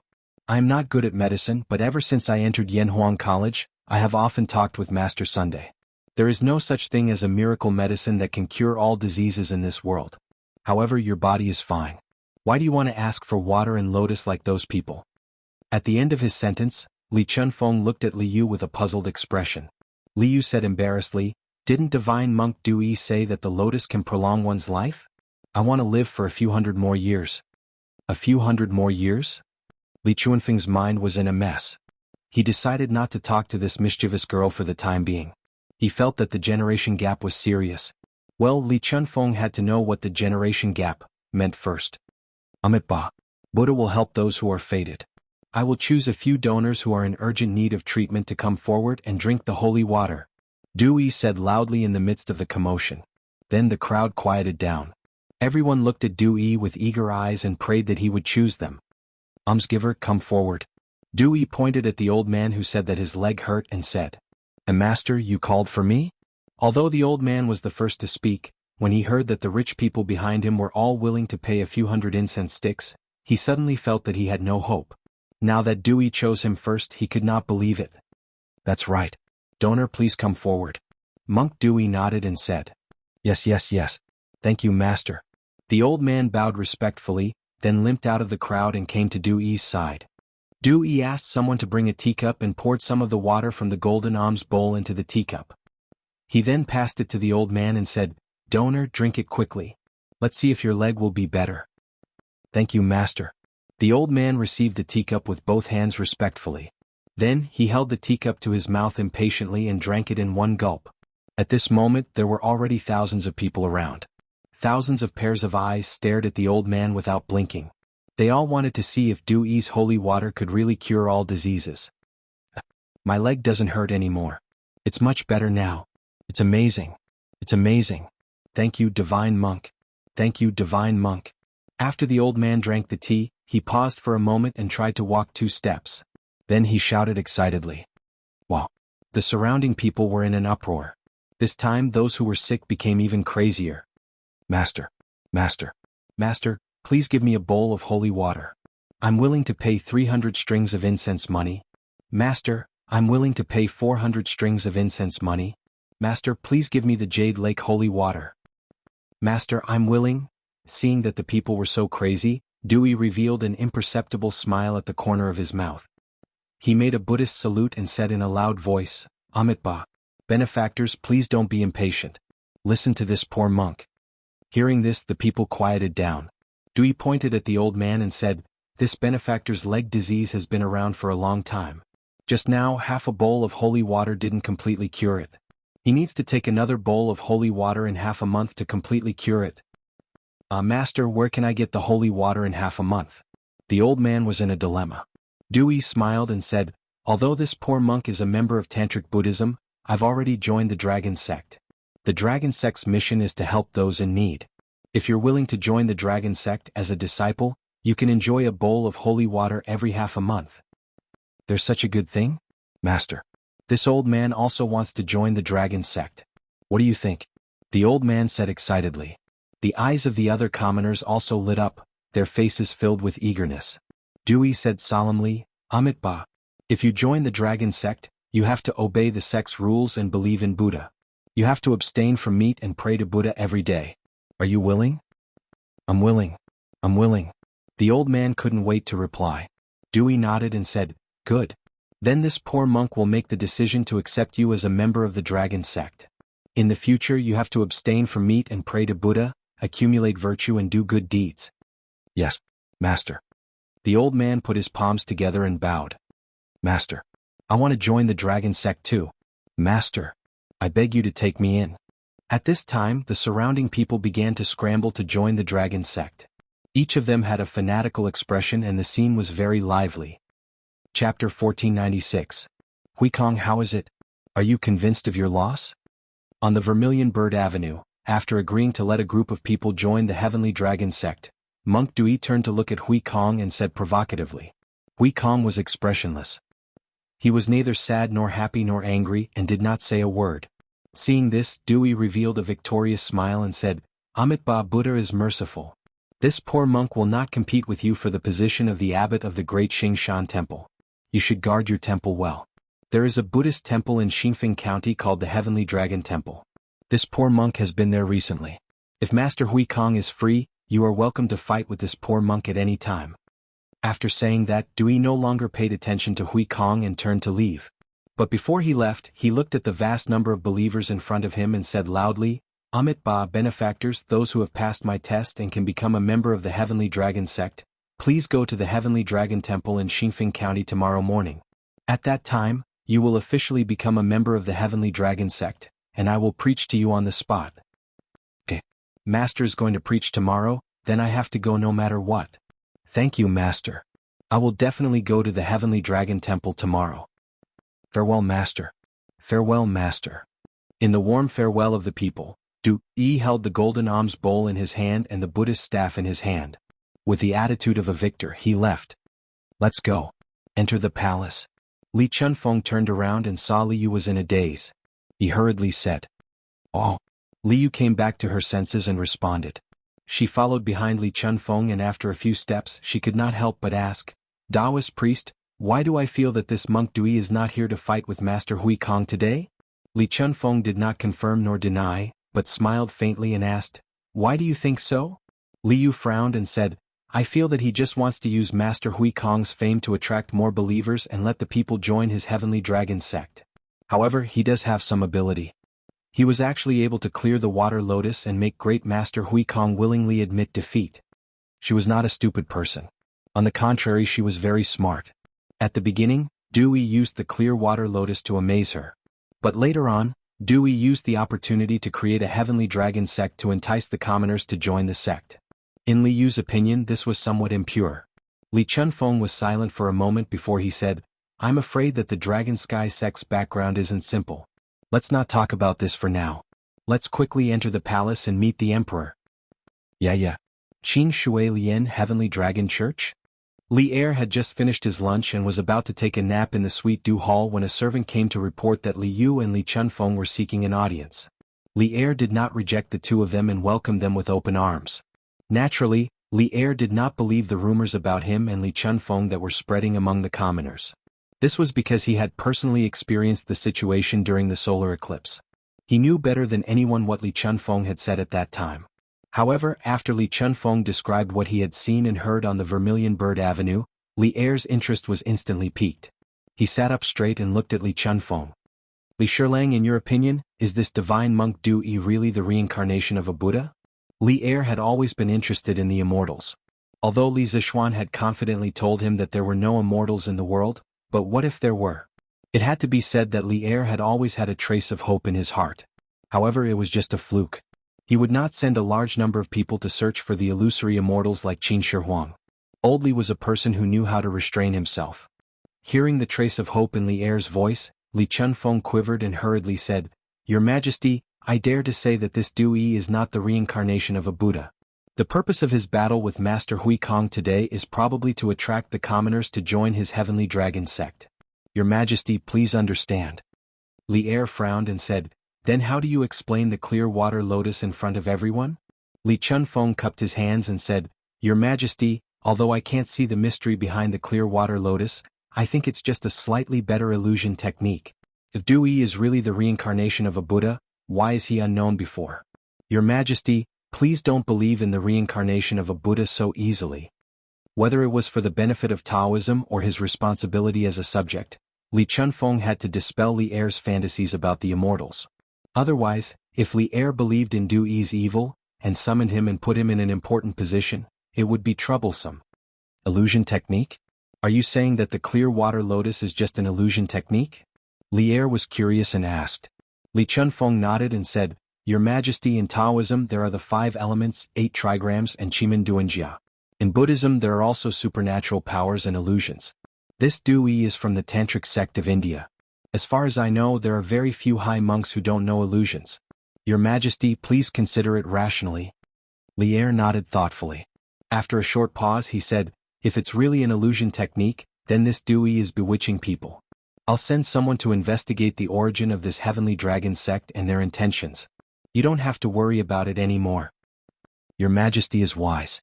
Li Chunfeng cupped his hands and said, Your Majesty, in order to save the locust plague, Mr. traveled thousands of miles to the various counties to provide relief. Now there are many unfavorable rumors about Mr. Your Majesty, please help Mr. to clear Mr.'s name. At this moment, Liu stood out and bowed to Li Er. Li Er nodded and said, I've heard about the rumors about the Duke of Yong'an. I've already ordered people to investigate the source of the rumors. When the time comes, I'll definitely give the Duke of Yong an explanation. I'm not a muddle-headed ruler, I won't believe in slanderous rumors. Liu heaved a sigh of relief and said, Your Majesty is wise. I'm impressed.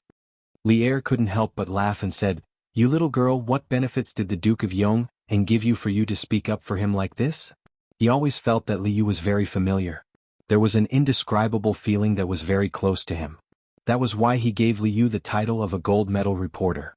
Moreover, his attitude towards Liu was more tolerant. If it was someone else who said this to him, he would definitely punish them for the crime of gossiping about the imperial court. However, since it was Liu who brought it up, he didn't have any thoughts of getting angry.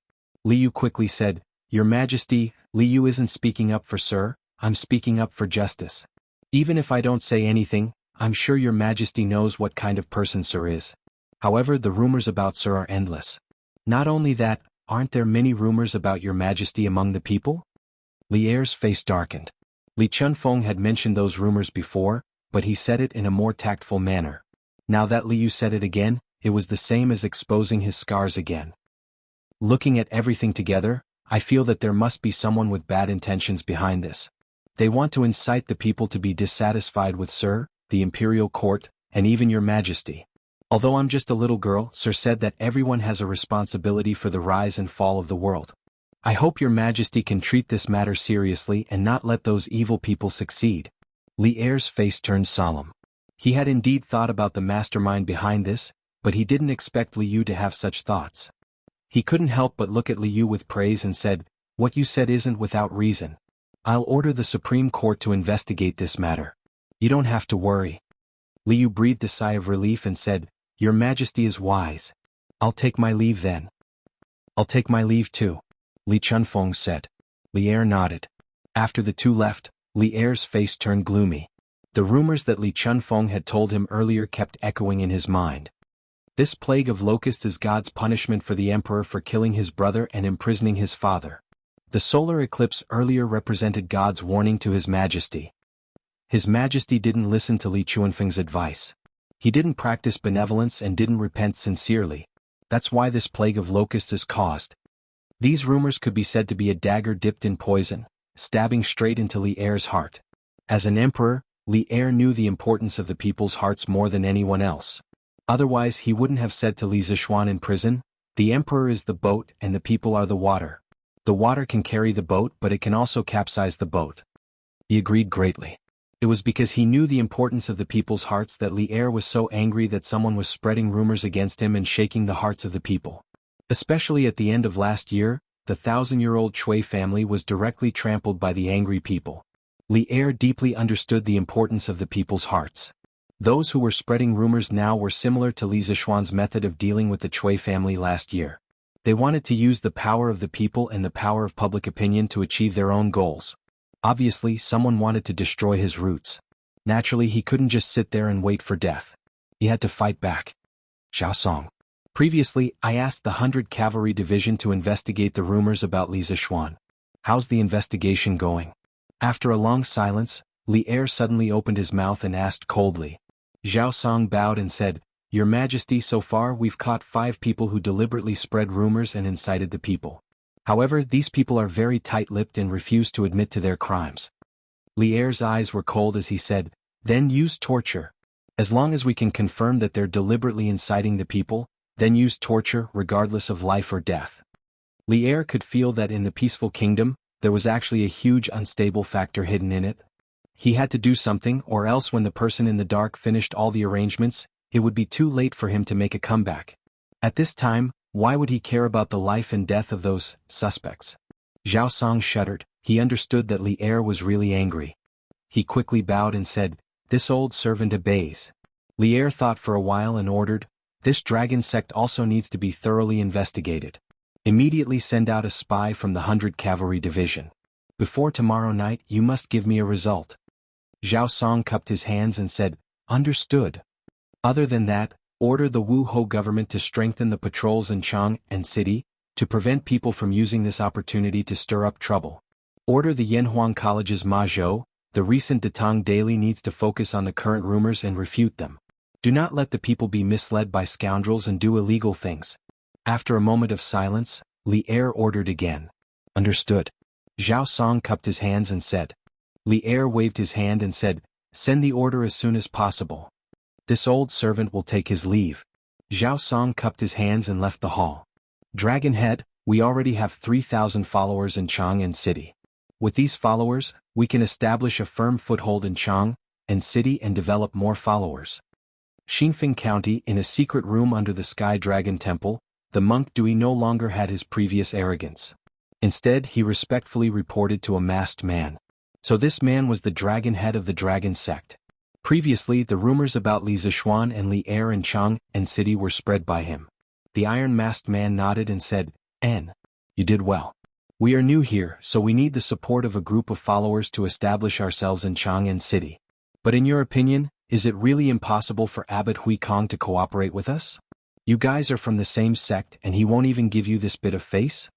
Du Yi performed a Buddhist bow and said, Dragon Head, although Hui Kong is a member of the Tantric sect, he has lived in the central region for decades and has long regarded himself as a Tang person. In my opinion, he will definitely not cooperate with us. Hearing this, the iron-masked man sighed and said, What a pity. Hui Kong has quite a reputation among the nobles in Chang and City. If he can be used by us, our plan is at least half successful. Ah, Dragon Head, why are you so disheartened? Du Yi smiled and said proudly, Since Hui Kong is not willing to cooperate with us, then we will develop our own followers. Today this poor monk used some means to recruit 3,000 followers for my dragon sect. In time, this poor monk's reputation and connections in Chang and will definitely surpass Hui Kong's. The iron-masked man nodded. After a moment of silence he said, In that case we will have to trouble you. There is not much time left for us. Li Zishuan is more astute than others. We must complete all the arrangements before he returns to Chang'an. Otherwise he will definitely see through us. After everything is done, the position of nation master will definitely belong to you. At that time, why do you have to go back to India to suffer? Dui said with joy, Thank you, Dragon Head. I will do my best to help Dragon Head accomplish your great task. Due to the cover of the mask, the iron-masked man's expression could not be seen. He continued, Your Jade Lake holy water is very good. Remember to prepare more. The followers of the dragon sect will increase. When the time is right, I will order all the followers of Qingzhou, Qizhou, Cangzhou, and Jizhou to come to Chang'an. Yi narrowed his eyes and said with a somewhat evil smile, Dragon Head, don't worry. I have a lot of Jade Lake holy water here. I guarantee it will be enough. Ah, good. Tomorrow's lecture will depend on you. The iron-masked man laughed loudly. Yes, sir. Du Yi smiled and cupped his hands. Chapter 1497. The next morning. All right. Ren Biao, you don't have to send me off. Go back quickly. Li Zishuan looked at Wang Renbiao and said in the pavilion outside Yong County in Qizhou. In more than 2 days, all the locusts in Qizhou had been wiped out by the Sky Rooster Brigade. Therefore, Li Zishuan planned to leave Qizhou with the Sky Rooster Brigade and head to the next destination. As for Wang Renbiao, after this guy was nourished by love, his body was now very healthy. Didn't you see Li Jingchu standing next to him like a little bird? Thinking back to how strong she was in the past, who would have thought that after confessing her feelings to the person she loved, she would become like a little girl? Li Zishuan couldn't help but sigh in his heart. Women were indeed unpredictable creatures. However, he didn't know that some women's strength was just a layer of shell used to protect themselves.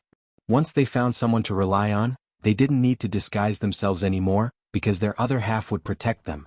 Send me off again. Xiao Xian, you've helped me so much this time, but I didn't treat you well. Now that you're leaving after helping me, I should send you off no matter what. Wang Renbiao said with a face full of reluctance. Li Zishuan's trip to Qizhou this time had indeed helped him a lot. First, he had helped him eliminate the locusts, and second, he had helped him solve his emotional problems. It could be said that he had untied the knot in his heart. This kind of great kindness, no matter how much he thanked him, it would not be enough. Li Zishuan said with a smile. Ha! Isn't there a saying that even if you send someone off 1,000 miles, you will have to part in the end? You and I will meet again if fate wills it. Now that the locusts are here, I have to hurry to the other affected states to eliminate them as soon as possible. I can't stay in Qizhou any longer. On the other hand, Renbiao, if the eldest princess knows about the matter between you and Miss Li, she will definitely strongly oppose it. You should be mentally prepared in this regard. At the end, Li Zishuan's face became serious. Wang Renbiao's face stiffened. He had obviously thought about these problems before, but the happy life of the past 2 days had made him choose to temporarily avoid these problems. Now that Li Zishuan had brought it up in front of him, all those troublesome matters immediately floated to the surface of his mind. Little Xian, don't worry. Little Chu and I are already mentally prepared. No matter how difficult the road ahead is, no matter how many people oppose us in the future, we will advance and retreat hand in hand and walk down together. We will never leave each other, and we will follow each other in life and death. Wang Renbiao held Li Jingchu's hand and said firmly. At this time, Li Jingchu also said, Marquis, don't worry. I will walk down the road with Renbiao in the future. Even if the eldest princess opposes it, even if everyone says that I am a shameless bad woman, as long as Renbiao needs it, I will always stand with him. After saying that, the two of them seemed to have some kind of tacit understanding. They looked at each other, their eyes full of determination and love. When Li Zishuan saw this, he suddenly felt that he was unnecessary here. In order to prevent himself from being a third wheel, he quickly said, since it's like this, then I can be assured. Renbiao, Miss Li, if you need my help in the future, just ask. I can't manage the Wang family's internal matters, but I can still help with the Wang family's external matters. Wang Renbiao said gratefully, many thanks. In the past he did not need the help of others, but it was different now. Since he chose to be with a commoner girl, he had to be prepared to break off relations with his family and even be kicked out of his family. The Taiyuan Wang family's young master that everyone envied before, without the support of his family, could become a commoner. In this kind of situation, Li Zishuan was still willing to extend a helping hand to him. This meant that this was true friendship. How could Wang Renbiao not be grateful? How could he not be moved? Li Zishuan nodded and said, all right. You guys take care of yourselves.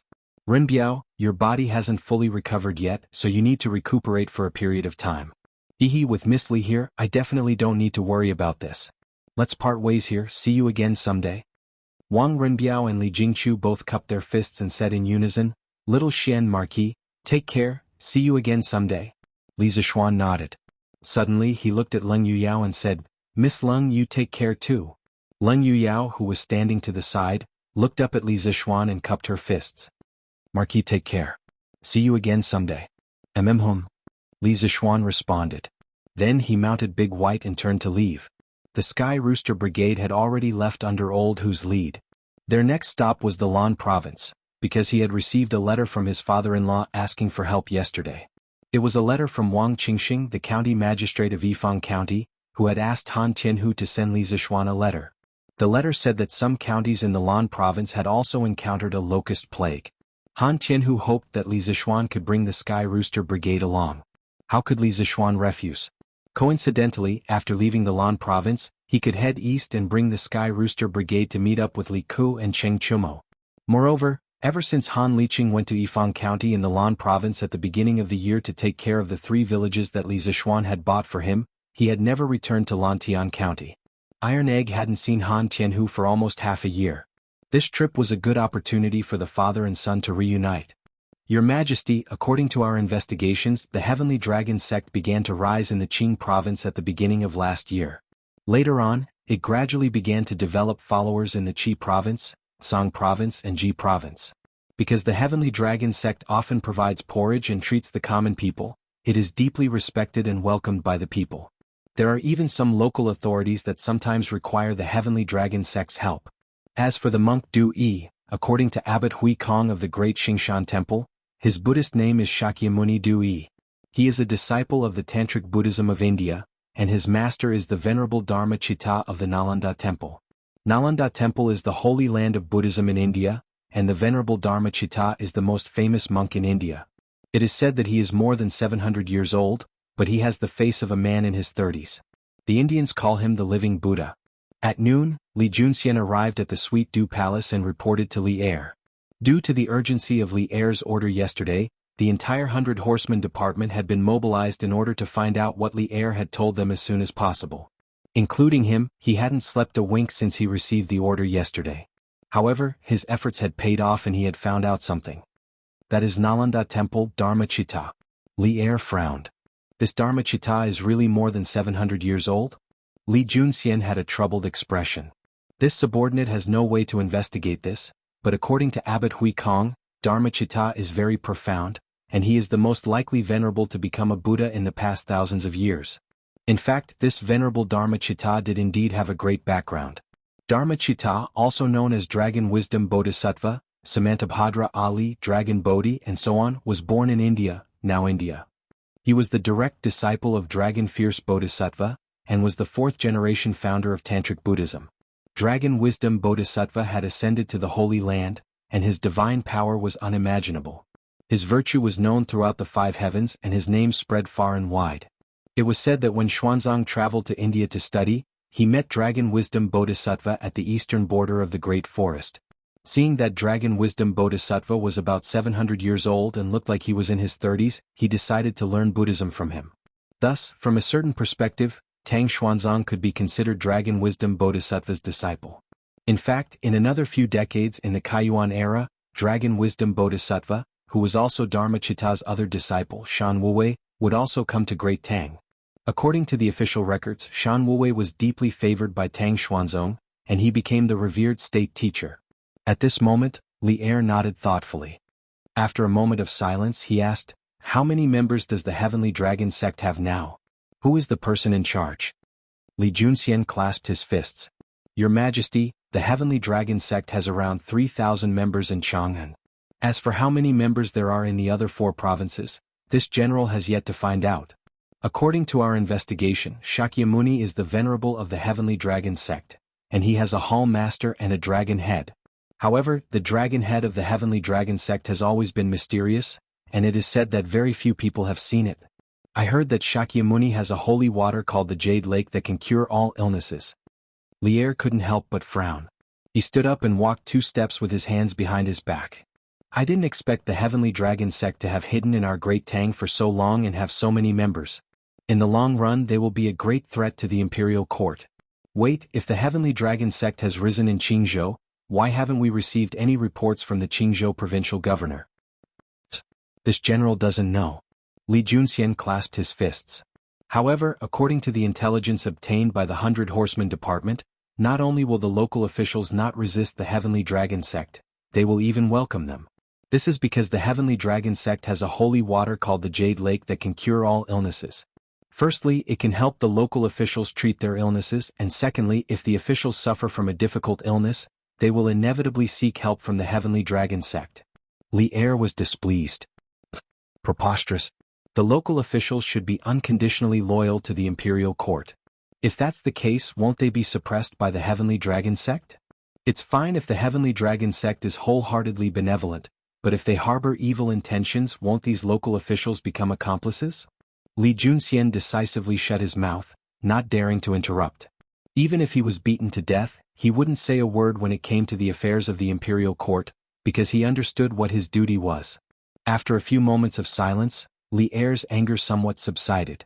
He muttered, "Did you manage to interrogate those 5 people who were intentionally spreading rumors? Are they related to the Heavenly Dragon sect?" To tell the truth, Li Er really wanted to obtain evidence of the Heavenly Dragon sect's crimes so that he could use this opportunity to arrest all of them. For the Great Tang, this would remove an unstable factor. Li Junxian clasped his fists. "Your Majesty, even though those 5 were tortured to the point of fainting from the pain, they were still unwilling to say anything.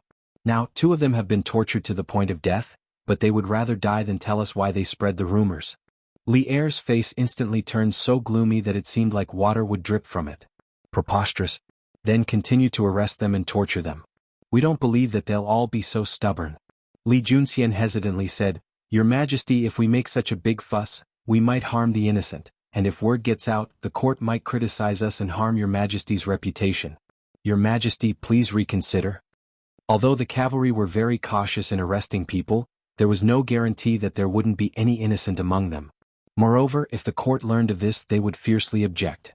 Li Er's brow furrowed, and after a few moments of thought he said, "Be more cautious when arresting people and more discreet when interrogating them. We must find out as quickly as possible if these people spreading rumors have any connection to the Heavenly Dragon sect." Li Er felt that he could no longer be overly cautious. He had to be decisive, or else it would be too late once the mastermind behind the scenes had finished setting up. Li Junxian's heart trembled as he clasped his hands. "This general obeys the decree. Father." Lan Province, outside the gates of Yifang County. Li Zishuan and the Sky Chicken Brigade had arrived before noon. Lan Province's provincial governor Zhou Wenfeng, Yifang County's county magistrate Wang Qingxing, a group of officials from the government and county offices, and Li Zishuan's father-in-law Han Tianhu, had all been waiting to welcome them. As the procession reached the gates, Iron Egg saw that extremely familiar figure and couldn't help but ride over. In the past, when Han Lijing was at his side, Iron Egg would often complain that Han Lijing was meddling too much. But after being separated for nearly half a year, Iron Egg only missed Han Lijing. Han Lijing quietly stood in front of the gates, not cheering or crying. It wasn't that he didn't want Iron Egg, but there were so many officials standing next to him that he needed to maintain his calm and self-control. Otherwise, wouldn't he make a fool of himself and cause his son-in-law to lose face? "Father, are you feeling well?" Iron Egg took the lead and rode his bicycle to Han Lijing. He quickly got off the bicycle and parked it at the side. Then he stepped forward and said excitedly, "Ah, your father's body is fine. You don't have to worry about me." Han Lijing smiled with great relief. Then he looked at Iron Egg from head to toe and couldn't help but nod. "You've become darker, thinner and taller. Iron Egg, you've done well this time. More or less you've accumulated some merit. Also, you've gained a lot of knowledge along the way, right?" Seeing Iron Egg grow from a naughty kid who only knew how to play with mud to his current state, how could Han Lijing not feel gratified? His daughter had married a kind-hearted and capable person, and his son was becoming more and more promising day by day. Han Lijing now had no regrets. He had no more desires. "Ah, Brother Han, you've given birth to a good son. He'll definitely be successful in the future." Lan Province's provincial governor Zhou Wenfeng stroked his beard and laughed. Han Lijing hurriedly said, No. It's fine as long as this brat doesn't cause any trouble for me. How can he bear the provincial governor's love?" Zhou Wenfeng smiled and didn't say anything because Li Zishuan had already arrived. Lan Province's provincial governor, Zhou Wenfeng, greets Marquis. Yifang County's county magistrate Wang Qingxing, greets Marquis. "Greetings, Marquis." Li Zishuan jumped down from his horse. Zhou Wenfeng, Wang Qingxing and the other officials came forward to salute him. Chapter 1498. Provincial Governor Zhou, County Magistrate Wang, there's no need for such formalities. Outside Yifang County City Gate, Li Zishuan approached the group of officials and said with a smile, "I came to Lan Province to exterminate locusts. You don't have to worry about me. If you have official business to attend to, go ahead." Li Zishuan was a pragmatic person and didn't like to engage in such superficial formalism. However, Zhou Wenfeng and the others had come out of the city to welcome them out of good intentions. As the saying goes, don't slap a smiling face, so he had no reason to blame them. Zhou Wenfeng's eyes flashed. He was surprised, but his expression returned to normal after a while. He cupped his hands respectfully and said, "Marquis is a man of noble character and unquestionable integrity. I admire you for your devotion to the public. Speaking of this, he turned to the group of officials behind him and said with a serious expression, "Did you all hear that? If you have official business to attend to, go back to the Yamen immediately and don't make any mistakes." Lan Province's capital was Yifang County, so Zhou Wenfang's words were not only directed to the subordinates of the provincial governor's office, but also to the officials of Yifang County's Yamen. Yes. The 30-odd officials standing behind couldn't help but look at each other. After a while, they cupped their hands and said in unison. Zhou Wenfang pointed to the hundreds and thousands of people around him and said to Li Zixuan with a smile, "Ha, Marquis. These people came to welcome you on their own accord after hearing the news. I didn't ask them to come. I can't chase them away." Li Zixuan pursed his lips and looked at the people around him who were looking at him with anticipation. Li Zixuan said loudly, "Folks of Lan Province, I'm here so you don't have to worry about the plague of locusts anymore. The sun is so hot, everyone should go back and eat. This afternoon, the Sky Rooster Brigade will head to the villages to exterminate the locusts." Actually, on their way here they had met quite a number of enthusiastic citizens. Li Zixuan was naturally aware of the pleas of the citizens. It was noon and the scorching sun was blazing above their heads. It was as if it was going to burn people to death. Therefore Li Zixuan didn't waste any time. With just a few words he made the citizens feel completely at ease. "Thank you, Marquis. Thank you, Marquis." Li Zixuan's voice was very loud, and almost all the people around him heard it clearly. Hearing this, they couldn't help but cheer loudly and express their gratitude. "Let's go back and eat," Li Zixuan said kindly. After receiving the reply they wanted from Li Zixuan, the citizens did not stay any longer and left in satisfaction. The Sky Rooster Brigade is finally here. The locusts in our county should be wiped out soon, right? Of course. It said that the Sky Rooster Brigade only took 2 days to exterminate the locusts in Chizhou. Good boy. So fast? We still have to thank Master Han. Do you know why the Sky Rooster Brigade came to Lan directly after exterminating the locusts in Chizhou? Why? Because Master Han is the father-in-law of the Marquis of Yong'an. Willow Village, Nanping Village and Kaiyang Village were originally bought by the Marquis of Yong, and for Master Han. Now that our Lan province is suffering from a locust plague, how could the Marquis of Yong and not help? Oh, I remember now. It seems like there is such a thing. Speaking of which, the farmers in these 3 villages are close to the coal mines and iron mines. Just by working in the mines they can earn a lot of money every month. Who asked the coal mines and iron mines to belong to the Marquis of Yong'an? The Marquis of Yong, and is famous for being nice to his subordinates. Before this, although Li Zixuan had never been to Lan Province, many citizens in Lan Province had received Li Zixuan's kindness, especially the citizens of Yifang County. This was because Li Zixuan not only owned coal mines, but also iron and aluminum mines.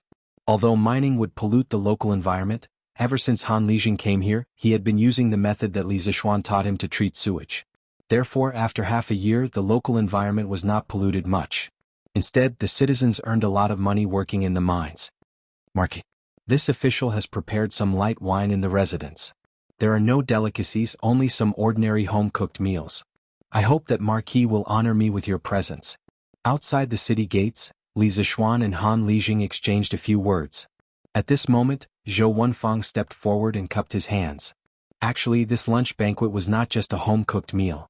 However, after seeing Li Zixuan's actions, Zhou Wenfang guessed that Li Zixuan did not like their extravagance and waste. Therefore, he changed the delicacies into a home-cooked meal. Li Zixuan nodded and said, "A home-cooked meal is just right. I'll have to trouble Provincial Governor Zhou to prepare some home-cooked meals for the children as well." Regarding Zhou Wenfang's character, Li Zixuan had heard from Han Lijing that he was a smart person who knew how to curry favor with his superiors but would not overly curry favor with them. This kind of person could not simply be defined as a corrupt official because he was not corrupt. He only knew a little about the way to curry favor with his superiors.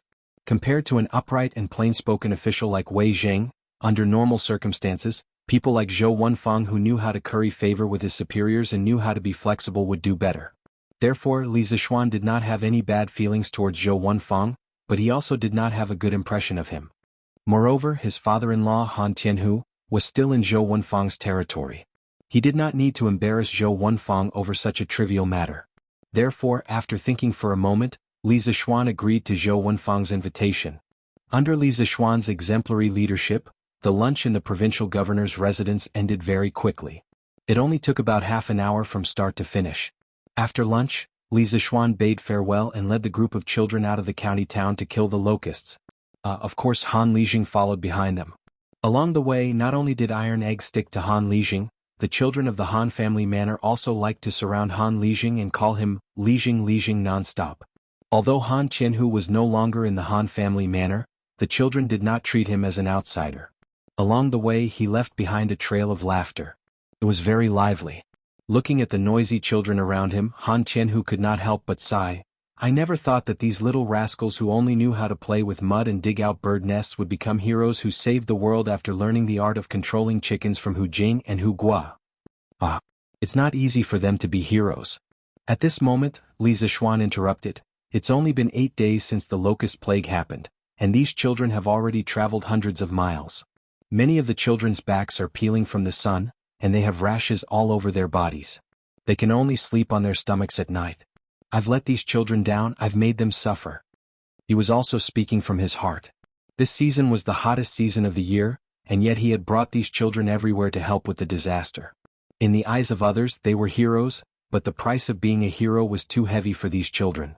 In just a few days the children were all tanned by the sun. It was impossible for Li Zishuan not to feel guilty.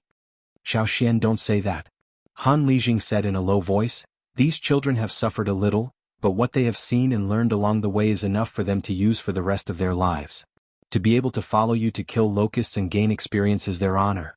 When they grow up they will be grateful to you. Li Zishuan shook his head and did not reply. Suddenly, Li Zishuan caught a glimpse of a particularly large pond in front of them. The pond's topography was lower in the south and higher in the north. The most important thing was that its shape was very strange. The part near the north was built with stone dams. Seeing this, Li Zishuan quickly reacted. He pointed at the pond and asked, that pond must be the sewage treatment pond father-in-law had people repair, right? When Han Qianhu had complained to Li Zishuan about the serious water pollution near the iron and coal mines, Li Zishuan not only bought the 3 villages near the iron and coal mines, but also taught Han Qianhu some methods to treat the sewage. One of them was the sewage treatment pond. Han Qianhu looked in the direction Li Zishuan was pointing at, then nodded and said, that's right. That's the sewage treatment pond. There are 2 other ponds like this near the iron mines. After using this thing, the sewage has indeed decreased a lot. It's because of this that no one objected to us mining. Li Zishuan nodded and praised, that's right. We can't just bury ourselves in mining and ignore the feelings of the locals. Otherwise we'll become a rat that everyone wants to beat up. That should be our iron mine, right? As he spoke, Li Zishuan pointed to a small hill in front of them. They could vaguely see a lot of people on the hill. Han Qianhu looked at it and then replied, yes. That's right. That's our iron mine. It's also the largest iron mine in the Lan province. Today the iron mine is transporting a batch of ore to Lantian County. Fubin couldn't leave so he didn't come. Xiaoxian, do you want to go take a look? After pondering for a moment, Li Zishuan nodded and said, of course I have to go take a look. Now more and more iron was being used in the workshops. Carriages needed iron, bicycles needed iron, and weapons and armor needed iron. Moreover, it was an astronomical number. Now that he was in Yifang County, he could go to the mines to take a look and see if he could increase the mining capacity. Fubin, come out quickly. Look who's here. When they arrived at the mines, Han Li directly shouted towards the inside. As soon as he finished speaking, a young man with dark skin and a thin figure quickly walked out from the shed. Uncle Han? Marquis, you're here. The young man first greeted Han Qianhu, then when he saw Li Zishuan, he couldn't help but be stunned. He quickly went forward and bowed respectfully. Marquis, I know you're going to Yifang County at noon, but I couldn't leave at that time, so... This young man is Fubin. Li Zishuan waved his hand and smiled. No matter. You did the right thing. Business is more important. There are so many people welcoming me. You won't make a difference, right? You're tanned and thinner than before. Looks like you've suffered a lot here. Do you want me to transfer you back to Lantian County? Just by looking at Fubin's tanned and thin appearance, it was obvious that he had suffered a lot here. If he was now fair and fat, Li Zishuan would suspect that this young man had been eating and drinking all the time. Marquis, I'm not suffering. I'm not suffering at all. Hearing this, Fubin shook his head like a rattle drum and quickly said. Han Qianhu laughed. Hee. This young man has taken a fancy to Registrar Zhang's daughter. Xiaoxian, if you ask him to go back now, how would he be willing? I think even if you were to chase him away with a knife, he wouldn't leave. Li Zixuan heard this and couldn't help but ask, "Oh? Fu Bin, you've taken a fancy to Registrar Zhang's daughter?" "Sure. You young man. Do you want me to help you matchmake?" Fu Bin didn't even think and rejected, "No need, Marquis. How could I trouble you with such a small matter? Furthermore, she might not even like me." At the end of his sentence, Fu Bin's face turned red like a monkey PG. Li Zixuan was also an experienced person. How could he not see that this couple was about to become a couple? He smiled and said, "All right. Then I won't interfere. But when the both of you get married, I will be attending the wedding banquet. Oh, if you have time, go back and visit Faubert. He is getting older." A trace of shame flashed across Fu Bin's face when he heard that. He nodded and said, "And after I'm done with my work, I will make a trip back." Faubert didn't have any children and had always treated Fu Bin as his own son. Fu Bin knew this very well. Li Zixuan nodded and didn't dwell on this matter. He said seriously, "Xiaobing, how is the iron mine's production now?" When it came to serious matters, Fu Bin's face immediately turned serious. He quickly replied, "Marquis, this iron mine can now mine about 5,000 caddies of ore a day. Under normal circumstances, we have to send a batch of iron ore out of the warehouse every 3 days. Oh, last month I found that the quality of the ore deeper underground is better and there are more of it. I got someone to dig a mine that is 4 to 5 feet deep and plan to mine from the bottom. This way we can mine at least twice as much iron ore." The ancient people couldn't dig tens of meters deep into the ground like the modern people. At that time, due to the lack of advanced machinery and technology, most of the ore they mined was near the surface. Fu Bin could think of using a mine to mine directly from the bottom. This was considered a new approach. However, this method of his could easily lead to danger. What? Li Zixuan's face changed and quickly said, "Where is this mine? Bring me to take a look." Fu Bin saw Li Zixuan's face and had a bad feeling. But he couldn't think of what he did wrong. He could only bite the bullet and said, "Marquis, the mine is over there. Follow me." Okay. Under Fu Bin's lead, Li Zixuan came to a 1-meter deep, bottomless pit. Above the pit, there was a rotating device similar to the one above the well. It should be used to pull people or goods. "Marquis, do you think there is anything wrong with this mine?" After a while, Fu Bin asked. Li Zixuan thought for a while and said, "Xiaobing, it is good that you can think of this method. But this method is risky." Chapter 1499. Risks. Marquis, what risks are there? In ancient times, most of the mining was done close to the surface. Some of the ore was even directly exposed to the surface, so Fu Bin couldn't think of any risks at the moment. Li Zixuan pondered for a moment, then said, "Firstly, if it rains due to the terrain, the rainwater will gather in the mine, which is definitely a threat to the safety of the miners. Secondly, the deeper the mine, the less air there is, the more likely the miners will suffocate to death.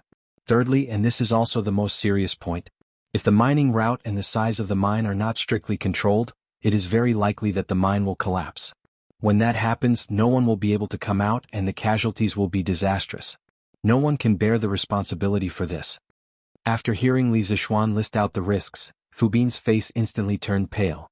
Although his skin was already tanned, it was still very obvious that his face was pale. "Marquis, then, why don't I get someone to fill up the mine?" Fu Bin was scared. Although he was almost half a gangster in the past, and although he was now the manager of an iron mine, and could be said to have great power in his hands, he didn't dare to get involved in a murder case. "Yeah, Xiaoxian. Since mining in this mine is so dangerous, why don't we fill it up to prevent the miners from losing their lives? Besides, this mine is so deep.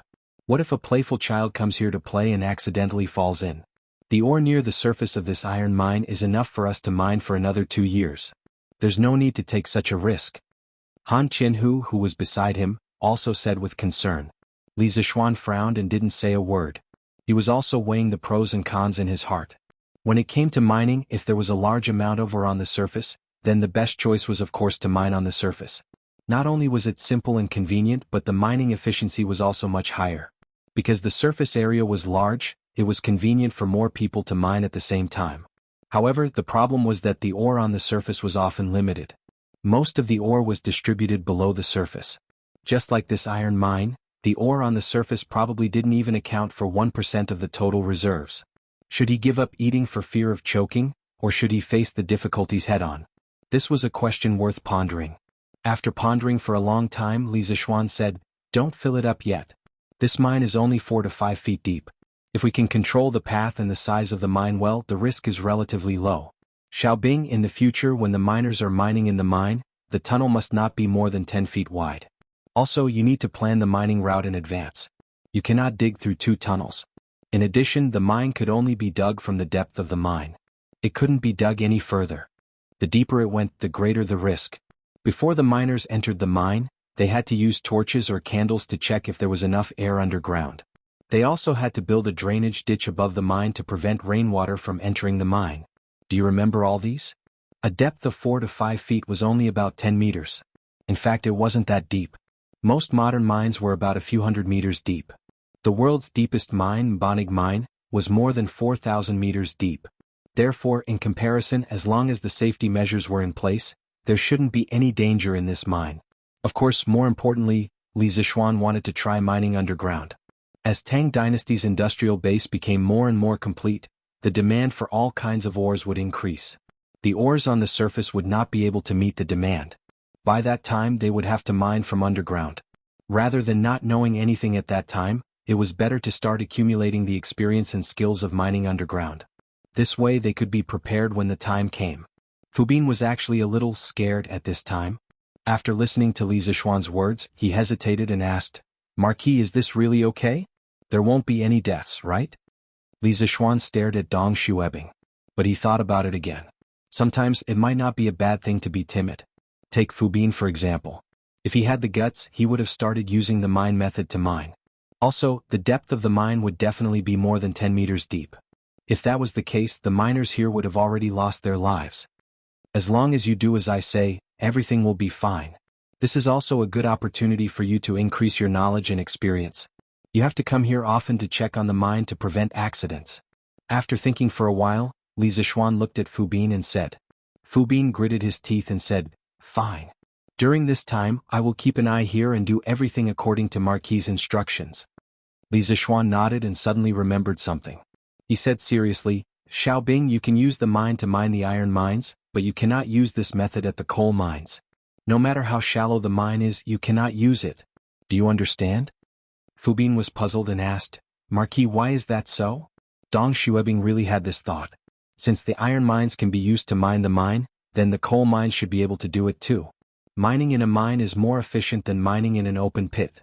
After all, mining in an open pit requires the soil to be removed from the surface. Mining in an open pit can be done directly from the mine. Li Zishuan said seriously, "Don't ask why.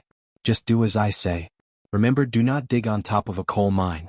I would rather waste more manpower digging in an open pit than dig on top of a coal mine. Or else, a lot of people will die. A coal mine is different from an iron mine. If you dig a mine, there will be gas inside. This gas will explode when it comes in contact with a flame.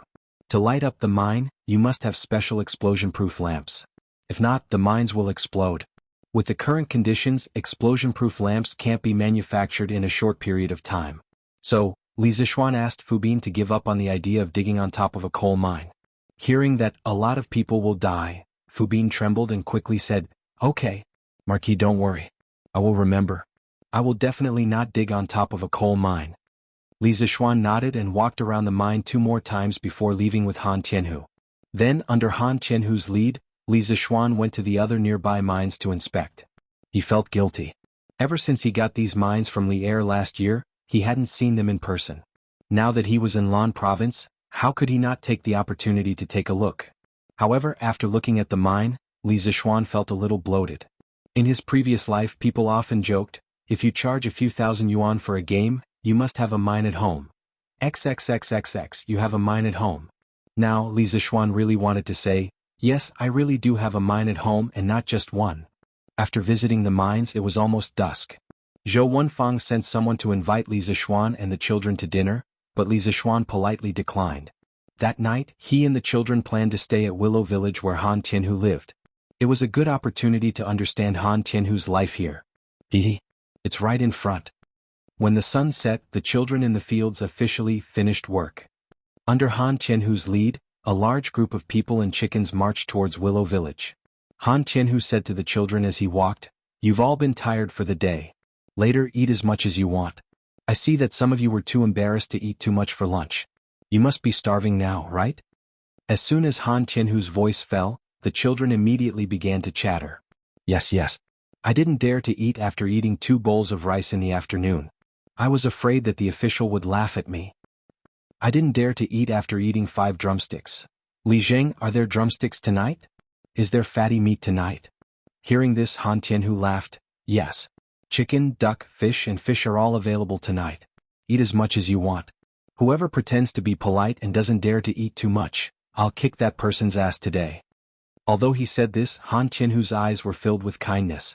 He was really happy today. Many of the children in front of him grew up under his watch.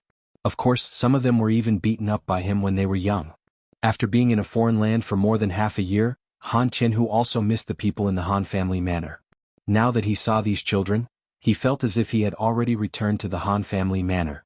That kind of homesickness could only be experienced by those who had been wandering around for years.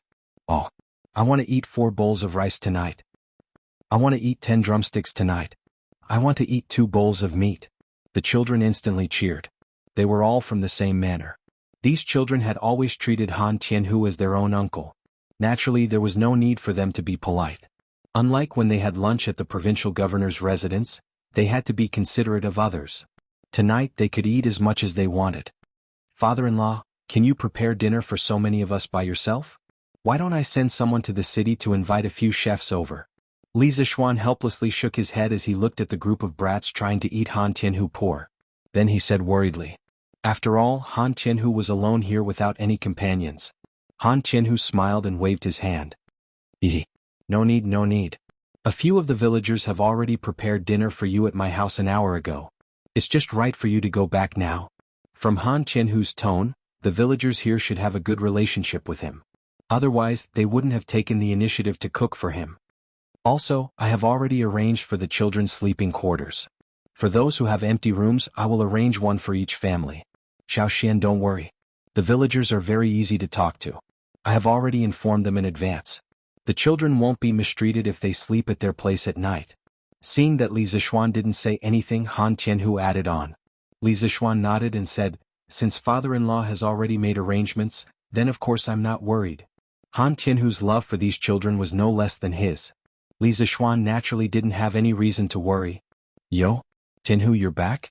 This is Marquis, right? This humble one Ma Jiang greets Marquis. After entering Willow Village, the group came to a courtyard. A bare-chested, burly man walked out from the door. That burly man first greeted Han Tianhu, then noticed Li Zishuan and hurriedly bowed to Li Zishuan. No need to be so polite. This Marquis is here to freeload a meal. Li Zishuan nodded and joked. However, he had some doubts in his heart. This person in front of him actually called Han Lijing Tianhu. This was very rare. One must know that even in the Han family manor, when the villagers saw his father-in-law, they would only call him Lijing. Almost no one would call him by his name. This could only mean that the burly man in front of him had a close relationship with Han Tianhu. Xiaoxian Ma Jiang is my brother. During the battle in Yunzhou, he and I were both part of Duke Yi's personal army. After the world was peaceful, he also retired. Han Tianhu said to Li Zishuan. Li Zishuan was startled. He then cupped his hands towards Ma Jiang and said, so that's how it is. Then this junior should be the one greeting Uncle Ma. This was not only to give face to Han Tianhu, but also out of respect for a soldier who had risked his life for the great Tang Empire.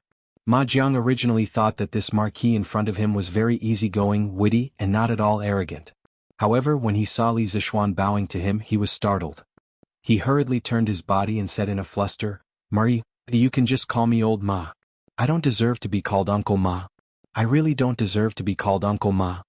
Li Zishuan said with a serious face, since you are my father-in-law's former brother on the battlefield, then you deserve to be called Uncle Ma. No. I can't. Marquis, please don't call me Uncle Ma. Ma Jiang was so anxious that his forehead was sweating. He was at a loss for what to do. At this time Han Lijing said, Ha! Little Shen Old Ma, let's not get entangled in this. The children are still hungry. Is the meal ready? Ma Jiang hurriedly said, It's ready. It's ready? My wife, Shanzi, and the other family's wives are all inside. They have also prepared the pheasants and hares sent by the villagers. There are 6 tables in the courtyard. They will help to serve the dishes in a while. Tianhu, I will go back and tidy up the house. Later you can let the children sleep in my house. Han Lijing hurriedly said, What's wrong? Ma? You don't want to eat before going back? Ma Jiang waved his hand and said, I don't want to eat. I don't want to eat. I was just smelling the meat in the kitchen and I was already full. The house is very messy. I have to go back and tidy it up. The children have been tired all day. I have to let them have a good night's sleep, right? Marquis, I will go back first. After saying that, Ma Jiang cupped his fists towards Li Zixuan. Without waiting for Li Zixuan's reply, he hurriedly ran away. The villagers were simple and honest. If it were anyone else who had the chance to eat with Li Zixuan, they would definitely lick his face and stick to him. For example, in the afternoon at the provincial governor's office, Zhou Wenfang and Wang Qingxing's subordinates. However, Ma Jiang was different. He would only feel uneasy when eating with Li Zixuan. Go, go, go. Let's all go in and eat. Han Lijing didn't mind. He waved his hand and called out to the group of children behind him. Let's eat. The devilish brats burst into cheers and immediately swarmed into the courtyard like a swarm of bees. Chapter 1500. The banquet lasted from sunset until the moon was high above the willow tree branches. The reason why the banquet lasted so long was not only because the children could eat too much, but also because the banquet was too sumptuous. There were too many wild animals sent by the villagers. Of course, the most important reason was that the banquet was held at Han Tianhu's house. The children could eat as much as they wanted here, and they had more freedom than they did in Qizhou. Therefore the banquet was quite lively. One could hear the laughter in the courtyard from the entrance of the village. Outside the courtyard, a group of villagers had already gathered. These villagers had come to pick up the children to sleep in their respective houses. There were a total of 49 households. Originally, 50 children would correspond to 50 households, but Iron Egg would definitely stay with his father at night, so only 49 children would sleep in the villagers' houses. The fields in Kaiyang village had all been swept by the Sky Pheasant Brigade this afternoon. Now there were almost no locusts left. The villagers naturally knew who the credit was, so in order to let the children have a good night's sleep, many villagers gave up the cleanest room and the softest bed in their house for the children from Han village and Mei village to sleep in. All right. Hurry up and wash up, then sleep. Listen carefully, don't make a fuss at night. Seeing that the children had eaten and drank to their heart's content, Han Lijing stood up and said loudly, "Don't worry, Lijing. We definitely won't make a fuss at night." "Yes, we definitely won't make a fuss." "Ah, Ernyo, do you wet the bed at night?" "Erhu, you're the one who wet the bed." The children played around for a while, then left the courtyard under Han Tianhu's lead. The villagers who had been waiting outside the door came forward one by one. Each family took one child and repeatedly promised that they would not let the children suffer in their own homes. Then they turned around and left with the children. This scene was just like a modern-day kindergarten where parents picked up their children at the school gate after school. "Father-in-law, your house is quite big." After dinner, Li Zixuan took Iron Egg to visit Han Lijing's new home. After walking around for a while, Li Zixuan couldn't help but exclaim. It was a house with 3 courtyards about the same size as the Li family's house in Chang and city's Yongla Lane. There were pavilions, rockeries, ponds and so on. However, many places looked as if they hadn't been cleaned for a long time. Fallen leaves, weeds and dust were everywhere. If this house is too big, it'll be troublesome. According to my original plan, having a place to stay here would be enough.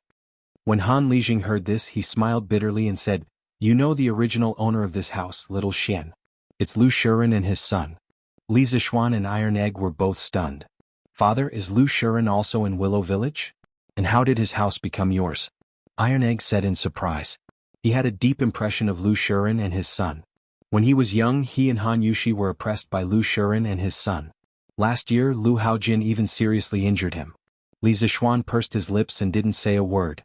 Regarding Lu Shuren and his son in Willow Village, Han Lijing had mentioned it in his letter to Han Yushi. However, Iron Egg was busy with his studies at the academy and probably didn't see the letter. Han Lijing patted Iron Egg's shoulder and said, "After Lu Shuren was chased out by the villagers of Plum Village, he came to Willow Village and became the landlord here. This year I came here to buy land and coincidentally met him. Who knew that even though this guy came to Lan Province, he was still dishonest. He was rude and unreasonable in the village, oppressing people and committing all kinds of crimes. Then he was arrested by County Magistrate Wang's men. His house in Willow Village became ownerless. The villagers didn't dare to live there because they were afraid of offending Lu Shuren. They were afraid that Lu Shuren would find trouble with them after he was released from prison. So father moved in." Speaking of this, Han Lijing said helplessly, "It's just that this house is too big. How can I take care of it alone? Usually I only take care of my own house." The other houses have been abandoned for a long time. This was also the reason why Han Tianhu didn't leave more children to live in his house. Those rooms that hadn't been cleaned for a long time would take a lot of time to clean up. It was already not easy to clean up 2 rooms for Li Zishuan and Iron Egg to live in. Father-in-law, you can buy some servants back. First, they can help you clean up the house. Second, they can take care of your daily needs. It's so convenient. Hearing this, Li Zishuan said with a smile. Although Han Tianhu's body was quite good, he was getting older. How could there be no one to take care of him? Han Lijing waved his hand and said, No. I'm fine living alone. What's the point of buying servants? Father, just listen to Master. If you don't have enough money, I still have some money here. I'll give it all to you. Iron Egg interrupted at this time. This child was starting to feel sorry for his father. You stinking brat. Your father wants your money? I'm just used to living alone. I don't want the trouble. Hearing this, Han Lijing couldn't help but pat the back of Iron Egg's head. Although he said this, his heart felt warm. All right. That's your room. Go wash up by the well and then sleep. After pausing for a moment, Han Lijing urged Iron Egg again. Then I'll go to sleep first. Father, Master, you guys should sleep early too. Iron Egg knew that he couldn't persuade Han Tianhu. He stopped persuading him and prepared to sleep. Go. Li Zishuan nodded and replied. Iron Egg turned around and left. Li Zishuan picked up where he left off and said, Father-in-law, you definitely have to buy a slave. Otherwise, you'll be the only one living in such a large residence. What kind of person is that? I'll pay for it. Tomorrow, I'll get someone to help you find a few loyal servants. This wasn't a problem of money, nor was it a problem of being used to living alone. It was just that living in such an uninhabited house for a long time would make one feel more lonely. It was also a torture to one's heart. Seeing Li Zishuan's determined face, Han Lijing thought for a moment and replied, All right. Let's just buy a few servants. Xiaoxin, you don't have to pay for it. I have more money than I can spend. After I'm done with this, I'll go buy some servants. Li Zishuan said suspiciously, Father-in-law, don't wait until we leave and change your mind. I think you should go buy some tomorrow. Han Lijing glared at him and said angrily, You little brat. Do I look like someone who doesn't keep his word? What a joke. What a joke.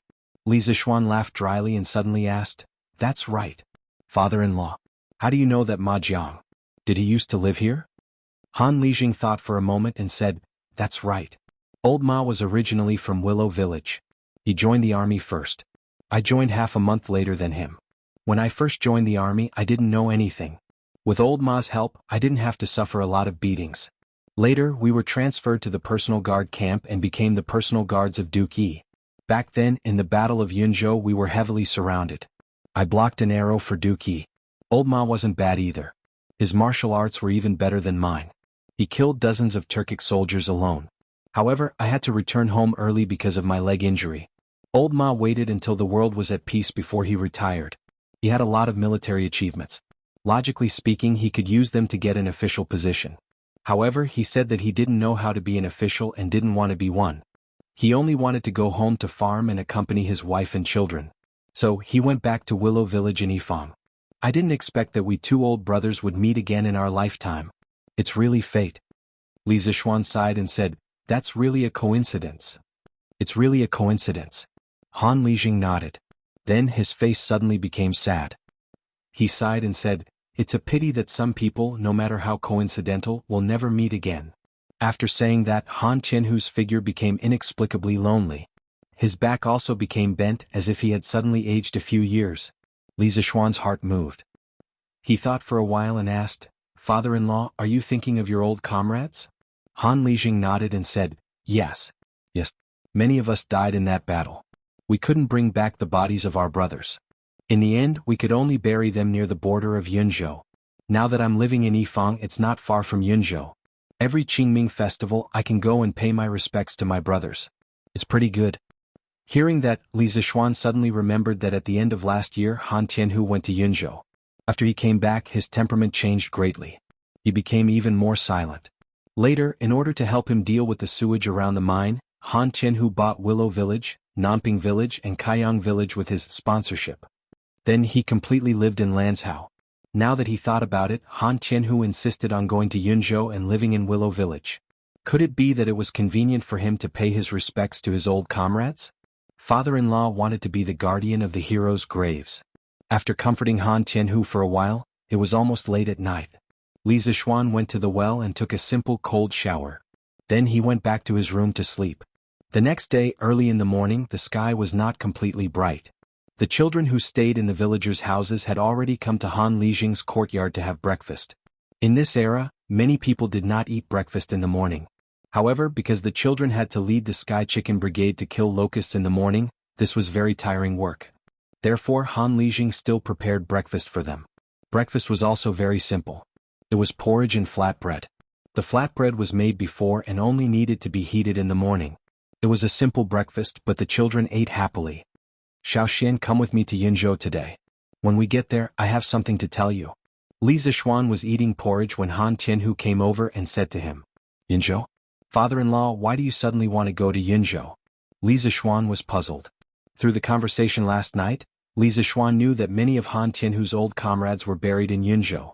However, today was neither Qingming Festival nor Chongyang Festival. Why did Han Lijing want to bring him to Yunzhou? Don't ask Xiaoxian. When we get to Yunzhou you'll know. We'll go to Yunzhou in the morning and come back in the afternoon. It won't delay your work. Han Lijing shook his head and did not explain the reason. Instead he insisted. Li Zishuan thought for a moment and then nodded. All right then. We'll ride to Yunzhou later. After breakfast quickly, Li Zishuan led Da Bai out while Han Lijing led a strong black horse. They were ready to set off for Yunzhou. As for the Sky Chicken Brigade, they had already instructed Iron Egg to make arrangements. Yesterday, Iron Egg was in charge of commanding the Sky Chicken Brigade, so there was nothing to worry about. After packing up, the two of them immediately set off. Father-in-law, your black horse is not bad. On the road, a black horse and a white horse galloped to their heart's content. Li Zishuan saw that the black horse could actually keep up with Da Bai's speed and couldn't help but exclaim in surprise. Hee, I picked up this black horse. It's fate. Han Lijing said with a chuckle. Due to the fast speed of the horse, his hair and the corners of his clothes were blown back by the wind. He looked a little like an old man chatting with a young man. You picked it up? Where did you pick it up? Hearing this, Li Zishuan was stunned for a moment. This horse that he picked up could run so fast. How could he be so lucky? Hearing Li Zishuan's question, Han Lijing's expression was faintly smug. It's a coincidence. This year, I went to Yunzhou to pay respects to my brothers. On the grassland not far away, I saw a black horse being chased by 5 grassland wolves. It was already bleeding from several bites. I've been to Yunzhou before and knew that wolves would occasionally appear here. When I came, I brought a bow and arrows. I saw that the black horse was quite pitiful, so I drew my bow and shot 2 of the wolves. When the other 3 wolves saw that their companions were dead, they didn't dare to continue chasing. This black horse actually had some intelligence. It knew that I saved it, so it ran to my side and didn't leave. When I saw the wounds on its body, its hind legs and buttocks were bleeding, I hurriedly led it to a nearby county and found a doctor who could treat livestock to treat it. After a few days its wounds were healed, but it didn't leave. It was as if it wanted to rely on me, so I took it as a mount. When Li Zishuan heard this, he couldn't help but click his tongue in wonder. This horse knows how to be grateful? It's really intelligent. And looking at the speed of this horse, it's not inferior to some of the grassland's precious horses. Father-in-law, you've picked up a treasure. Han Lijing smiled indifferently. I'm not going to the battlefield now. I only go out to ride occasionally. What's the use of a good horse? It's fine as long as it can run. Xiaoxian, if you need it, I'll give this horse to you. I heard from Yushi a while ago that His Majesty has appointed you as an adjutant of the Black Armored Army. How can you not have a good horse in the army? You'll be looked down upon by the soldiers. Li Zishuan smiled and refused. There's no need, father-in-law. My Whitey isn't inferior to your black horse. Isn't that right, Whitey? As he spoke, Li Zishuan patted the neck of Whitey's horse. Whitey seemed to understand that someone, a horse wanted to steal its rice bowl. Thus, it completely became a runaway wild horse. It ran at full speed and in the blink of an eye, it left the big black horse behind. Whitey can run so fast. Han Lijing was surprised for a moment, but he quickly reacted. He quickly urged the black horse under him and chased after Li Zishuan. Chapter 1501. Yifang County could be considered a county in the northern part of Lan Province, while Yun Province was to the north of Lan Province. Further north of Yun Province was the Great Steppe, where lived a group of valiant nomads, the Great Tang's mortal enemy, the Eastern Turks. After leaving Yifang County, the father-in-law and son-in-law rushed for an hour and arrived at the boundary of Yunzhou. Cloud Province was one of the 16 provinces of Yenyun between the Great Tang and the Turks. Since ancient times, it had been an important military base on the northern border, a barrier between the Great Tang and the Turks. There were not many people here, but many soldiers were garrisoned here. According to Han Lijing, Yunzhou County had 40 to 50,000 soldiers. Cloud Province only had one county under its jurisdiction, Yunzhou County.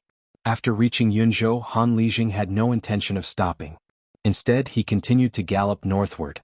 Li Zishuan wondered, could it be that my father-in-law wants to bring me to the border of the Great Tang? After galloping for another half an hour, Han Lijing finally stopped at the base of a mountain. Little Xian, this is Mount White. Han Lijing jumped down from his horse and pointed at the mountain range as he said to Li Zishuan.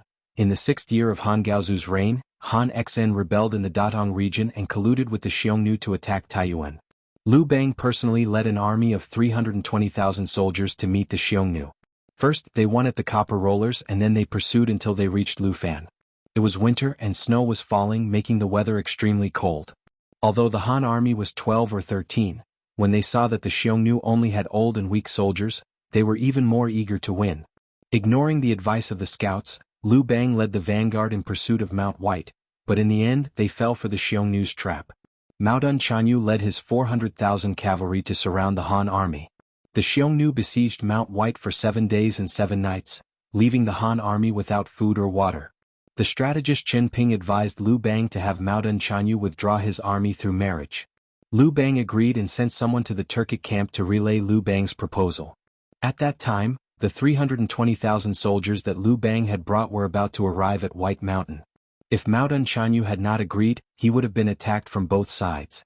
In the end, the Xiongnu retreated and Liu Bang left thousands of corpses on White Mountain.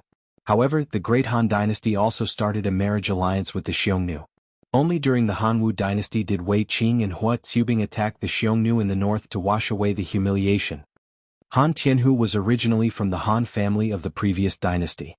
His grandfather, Han Qinhu, was a pillar of the country and held a prominent position. Although Han Tianhu was only the son of Han Shai's concubine and was not favored in the family, he was much more knowledgeable than ordinary people. Therefore he could easily recall these historical events. When Li Zishuan heard this, he could not help but fall silent. He did not know much about the Battle of Mount Baishan of the Western Han Dynasty. After all, he was not a history major in his previous life. However, he knew about the marriage between the Han Dynasty and the Xiongnu. Didn't Zhao Jun leave the fortress at that time? When Liu Bang first established the country, the national strength was not strong. It was indeed difficult for him to resist the Xiongnu. But to use women in exchange for peace is truly despicable. After a moment of silence, Li Zishuan opened his mouth to speak. Han Tianhu nodded his head vigorously and said emotionally, "Little Xian, you are right. This old man thinks the same way. Why should the good women of the Central Plains be sent to the Turks to be abused by those barbarians? Back then, when we followed the Qin king to the border, wasn't it so that the common people could live a peaceful life? Wasn't it so that our Great Tang would not have to use women in exchange for peace with the Turks? Good men of the Great Tang should die standing, not kneel and beg for the general interest, dragging out an ignoble existence. Therefore, thousands of good men of Great Tang were buried at the foot of Mount Baishan." At this moment, the two of them led their horses around a bend and followed the direction that Han Lijing was pointing at. When Li Zishuan took a closer look, he was stunned. Thousands of mounds of different sizes were neatly arranged at the foot of the mountain. In front of each mound was a small wooden plaque that was about a foot long. He could vaguely make out the words carved on the wooden plaque. Clearly this was a graveyard for thousands of people. In front of the thousands of mounds was a huge mound. It was so huge that even 20 people holding hands would not be able to encircle it. In front of the mound was a tombstone that was about 1 zhang tall. On it were the words "Heroes of Great Tang." Inexplicably, Li Zishuan felt like crying. The tomb at the front is full of soldiers whose bodies were incomplete and whose identities could not be identified. Back then we didn't know their names, so we could only bury them here. Looking at the huge tomb in front of him, Han Lijing said faintly. When Han Tianhu was young, he was looked down upon by the Han family's matriarch and was forced to wander the Jianghu. He did not have much affection for the Sui dynasty. Later, Li Yuan raised his army from Taiyuan and broke through Chang, and with the momentum of wind and thunder, establishing the Great Tang Empire. In the following war, he was unstoppable and showed signs of pacifying the entire country. Suddenly the Turks invaded the borders. It was also at that time that Han Tianhu officially joined the army and slowly became Qin Xiong's personal guard. In the war between Great Tang and the Turks, Han Lijing had experienced life and death. His feelings for his comrades and for his country had deepened. It was because of this that he volunteered to come to Lan province to guard the tombs of these heroes. Influenced by Han Tianhu, Li Zixuan also felt a little sad, especially when he thought of the people buried under this huge tomb. They had risked their lives for this country, but in the end, their corpses were not even pieced together. They did not even have a tomb of their own. Li Zixuan did not feel good about it. What he didn't know was that this was already considered good. In many dynasties, soldiers would bury their fallen soldiers in a mass grave after the battle. Like this, every soldier had a grave and a tombstone. This was already very humane. As for those incomplete corpses being buried in a mass grave, there was nothing that could be done about it. Li Zixuan walked up to the massive tomb and took a deep breath. Then he respectfully bowed to the tombstone. "You can go in peace. I will protect this great Tang for you. Little Xian, come with me." At this moment Han Lijing sighed and walked up the mountain. He said to Li Zixuan. Li Zixuan did not know what was going on, but he could only follow. Mount White was a mountain range that included many peaks. The peaks here were not steep, and the two could easily reach the top with their horses. "Little Xian, look over there." When they reached the top of the mountain, Han Lijing pointed to the north and said to Li Zixuan. Li Zixuan looked in the direction of Han Lijing's finger and saw flocks of sheep on the grassland to the north of the mountain range. Near each flock of sheep, there were two people following them. They must be the shepherds who looked after the flock. The Turks are actually herding sheep here? Aren't they afraid that the imperial court soldiers will rob their sheep? Li Zixuan frowned. These flocks of sheep were not far from the border between Great Tang and the Turks. In Li Zixuan's view, these people dared to herding sheep here. Han Lijing shook his head and said, "No. They are not Turks, they are Han." "What?" Li Zixuan could not help but ask in surprise. Since they are Han, why would they be herding sheep on the grassland? Aren't they afraid of being robbed by the Turks? Han Lijing closed his eyes in pain and sighed. He replied, "To be precise, they are Han who were enslaved by the Turks. They are all shackled on their feet and tied with ropes around their necks. The Turks raised them like livestock and forced them to work for them. After so many years they can't escape, nor do they want to escape. If we send soldiers to rescue them, the Turks behind them will immediately shoot them down and then escape." Li Zixuan widened his eyes in shock. Hearing Han Lijing's words, he could not help but grit his teeth and clench his fists. He could not help but emit a thick killing intent. Li Zixuan took a deep breath and suppressed the anger in his heart. He then asked, "Father-in-law, why would the Han work for the Turks on the grassland? Were they captured by the Turks?" Han Lijing shook his head and said, "Some of them were captured by the Turks from the border counties. Most of them were captured by the Turks during the end of the Sui dynasty when the people of the Central Plains escaped from the chaos of war. These people, no one knows how many there are in total. It could be hundreds of thousands or it could be 1,000,000. But no matter what, most of the Han people on the grassland were controlled by the Turks. They either became slaves, worked like cattle or horses, or were sent to the Turks' army. When there was a war, they were usually arranged to be at the front as human shields." Li Zixuan was shocked. "A million? There are really so many Han people who fled to the Turks?" Han Tianhu nodded and said, "Of course. Now Shili Khan claims to have 1,000,000 controlled bowstring warriors. So many people, where do you think they came from?" Li Zixuan was speechless. He did not expect that among the 1,000,000 controlled bowstring warriors of the Turks, there were actually many Han people. Shili was really vicious to use Han people to attack Han people. In truth, Han Tianhu wasn't exaggerating at all. The Great Tang had just been founded and its national strength was weak, but it had encountered the Eastern Turks, whose national strength was at the peak. This was a peak that had never been seen in the history of the Turks. In the Book of Sui, Biography of the Turks, it was written, "At the end of the Sui dynasty, there were many people returning to China. Then the Turks became strong and prosperous, and their power surpassed the Middle Xia." Their power surpassed the Middle Xia. These 4 words vividly demonstrated the strength of the Eastern Turks at that time. The Book of Old Tang, Biography of the Turks also wrote, "Shibi Khan is an auspicious person, the son of the Khan who enlightens the people. When Sui Dai succeeded the throne, the world was in chaos, and the people of China were running for it. His tribe was strong and prosperous, from Khitan and Shirwei in the east, to Tuyuhun and Gaochang in the west. They were all subordinates. More than 1,000,000 controlled bowstring warriors. The prosperity of North D was unprecedented. They looked down on Yin Mountain and had the ambition to belittle the Middle Xia. These were all descriptions of the strength of the Turks when Shibi Khan was at the end of the Sui dynasty and the beginning of the Tang dynasty. In stark contrast, the strength of the Turks during Ishbar Khagan's reign was a completely different picture.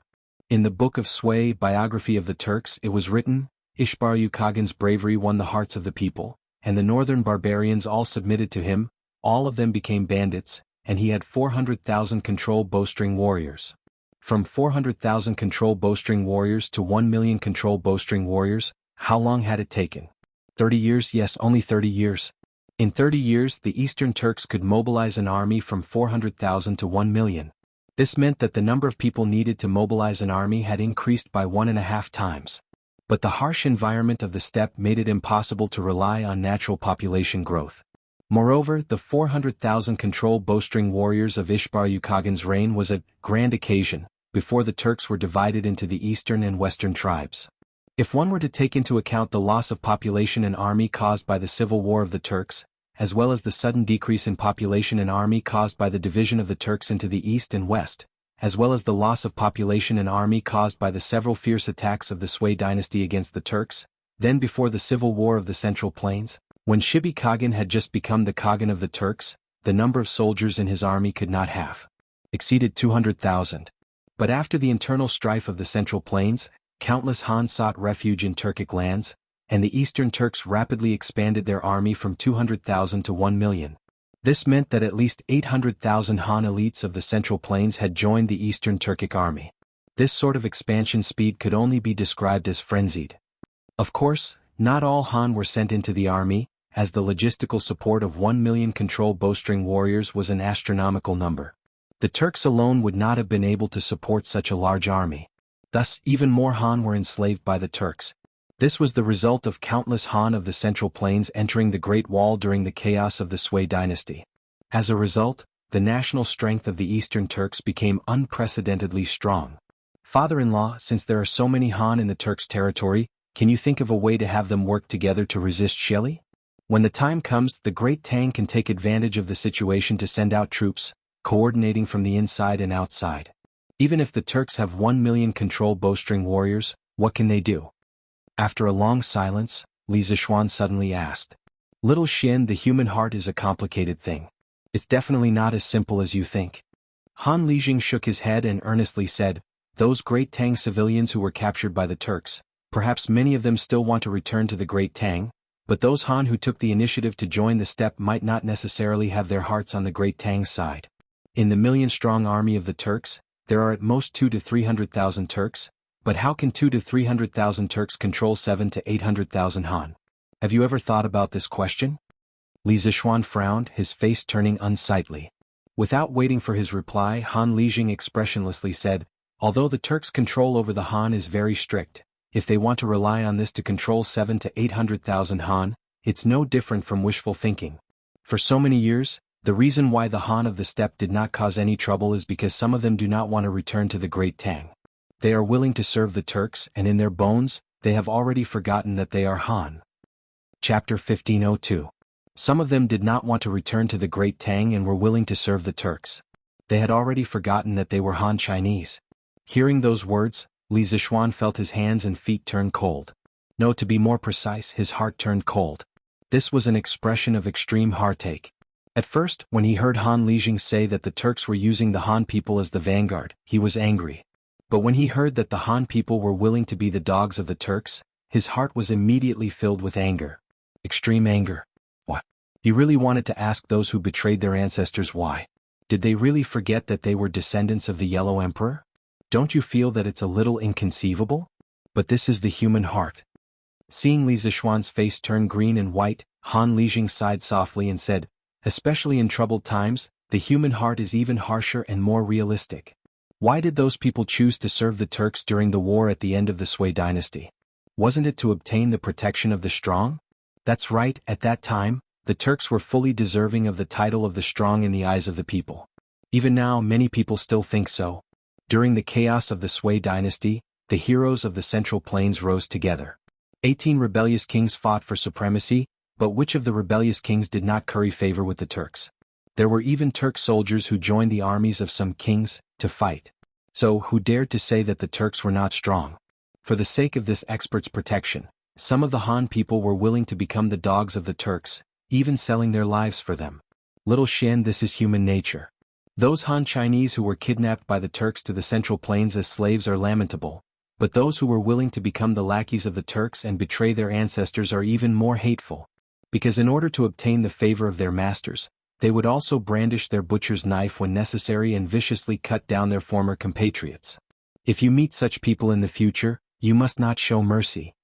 At this point, Han Lijing patted Li Zishuan's shoulder with a complicated expression and sighed deeply. Li Zishuan pursed his lips and didn't say anything. At this time he had already calmed down. As someone who had transmigrated from the modern world, he knew the complexity of the human heart. Throughout history, similar situations could be said to be common. For example, the most typical example was the million-strong Ming army that surrendered to the Manchus at the end of the Ming dynasty. After Li Zicheng conquered Beijing, the Ming army, which was originally serving the Ming dynasty, saw that Li Zicheng was strong, so they flocked to him. However, Li Zicheng was overconfident. Unexpectedly he used 50-60,000 troops to deal with Wu Sangui. Wu Sangui's 50-60,000 men were not dealt with. On the contrary, they were besieged and defeated by more than 100,000 Qing troops and Wu Sangui's combined forces. Furthermore, because Li Zicheng's torture, in various regions was an enormous threat to the corrupt officials, landlords and tyrants, it triggered their fierce counterattack. In order to suppress these rebellions and prevent new rebellions, he had no choice but to station a large number of troops in various regions. It was to the extent that after the defeat of the First Rock, he was unable to quickly mobilize a large number of troops to counterattack. In the end he was forced to retreat step by step. At this time, the surrendered Ming army thought that the 8 banners of Manchuria were the strongest of the strong, so they all submitted to the 8 banners of Manchuria and fiercely chopped at Li Zicheng several times. In order to obtain the protection of the 8 banners of Manchuria, their counterattack against Li Zicheng's rebel army was extremely cruel, but also extremely tenacious. That brave and fierce fighting spirit was who knows how many times stronger than the 8 banners of Manchuria. Even Yongjing later said, when Taizu Gao Emperor first established the Ming dynasty, there were only 13 soldiers. Later, the 9 surnames master defeated the Ming dynasty's 4 roads. When Taizu Zhang Huangdi entered the capital, there were only 100,000 soldiers. With 100,000 soldiers he subdued 15 provinces. How could a single person be strong enough? At that time, the one who led the soldiers was the Ming dynasty's general, and the one who wore the armor was the Ming dynasty's soldier. What he meant was that when the Manchurian Qing invaded the Ming dynasty, the 8 banners of Manchuria played a negligible role. Furthermore, because the Manchurian descendants from White Mountain and Blackwater had almost zero resistance to the smallpox virus wreaking havoc in the Central Plains and Jiangnan, in the war south of the Huai River and Qinling Mountains, there were no real Manchurian soldiers at all. Whether it was the 10 days in Yangzhou, or the 3 massacres in Jiading, whether it was sweeping through the remnants of the peasant army or attacking the remnants of the former Ming dynasty, the ones who swung the butcher's knife were all the former Ming dynasty soldiers who had shaved their heads and changed their clothes. There was no sign of the 8 banners of Manchuria soldiers at all. Speaking of which, what was the difference between the Han of the Central Plains who entered the Turkic lands to seek protection and the surrendered soldiers of the late Ming dynasty? Perhaps they were originally wolves, but now they had been tamed into dogs. They were exceptionally friendly to their new masters, but exceptionally cruel to their former brethren. Father-in-law didn't bring this son-in-law here today just to show me these things, right? After seeing through the nature of those people, Li Zishuan felt a little tired. However, thinking that Han Liqing had specially brought him here, it probably wasn't just for this matter. Thus he turned around and asked Han Tianhu. Han Tianhu pondered for a moment before saying, at the end of the 4th month, the Great Tang destroyed Liang Shidu and pacified the Shuo side in one fell swoop. During this time, the Turks failed to rescue Liang Shidu and were defeated by the Great Tang army. From then on, the Great Tang and the Turks were already in a state of full preparation for war. As for when the war would begin, it would depend on His Majesty and Shelley's intentions. Little Xian, you're now an officer in the Black Armored Army. In the future war between the Great Tang and the Turks, you might even participate in it. The reason this old man brought you here today is to let you have a clear understanding of the current Turks. In the future, when you meet those people who have forgotten their ancestors on the battlefield, don't be merciful. In addition, this old man has a vague feeling that the war between the Great Tang and the Turks is coming soon.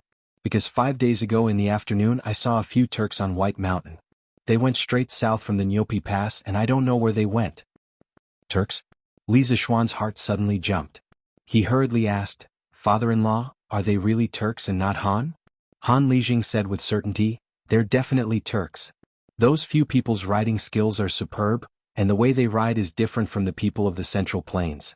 This old man has fought with Turks before. On this point I'm definitely not wrong." Hearing this, Li Zixuan couldn't help but frown deeply. He whispered to himself, "Why did these Turks come to our Great Tang?" The Turks sneaking into the Great Tang could be a big or small matter. If they came to spy on the military, it would be slightly better. However, if they came with some conspiracy, it would be difficult to deal with them. After all, the enemy was in the dark while the Great Tang was in the light. It would be easy for them to be ambushed. Han Tianhu said, "Generally speaking, this kind of small-scale Turk sneaking into the Great Tang is mostly to spy on intelligence. Chang and city catches at least a few dozen spies every year, if not hundreds, so it's not surprising. However, the leader of the Turks seems to be a little unusual." Li Zixuan curiously asked, "Why do you say so?" Han Tianhu shook his head and said, "This old man doesn't know either. It's just my intuition."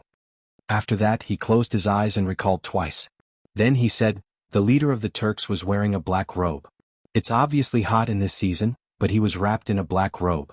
It's really strange. Moreover, the black horse he was riding was definitely a one-in-a-million good horse. I think his identity must be extraordinary. Black robe as steed." Li Zixuan frowned. He had an inexplicable bad feeling in his heart. "All right. Don't think about it anymore. Counter soldiers with arms, water with an earth weir. It's time for us to go back." Han Lijing let out a sigh and said. Li Zixuan nodded. The father-in-law and son-in-law led their horses down the mountain and galloped towards Lan Province. Chang'an City. "Madam Wang, why do you look so good today?" A lady looked at another lady in surprise. "Ah, do I? Why didn't I feel it?" The lady touched her face and said in disbelief. Although she said this, the smile at the corner of her mouth betrayed her. "Of course. Madam Wang, did you buy some new rouge? Which store is it? I'll go back and ask someone to buy some." "Ah, what new rouge? I guess it's because I went to Xinfeng County to listen to Master Du Yi's lecture yesterday." "What? Listening to someone's lecture can make one's complexion better? Is that true?" "That depends on who's lecturing. Master Du Yi's Buddhist teachings are profound. I can understand everything he lectured. After listening to it, I felt very comfortable and slept very well at night. That's why my complexion looks better than before." "Isn't that too magical? Then, when is Master Du Yi going to lecture again? I want to go and listen too." "Master Du Yi will lecture again the day after tomorrow. But only people from the Dragon Sect can go. Sister Qin, I'm afraid you can't go." "People from the Dragon Sect? Sister Wang, so you've joined the Dragon Sect?" "Yes. Not only me, but my husband has also joined the Dragon Sect. With the holy water given by the divine monk, my husband's injured leg no longer hurts. I think this Master Du Yi is the reincarnation of a Buddha. When I listened to his lecture yesterday, I faintly saw a five-colored Buddha light around him. If he's not the reincarnation of a Buddha, what else can he be? This Dragon Sect is really powerful. I want to join it too." After 2 days of fermenting, the reputation of the Dragon Sect in Chang'an City and the surrounding counties could be said to be like the sun in the sky. In the marketplace, tea houses, taverns, shops, and even on the streets, there were people everywhere talking about the Dragon Sect and Sakya Du Yi's magical magic. Of course, this also reflected how many people had joined the Dragon Sect in these 2 days. "Dragon Head, we already have 8,000 followers near Chang'an City. I think we should be able to reach 10,000 before tomorrow." In a secret room, Sakya Du Yi respectfully said to the iron-masked man. "Yes, very good." The iron-masked man nodded slightly and then said, "Give the name list of all the followers to Zhang Liang and ask him to pick out those who have official positions or prominent family backgrounds from the list as soon as possible. Then focus on training these people. Your next task is to make these people completely convinced by you and obey your orders." "Yes. Dragonhead, don't worry. I have ways to make those people obedient and obedient." Dewey cupped his hands and said proudly. "Yes." The iron-masked man nodded with satisfaction. Sakya Dewey suddenly thought of something and said, "Oh right. Dragonhead. I've already found out the information you asked me to find out. Jin Wanfu is imprisoned in cell B8 of the Supreme Court." "Did he confess anything?" the iron-masked man said in a deep voice. Sakya Dewey bowed and said, "Not at the moment, but it's hard to say in the future. In addition, the few disciples that we sent to spread the rumors never came back after they were captured. I've investigated and found that they are not in the capital office, the Supreme Court, or the Ministry of Justice. It's really strange. The iron-masked man was silent for a moment and muttered to himself, "It seems that Li Shimin is beginning to be vigilant. I think our people are either captured by the Imperial Army or the 100 Cavalry. There is no one in the Supreme Court, Ministry of Justice, or the capital office." Sakya Dui said in surprise, "Dragonhead, what should we do? Will those followers betray us?" The iron-masked man let out a hoarse laugh. "Ihi, do you think they will dare to?" "Oh, I don't think so." Sakya Dui was stunned for a moment. Then he said, "Dragonhead, Jin Wanfu's family is not in our hands. If he betrays us, won't Dragon Sect be in danger?" The iron-masked man was silent for a moment and then said coldly, "Then let him never open his mouth. I'll leave this matter to you. Do it cleanly and don't give yourself away." Sakya Dui bowed and said, "Yes, Dragonhead. Also stop spreading rumors. Now that Li Shimin is vigilant, we should be more careful." The iron-masked man said after thinking for a moment, "Yes, Dragonhead. Your Majesty, the 5 suspects have all committed suicide by biting their tongues. This subordinate has failed in his duty. Please punish me." In the afternoon, Li Junxian came to the Sweet Dew Hall and bowed to Li Er. "What? The 5 of them committed suicide by biting their tongues? How preposterous." Li Er slammed the table and said in shock and anger, "Investigate. Continue investigating. These people would rather die than confess. There must be a conspiracy behind this. Capture a few more suspicious people for interrogation. If you let them commit suicide by biting their tongues again, I'll settle all my debts with you." At this point, Li Er was more and more convinced that those who spread the rumors must have a powerful force behind them. Otherwise, they wouldn't have chosen to die rather than confess. Li Juanxian's heart trembled and he quickly clasped his fist and said, "This general obeys." After hesitating for a moment, Li Junxian said, "Your Majesty, more and more people have joined the Dragon Sect in the past 2 days. Even some officials have secretly joined." Li Er's face turned ugly. After pondering for a long time, Li Er said, "Li Chunfeng said that Dewey is good at using illusions, but it won't be easy to make the people believe that it's an illusion. I heard that Dewey has a kind of holy water that can cure all kinds of diseases in the world. Find a way to get some and send it to the Great Tang Alliance Medical Center to Divine Dr. Sun." Chapter 1503. In the Sweet Dew Hall. After hearing Li Er's wonderful idea, Li Junxian felt troubled. It wasn't that he hadn't heard of the Jade Lake holy water of the Heavenly Dragon Sect, but only the members of the Heavenly Dragon Sect could obtain it. But why would the members of the Heavenly Dragon Sect give him the Jade Lake holy water? After all, this was something that could cure all kinds of illnesses. Speaking of which, was he supposed to join the Heavenly Dragon Sect as a spy? The prerequisite was that he knew what being a spy meant. What? Is there any problem? Seeing Li Junxian standing there with his brows furrowed, Li Er couldn't help but ask. There's no problem. This general obeys the decree." Li Junxian came back to his senses and replied subconsciously. "If there's a problem, then I'll overcome it," Li Junxian thought to himself. Li Er nodded in satisfaction. Seeing that old Li had no further instructions, Li Junxian bid farewell and left. The hall was silent for a while. Suddenly Li Er asked, "Where is Li Zixuan now?" At present, although Chang and city seemed calm, it was actually full of treacherous waves and layers of fog, making it difficult for people to grasp. At this time, Li Er suddenly missed Li Zixuan. He thought that with that kid's intelligence and wisdom, he should be able to solve all the mysteries of the Dragon Sect, right? Zhao Song stepped forward and bowed. "Your Majesty, 4 days ago, His Highness King of Wei received a telegram from the Marquis of Yong'an. The contents of the telegram were for Datang Daily to publish a notice for the Sky Rooster Brigade to stop collecting chickens. At that time, the Marquis of Yong'an had already reached Chizhou. According to the plan, the Sky Rooster Brigade would split into 2 groups in Xianyang. The other group would be led by His Highness King of Shu. After the Marquis of Yong'an exterminated all the locusts in the western provinces, he would head east to meet up with His Highness King of Shu." Chizhou. Li Er nodded. After a moment of silence he said, "If I remember correctly, the governor of Chizhou should be Wang Renbiao, right?" Zhao Song smiled. "Your Majesty is wise. The Chizhou provincial governor was Wang Renbiao. The reason why Marquis Yong'an ordered Datang Daily to publish the announcement that the Sky Pheasant Brigade has stopped collecting chickens is because Marquis Yong'an and received 100,000 chickens from Provincial Governor Wang as reinforcements. The Sky Pheasant Brigade has now exceeded 600,000. 600,000. It was twice as much as when they left Chang'an. Great. Good. I finally heard some good news. Lier sighed. Night in the Supreme Court's prison. You two go take a look at Cell A. There are a few dishonest prisoners over there. Give them a good beating. Inside the cell, a slightly plump middle-aged man with a mole on the bridge of his nose and wearing a jailer's uniform walked to the vicinity of Cell B and ordered the jailers guarding there. Obviously this guy was the head of the prison. Yes, boss. The prison guards didn't suspect anything. They cupped their fists and headed towards the cell area. Venerable One, quick. Go in quickly. There's only half an incense's time. Please hurry. After the jailers left, the head of the prison turned around and said respectfully to the man who was also wearing a jailer's uniform behind him. Half an incense's time is enough. Don't worry. The man patted the jailer's shoulder, took the key and walked towards cell B8. Ding-ling ding-ling. With the sound of iron chains, the iron door of cell B8 was opened. I've told you everything I wanted to tell you. What else do you want to ask? In the cell, a slightly plump man with disheveled hair and a dirty face was sitting on the ground.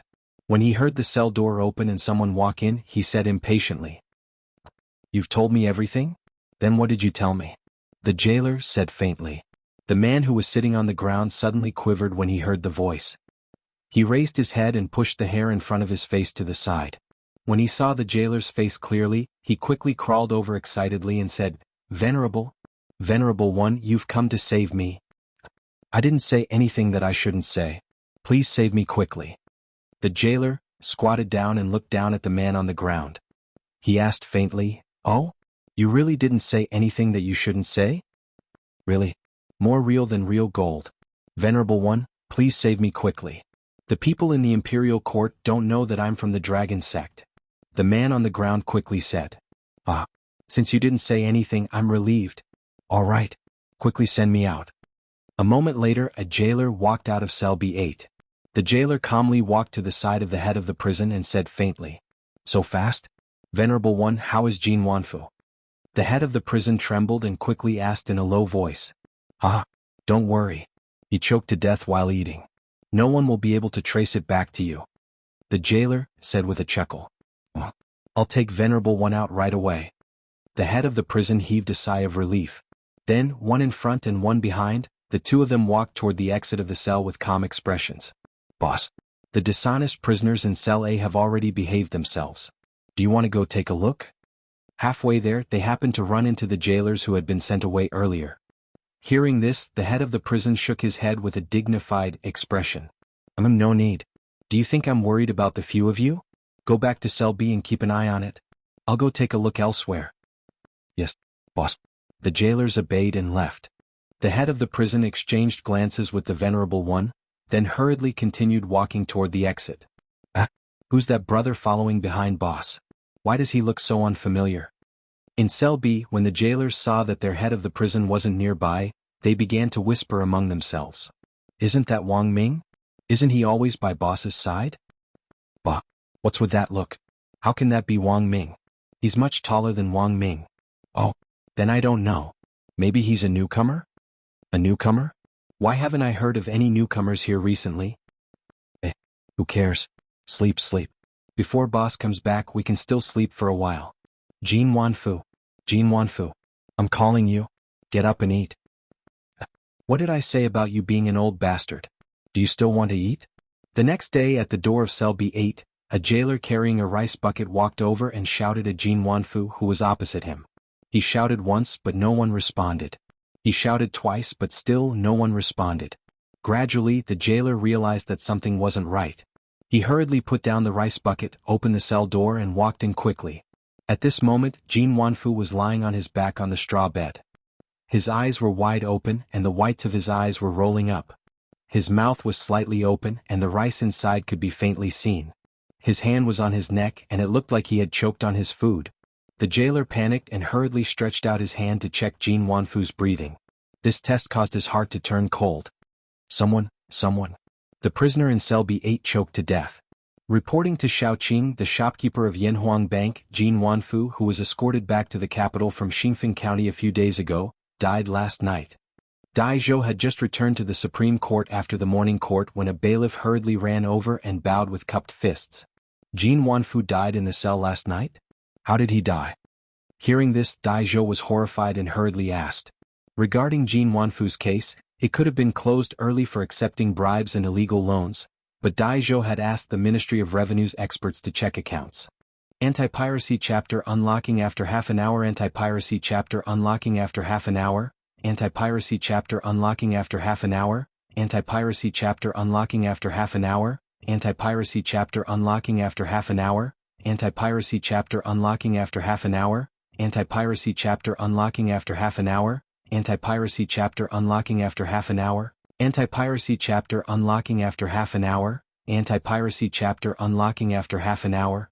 Anti-piracy chapter unlocking after half an hour. Anti-piracy chapter unlocking after half an hour.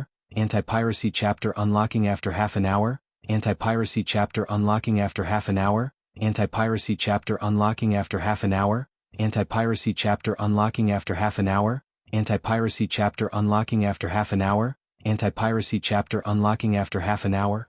Anti-piracy chapter unlocking after half an hour. Anti-piracy chapter unlocking after half an hour.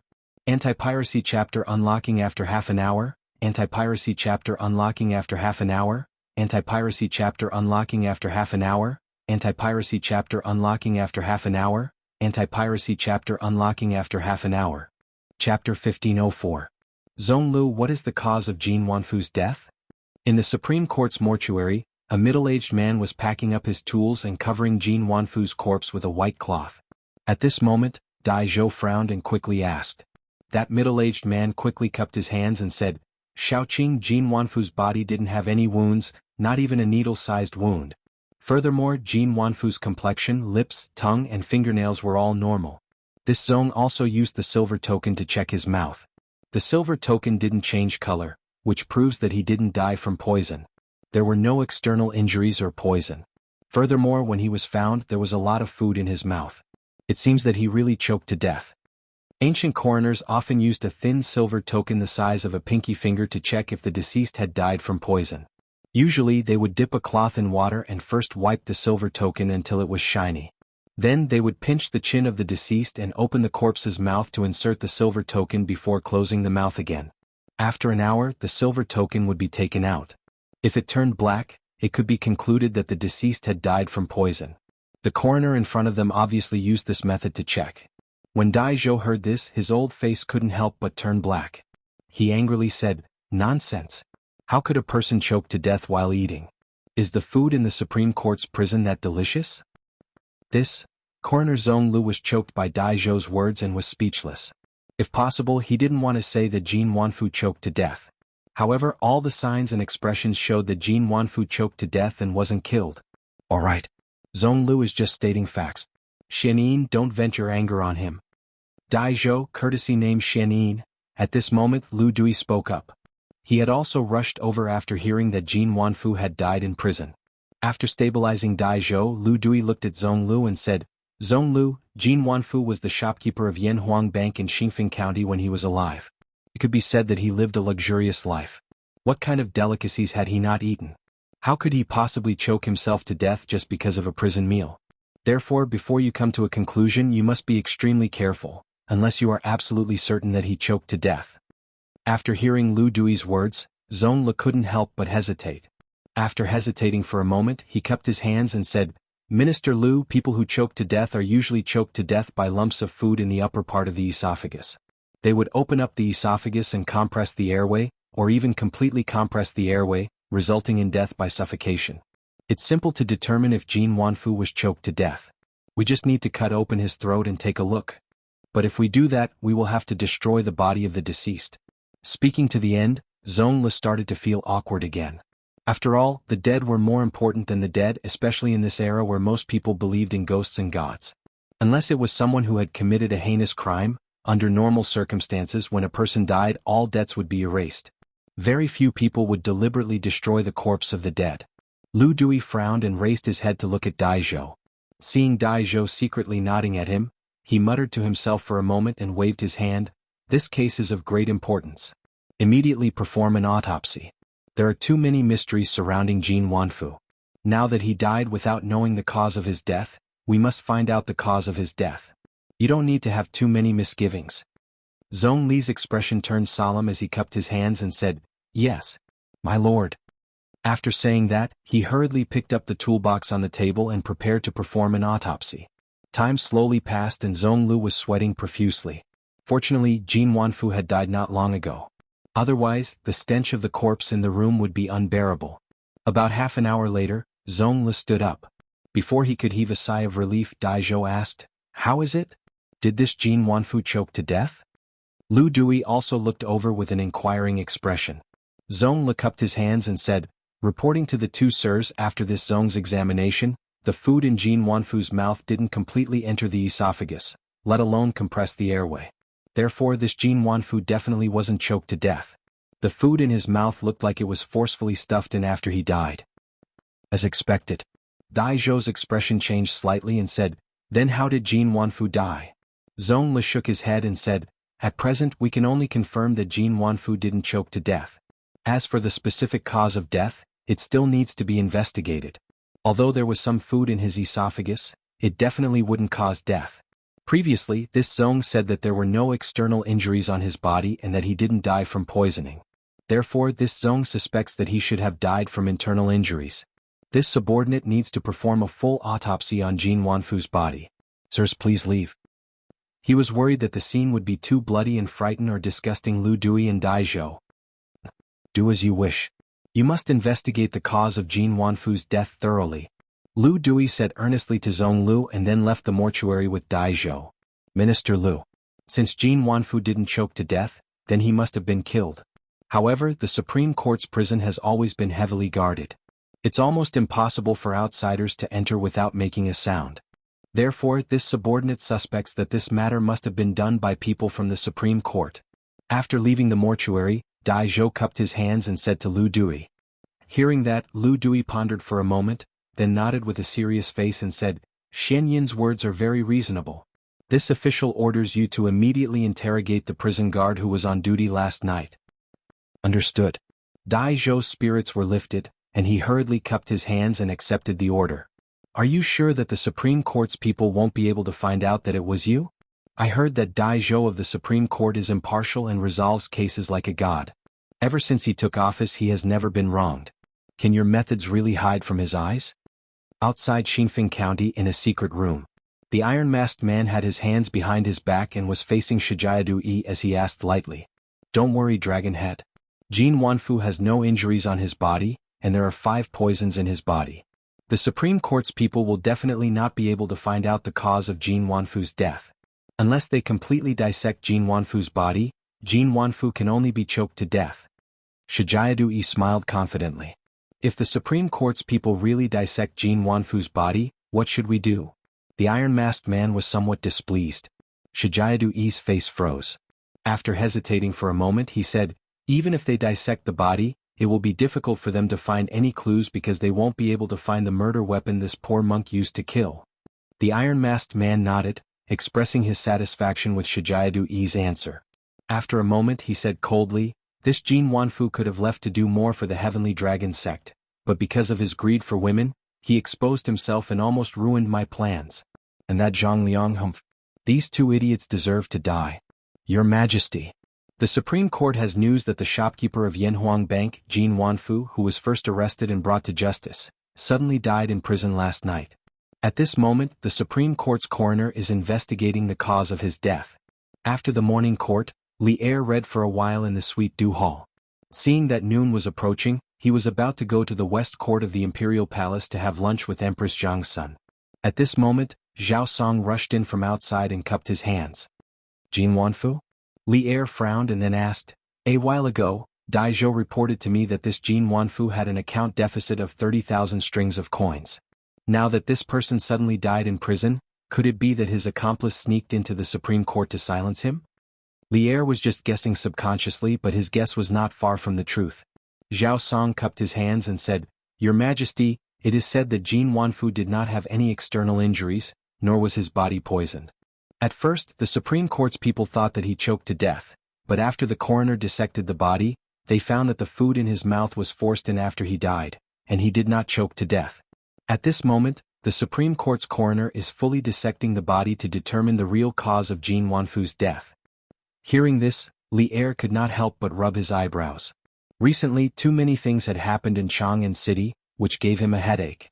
After a moment of silence, Li Er said solemnly, "Let the Supreme Court investigate thoroughly.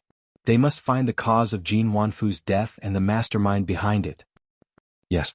Xianyin housed the interrogation.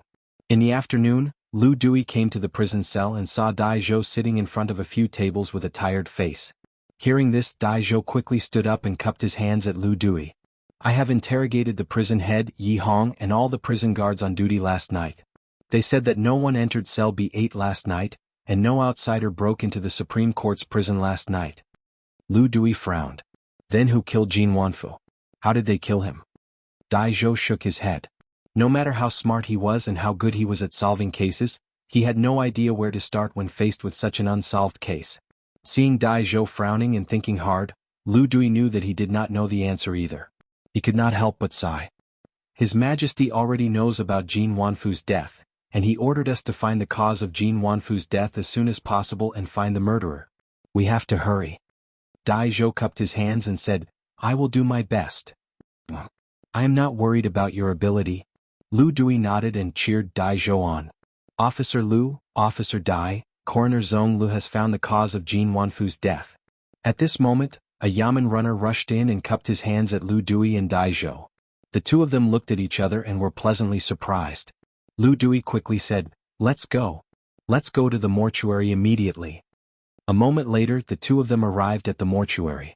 Before they even entered the room, a very strong smell of blood rushed to their faces. Dai Zhou and Lu Dui were eager to find the answer and did not care about this at all. The two of them directly pushed the door open and entered. "Yes, no need to be so polite. Quickly tell us the real cause of Jin Wanfu's death." Zhong Lu was about to salute but was interrupted by Lu Dui. "Yes, sir." Lu Dui nodded and said, "I found 2 deep holes in Jin Wanfu's throat that went straight to the back of his head. This is the fatal wound. Jin Wanfu should have died suddenly because of this reason." 2 deep holes that went straight to the back of his head? Dai Zhou's face was full of shock. He then said in a low voice, "Could it be that someone used a sharp object like a needle to enter Jin Wanfu's mouth in the form of a hidden weapon, causing his death?" Zhong Li shook his head and said, "No. I did not find any murder weapon in Jin Wanfu's body. The thin needle that Officer Dai mentioned was also not there." Lu Dui could not help but ask, "Since there was no murder weapon, then how did the deep holes in Jin Wanfu's throat form?" Zhong Li said, "I don't know. In addition, these 2 deep holes did not go through the back of his head. The murderer's control of strength is very good. If I'm not wrong, the murderer should be someone who practices martial arts, and his martial arts are not low." Dai Zhou seemed to have thought of something and his face turned ugly. He cupped his hands at Lu Dui and said, "Officer Lu, those jailers are definitely not telling the truth. I will go to the prison and interrogate them again." Lu Dui nodded and said, "Go. If necessary, you can use torture." In order to solve the case as soon as possible, old Lu could be considered to be going all out. Dai Zhou cupped his hands and left.